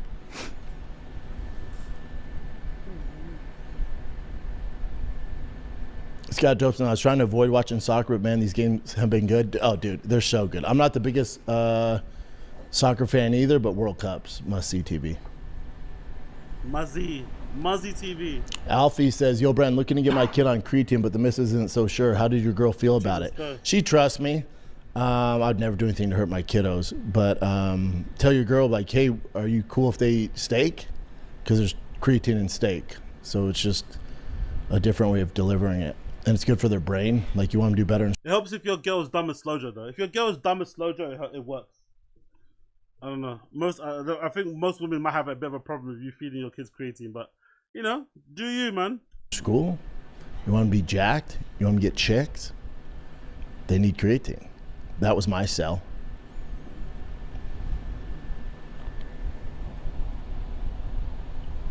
Your kid's 10, by the way. Your kid's 10. The other one's 8. Slurp says, need your thoughts be, the boys want to go up north. I'm in Michigan next weekend to the cabin, but there's no internet and I can't miss the Connor fight. I got to bail, right? 1,000%. 1,000%. Nick on this show is like, hey, man, you know, I'm going to propose to my girl this weekend in Colorado. Hopefully we're back by Saturday because of the Connor fight. I'm like, oh, buddy, delay that. You can't. What are you doing? What are you doing? He's got a girl in it. That's what he's doing. He's got a relationship with a loving girlfriend. He's choosing hanging out with her over the Conor McGregor fight, which you can watch on replay in full if you want. It's not that deep, really. So I know it's a big fight, but it's like some people, I don't know, some people in loving relationships, they don't mind, you know, sacrificing a bit of that for a little bit of, you know, la la la la. Slowfit, creatine's the most studied supplement out there. Facts. Yes, Pub Dad. The big X factor with England is the altitude at Mexico. I think there's 7,500 feet in there. It's. Yeah, I'll go talk about this on Taz later. I'm going to talk about this on Taz later, but London is going to be on fire. They've agreed. I think the kickoff is going to be on Sunday at 1 a.m. Right, if I'm not mistaken, right? Is it tomorrow? Oh shit, it's tomorrow, isn't it? Is it Sunday or no? It's Monday 1 a.m. I think it's Monday 1 a.m. Sorry, Monday. Kickoff, I think, is Monday 1 a.m. in the UK. It's going to be on fire here. It's going to be on fire here. Pubs are allowed to open until 5 a.m. in the morning. If we win that game, this city's going to be on fire, bro. It's going to be so lit. It's going to be so fucking lit.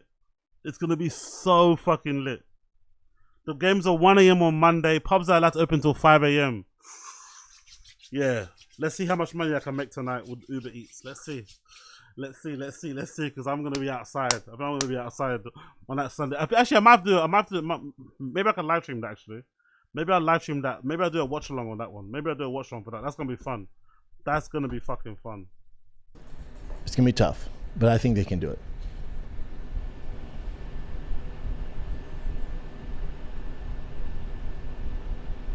Patrick Martinez, Brennan looking sharp on the punch bag. I was all right. My hooks were wide. Did you see Mike Perry said Schaub versus me in bare knuckle?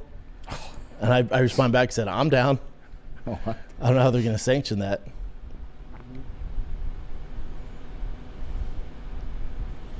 Slowfit, we're the homies, Black Ross, DJ Stona. I know. And is our girl Gemma on here? I haven't seen her yet. I haven't seen her. I love that you pronounce my name dope, son. Yeah, dude. Joey Mookbangs, you believe in the UFC cover curse? Everyone loses after you get on the cover. Is Max next? Similar to the Madden curse? Thanks for helping me lose 100 pounds to the Big Brown Slim Down. Hell yeah, dude. There's something to it, right? There's something to it. Also, by the time those guys get on the cover, they're at either the champs or at an elite level where they're fighting tougher competition or they're accepting all challengers, so it's going to be tough. Cody, is Conor winning bigger, more viral than Gaethje at the White House win? Probably, which is wild to say. Dude, probably. everything they eat, bean cheese. Yo, big up High Def, man. Fucking hell. Jesus, on the 5-member bomb, you're a legend. Big up High Def. Fucking hell. High Def coming through with a fucking bonanza. You must have hit big on that Dude, fucking everything they eat, bean cheese, World Cup parlay, innit? Like Man must have hit well on that World Cup parlay. Appreciate you, brother. Fucking hell. Thank you so much, High Def. You're a legend. Appreciate you. Big up High Def. Anyone that gets to fucking get the membership of High Def, say thank you in the stream chat right now. Don't be lame. If you get the membership from High Def, make sure you say thank you. make sure you say thank you. Karen Sullivan, how do you think Dakota Ditcheva fares against UFC flyweights? Valentino, Dakota's a badass. I hope she comes to UFC before it's too late. She's on this sinking PFL Titanic ship. Girl, you got to jump off. You got to jump off.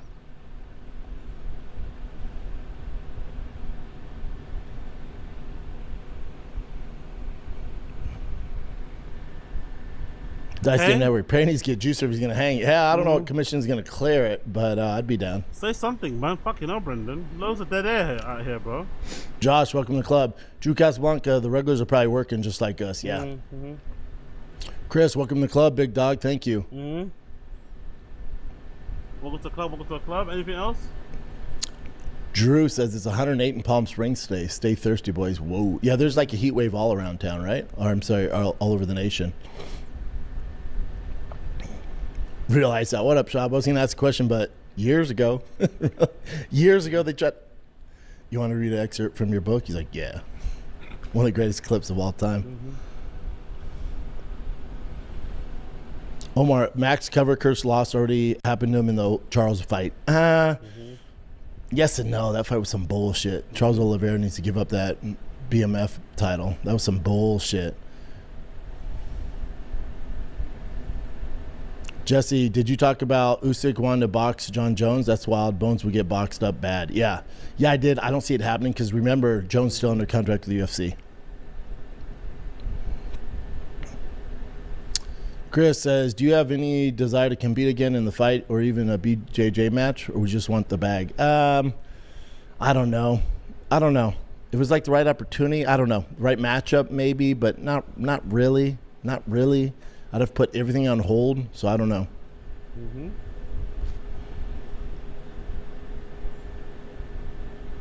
Tyler says, sup, Big Brown. Been a fan since I was 14. I'm now 29. God, I've been doing this forever. Got 2 twin girls on the way. Love it, dude. Dela Cruz, how do you Usman from PFL would do in the UFC in 155? How do you Usman?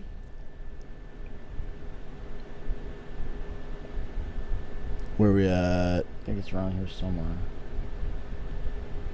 Figure it out, Chin. Dope said facts. I don't want you hit in the head. Mm-hmm. Brigham says, booked horse riding for the wives' B-day. Found out my fat ass was too heavy for the horse, so I had 10 days to lose 10 kilos. I'm over 100 hours into the fast. Ever done one? I've done some fasts. Not 100 hours. But also, how much do you weigh, big dog? Because they had a horse for me when I was in Montana riding with the fan. His name was Refrigerator. He was just for the big boys. Slow Fit, Joe still making those fire wings? She hasn't in a hot second, but I'm sure she will.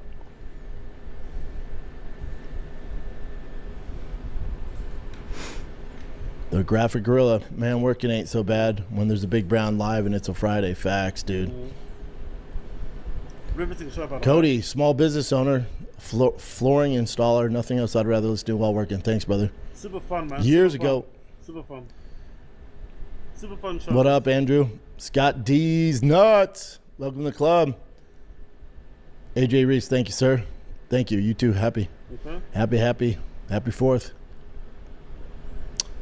Andrew Reyes says, you said the UFC contracts are airtight. Is it the same for other organizations like PFL? If UFC comes knocking and the big money isn't easy for the fighters to leave? If UFC comes knocking with big money, isn't it easy for fighters to leave? I think most of those other leagues know how big of a deal it is for them to get to the UFC, so they usually let them out of their contract, typically, unless they're a champion or a big name. But no, the PFL and these other organizations, the contracts aren't as airtight or restrictive as the UFC. Okay.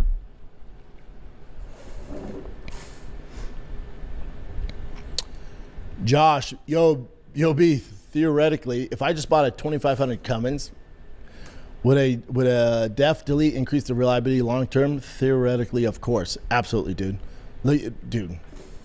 Better engine temps. There's too many issues with def, dude. It makes no sense. And look into the actual reason why def and all that bullshit and the regular. Yo, big up. I've been a Random Show fan since I was 6 years old. Yeah, appreciate you. Appreciate. Big up all the under 10s that watch the show right now. Big up all the next generation Random Show fan viewers and listeners. Big up all the under 10s. Big up all the under 13s, the under 14s watching the show right now. It's your time soon come. Don't comment in the chat. Don't comment on the chat. Don't get involved at all. But big up you if you're out there, okay? Big up you. We'll see you in 10 years. Or 20. Let's make it 20. Be safe. Make it 20. Big up Daz McGee. Regulations why there's death. It's a nightmare. It's such a restrictive thing for your engine. Ditch it, Bubba. Go on that diet.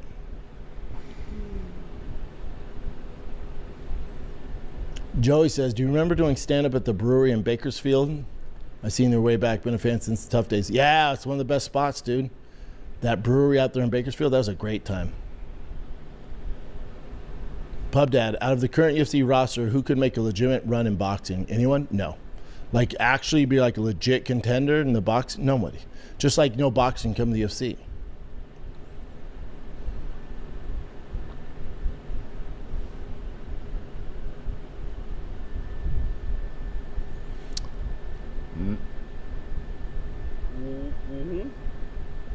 Come on, bro. Say something, family. Slow fit, King Green versus T-Rex. I know, dude. ALC, yeah. Josh deleting def only deletes your def issues, which can cause a lot of issues. Yeah, ALC? Okay. I don't fuck with def, dude. Gotta let those engines breathe, big dog. The cleaner. Any other fights on the Conor card besides Patty and the main event you're hyped for? It's kind of a sick card. King Green versus T-Rex is an insane one. Anything else? Let me see the whole card. Corey Sandhagen and Bautista. I'm never mad when Corey fights. But I can't believe Whitaker and Krylov is your prelim main event. Gable Stevenson, I'm excited for that. Cody Garbrandt, Adrien Yanez is amazing. Luke Riley's always fun. Tracy Cortez, never mad at. Yeah, the whole card's fucking great, man. The whole card's good.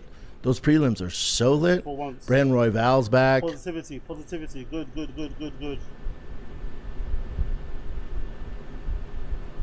Yeah, the whole card's great, dude. I'm excited for all of it. For once. Well done. Where are we at here?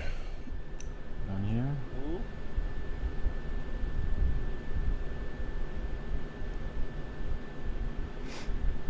Kate Nicholas, 22. As a friend or family member, what is the one trait you have that you're most proud of? I don't know. Good question, brother. Self-reflection. I don't know. That's a good question. You'd have to ask them. Probably that. That's probably the best thing. Not knowing what it is. Just being unaware. That's probably his best attribute. Is an inability to understand just how shit things are, you know? It's actually a good thing in his life. I'm always positive. Even when the storm we're in the middle of the storm, your boy's always positive. Yep. Always. Wavy_Tiger. What up, dog? Ooh.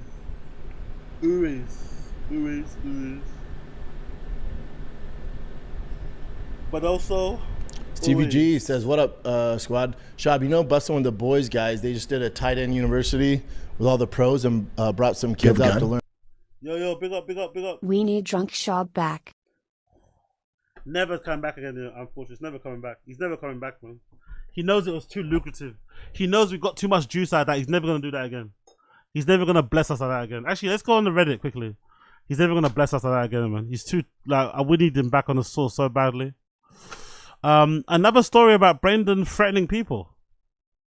What? I think about that. By the way, very funny story about Brendan. This makes me kind of respect. I see things where I really respect him a lot.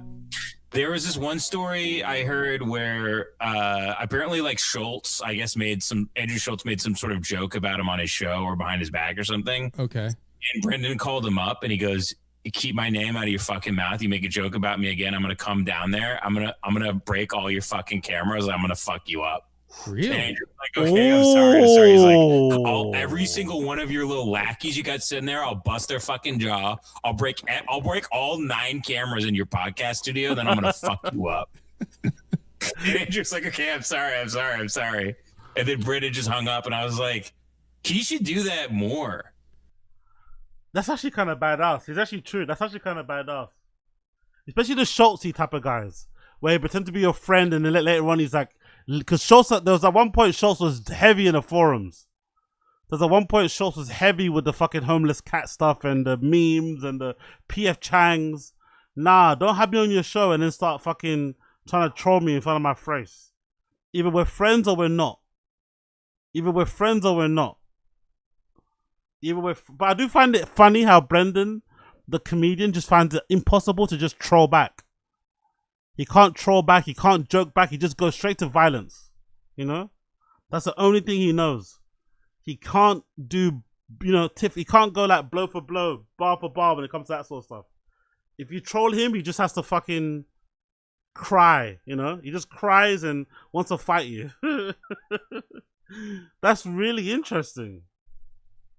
Because that's all he has is the yeah, you were a professional killer. You were a fighter. Why are you letting any of these people mock you in any way? You should be, if you find out that like Flagrant 2 or like The Brilliant Idiots is making fun of you, you should be on a plane and knocking on Charlemagne's door. Like you should be in the podcast studio waiting behind one of those fake plastic plants. Well, I mean, he can't at this point. There aren't enough hours in the day for him to fight everybody. No, I mean the Fighter and the Kid subreddit has like 110,000 members, which also I think about 110,000 people watching your every move. Like, just imagine. I mean, that says something about him. The fact that he can still even function. Like, could you imagine if there were 110,000 people online? That's what I say all the time. That's people don't give him enough credit for it. Honestly, that's probably the only thing you can give Brendan credit for. The fact that he's still willing to make content. The fact that he's still out here putting up. Don't get me wrong. He's got nothing else to do. This is the easiest job he's ever going to have in his life, right? I know. He's got nothing else that he can do. It's the easiest job that he can do. It's the most money he will ever make, right? I understand it. But the fact that he's still willing to put himself out there after, more than 2 decades of just pure hate from the internet? Especially the subreddit, where they go out their way to like highlight every single bad thing he does and says. There are some people out there that legitimately want to see him like down to nothing. Just turning up I think part of it isn't even resilient. I just think he's just dumb. Like, I think his lack of like understanding of things helps him. Like, do you know what I mean?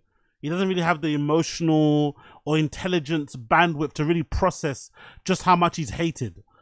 Do you know what I mean? So I think it kind of helps, but still, getting up every day and still making content when you know you've got an entire subreddit dedicated to hating you, plus all the comedians in the scene talking shit behind your back, the lawsuits, Unique doing what he does, BGL doing what, like all these, I mean, like, the addies and baddies, like making content for all that is fucking crazy.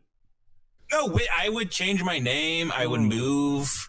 Or at least I would be like Better Call Saul when he's working at Cinnabon at the end. I wouldn't be able to, I'd be Gene Tazarnik or whatever. Mm-hmm.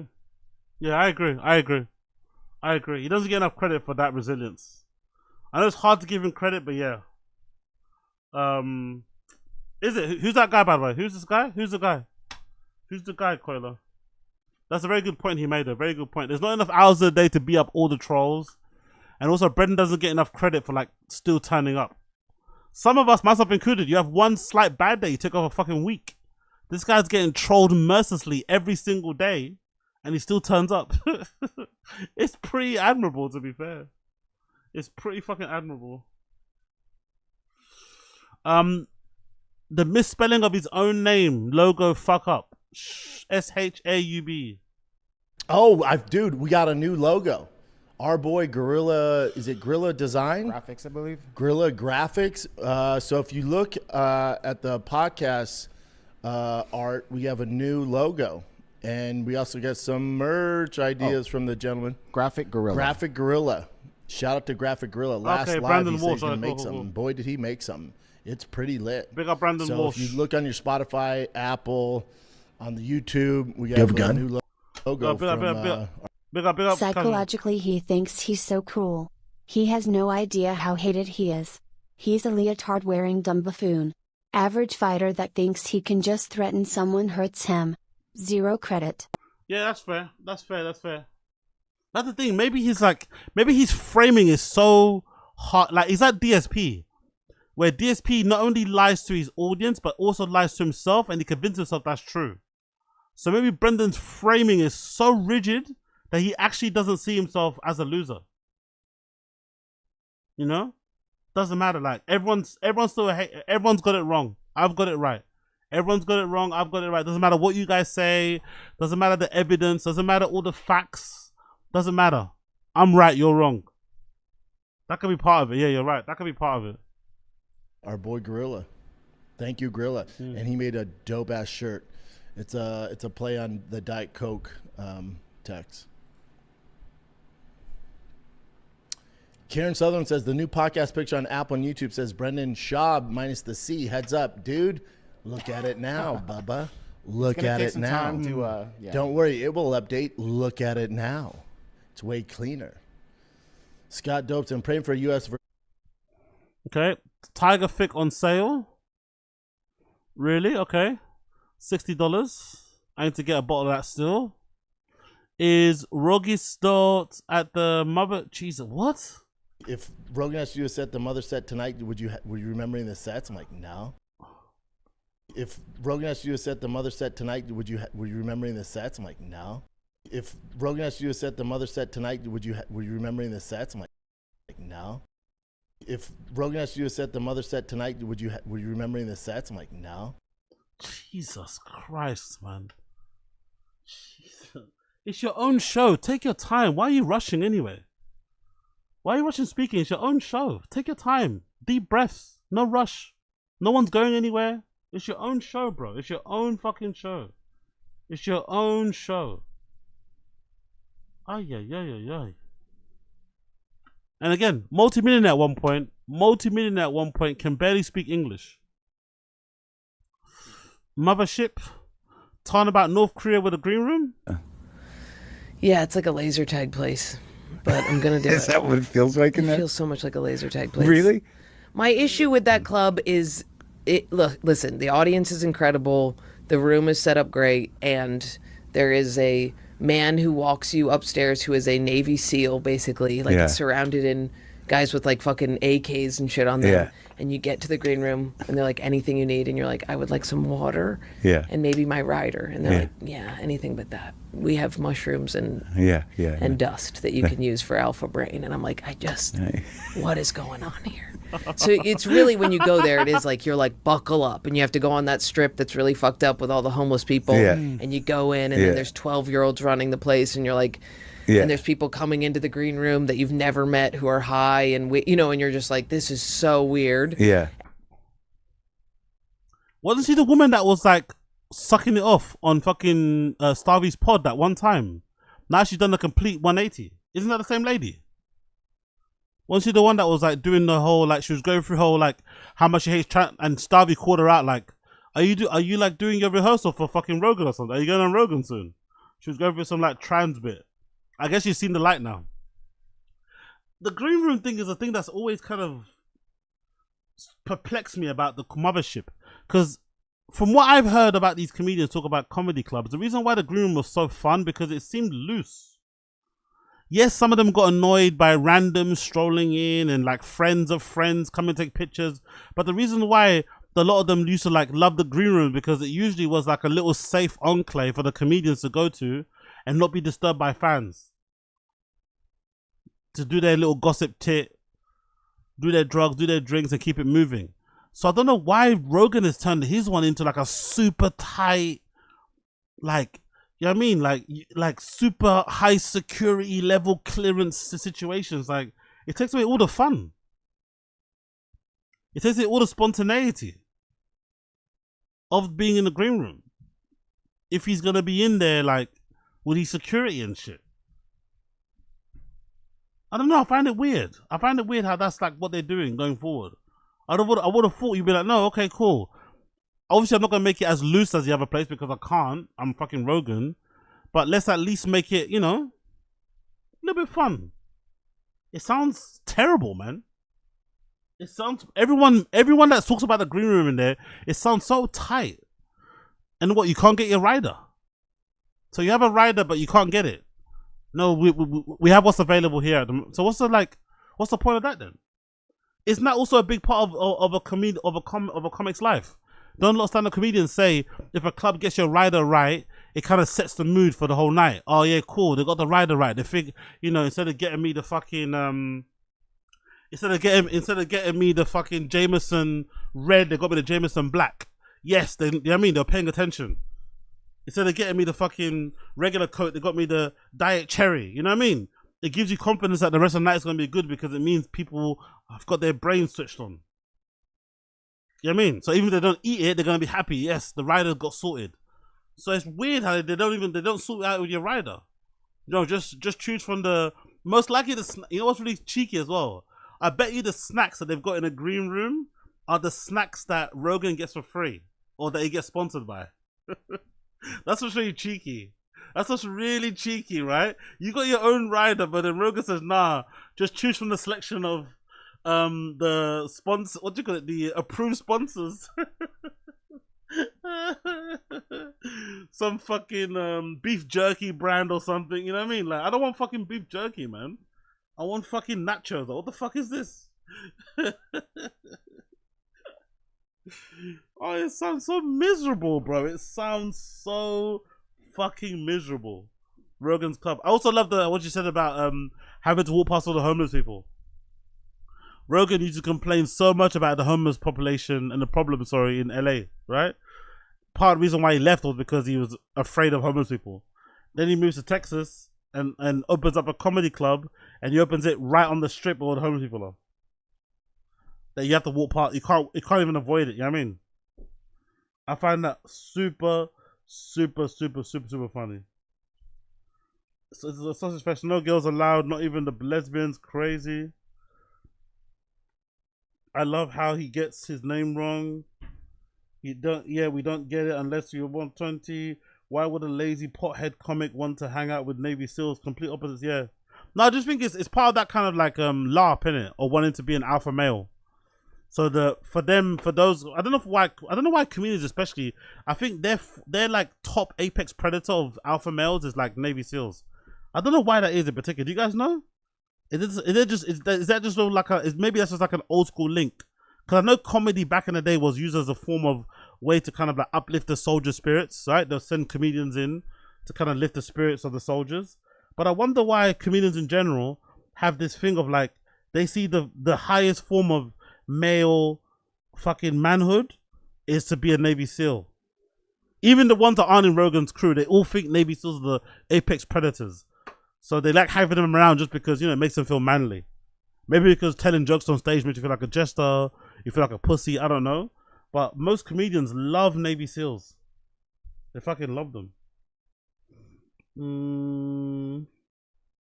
Yeah, big up, yeah, Dabs. They already have beef jerky and alpha brain and buffalo trays, exactly. Rogan's taking them underground Elon tunnel so they don't see the homeless. Yeah, exactly. That would be proper. That would actually be a thing. Mr. What's it called? Mr. Steel Girl. Don't laugh about that. That might be. I can see that happening. Don't laugh about that. I can see that happening. I can see Elon building a little detour that goes past the mothership so that Rogan and his guests, Rogan and his friends don't have to go past the fucking homeless people and get bummed out before they do their comedy. They have to be confronted with the real life, you know? I could definitely see that being a thing.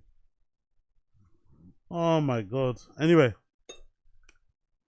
Do a couple more, then I'm gonna go switch to Taz, okay? See what happens next. Or there's some Comedy B, she's won the 250.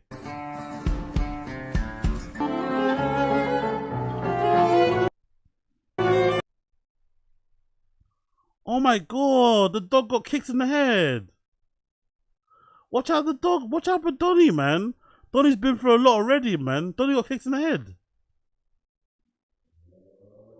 Awful fucking shitty giggles that didn't even do much. Oh, the house is looking very bare. Aww. Fucking hell, man. Donnie getting kicked, getting moved to different houses every year. Jesus Christ. Look at the dog. Poor Donnie, man. Doesn't deserve that at all. Look at him. Anyway. Whatever. Anyway, let's do what happens next and I'm gonna bounce. Next. I am white as shit, Dallas. Yeah. I need a fucking. What happens next? Once a week. My mother-in-law had her necklace, and then she had her engagement ring and her wedding ring. 30 years. Stolen? It's all your One of the friends. kids Yeah. by accident. Who the fuck knows? No one steals that by accident. She didn't lose them. Hey, she forgot them be dementia. They Dementia. found them in. No, she's my age. They found them in her purse. Oh. So I was like, okay. Well, that's frustrating. Yeah, man. Makes it racist? Doesn't make it racist, of course. Hey. She started accusing the only black guys at the party. Yo, hey. Oh, dude, there weren't any black guys. So. Hey, high fives, Callan. Of course, high fives, Callan. I knew that. But we had I knew Koreans. that. We had Koreans. She only, We had Koreans. She only accused the tanner people. That's all. Yes. I think it was the workers. Countries in Africa. Honestly, when he was drinking, man, it was something, innit? He literally turned into Bert Kreischer, innit? He literally turned into Bert Kreischer when he was drinking. Yeah, that's. I knew that. But we had I knew Koreans. that. We had Koreans. She only, We had Koreans. She only accused the tanner people. That's all. Yes. I think it was the workers. Countries in Africa. Yeah, that's. Does no one own South America? Do we not own though? Do we not own that? Does no one own South Africa? Do we not own that? Does no one own South America? Do we not own that? No, South America is. Costa So fucking dumb. Do we not own South America? What? Rica. No, I know. Australia. I know. But Brazil. I know. But what is it, Jen? Are you a Scorpio? Are you a scorpion? are you a scorpion? Aries. My arm, right? I couldn't lift it. Mutual friend of ours goes, you need to get you're gonna love this. I can't believe we didn't talk, that's why. You need to get on testosterone, you need to get on blue scorpion venom. B. Friend goes, you need to get on scorpion, blue scorpion venom. And I go, Bring that up, Jen. Who's milking scorpions? Who's milking? Of course, B. Who's milking? Jen? Who's milking scorpions? Yeah, who's milking? Who's milking scorpions? And they're like, and I go, you inject it? I like how Brian corrected him and said milking, but he still didn't understand. He said not milking, milking. And they're like, and I go, you inject scorpions? Who's milking scorpions? Who's milking scorpions? Who's milking scorpions? Imagine pronouncing milking. Yeah, who's milking? Who's milking scorpions? And they're like, and I go, you inject it? You know, I'm all about injecting. Yeah. He goes, no, it's you just take it orally underneath your tongue. Before I start taking, I Yes, commercial products marketed to consumers of blue scorpion venom are scams.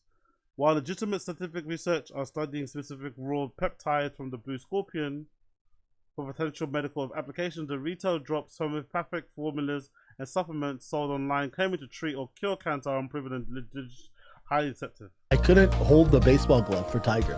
I couldn't play catch with him. I benched this morning. Back in Hell's Kitchen. This is oh sort of my torture. I burned it. Oh my god. Oh yeah, I remember you remember this? We might have to replay this one day, man. Remember this? This is an epic stream, man. It was an epic random show stream. Fucking Chin doing the fucking roast. Was it? He was by himself, no? Or was he with that guy? Do you guys remember this stream? Where he put out the raw potato.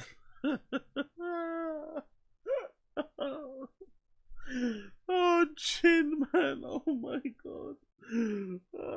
This is an epic. This is an epic RS stream. The duck's burnt! You're cooking in a burnt pan, you fucking dick! Why is my... Oh my god, leave it! Leave it! Leave it! Just fucking leave it! You're gonna blow fire in your face, you fucking donkey! Keith, yes chef, get on the meat section and stay next to him and don't let him cook a fucking thing! And you, open those big eyes and watch what the fuck this guy's doing. Yes, chef. Shut it and watch. Yes, chef. Shut it! Jesus Christ, Shin. Eating on a cutting board too, by the way. Eating on a cutting board. He's got like 500 quid worth of lighting and power banks, but no plates. Eating on a cutting board.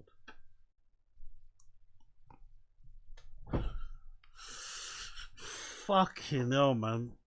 Divorce dad activities, isn't it? Divorce dad activities, bro.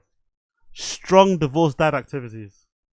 Anyway, guys, it's been a pleasure. Thank you for tuning in. I'm about to quickly do a quick Taz. So if you're here in about 20 minutes or 10 minutes, I'm going to drop over to Taz. So if you want to join me on Taz, you know where to find Taz. If you want to join me on Taz, you know where to find Taz. If you want to join me on Taz, you know where to find me on Taz.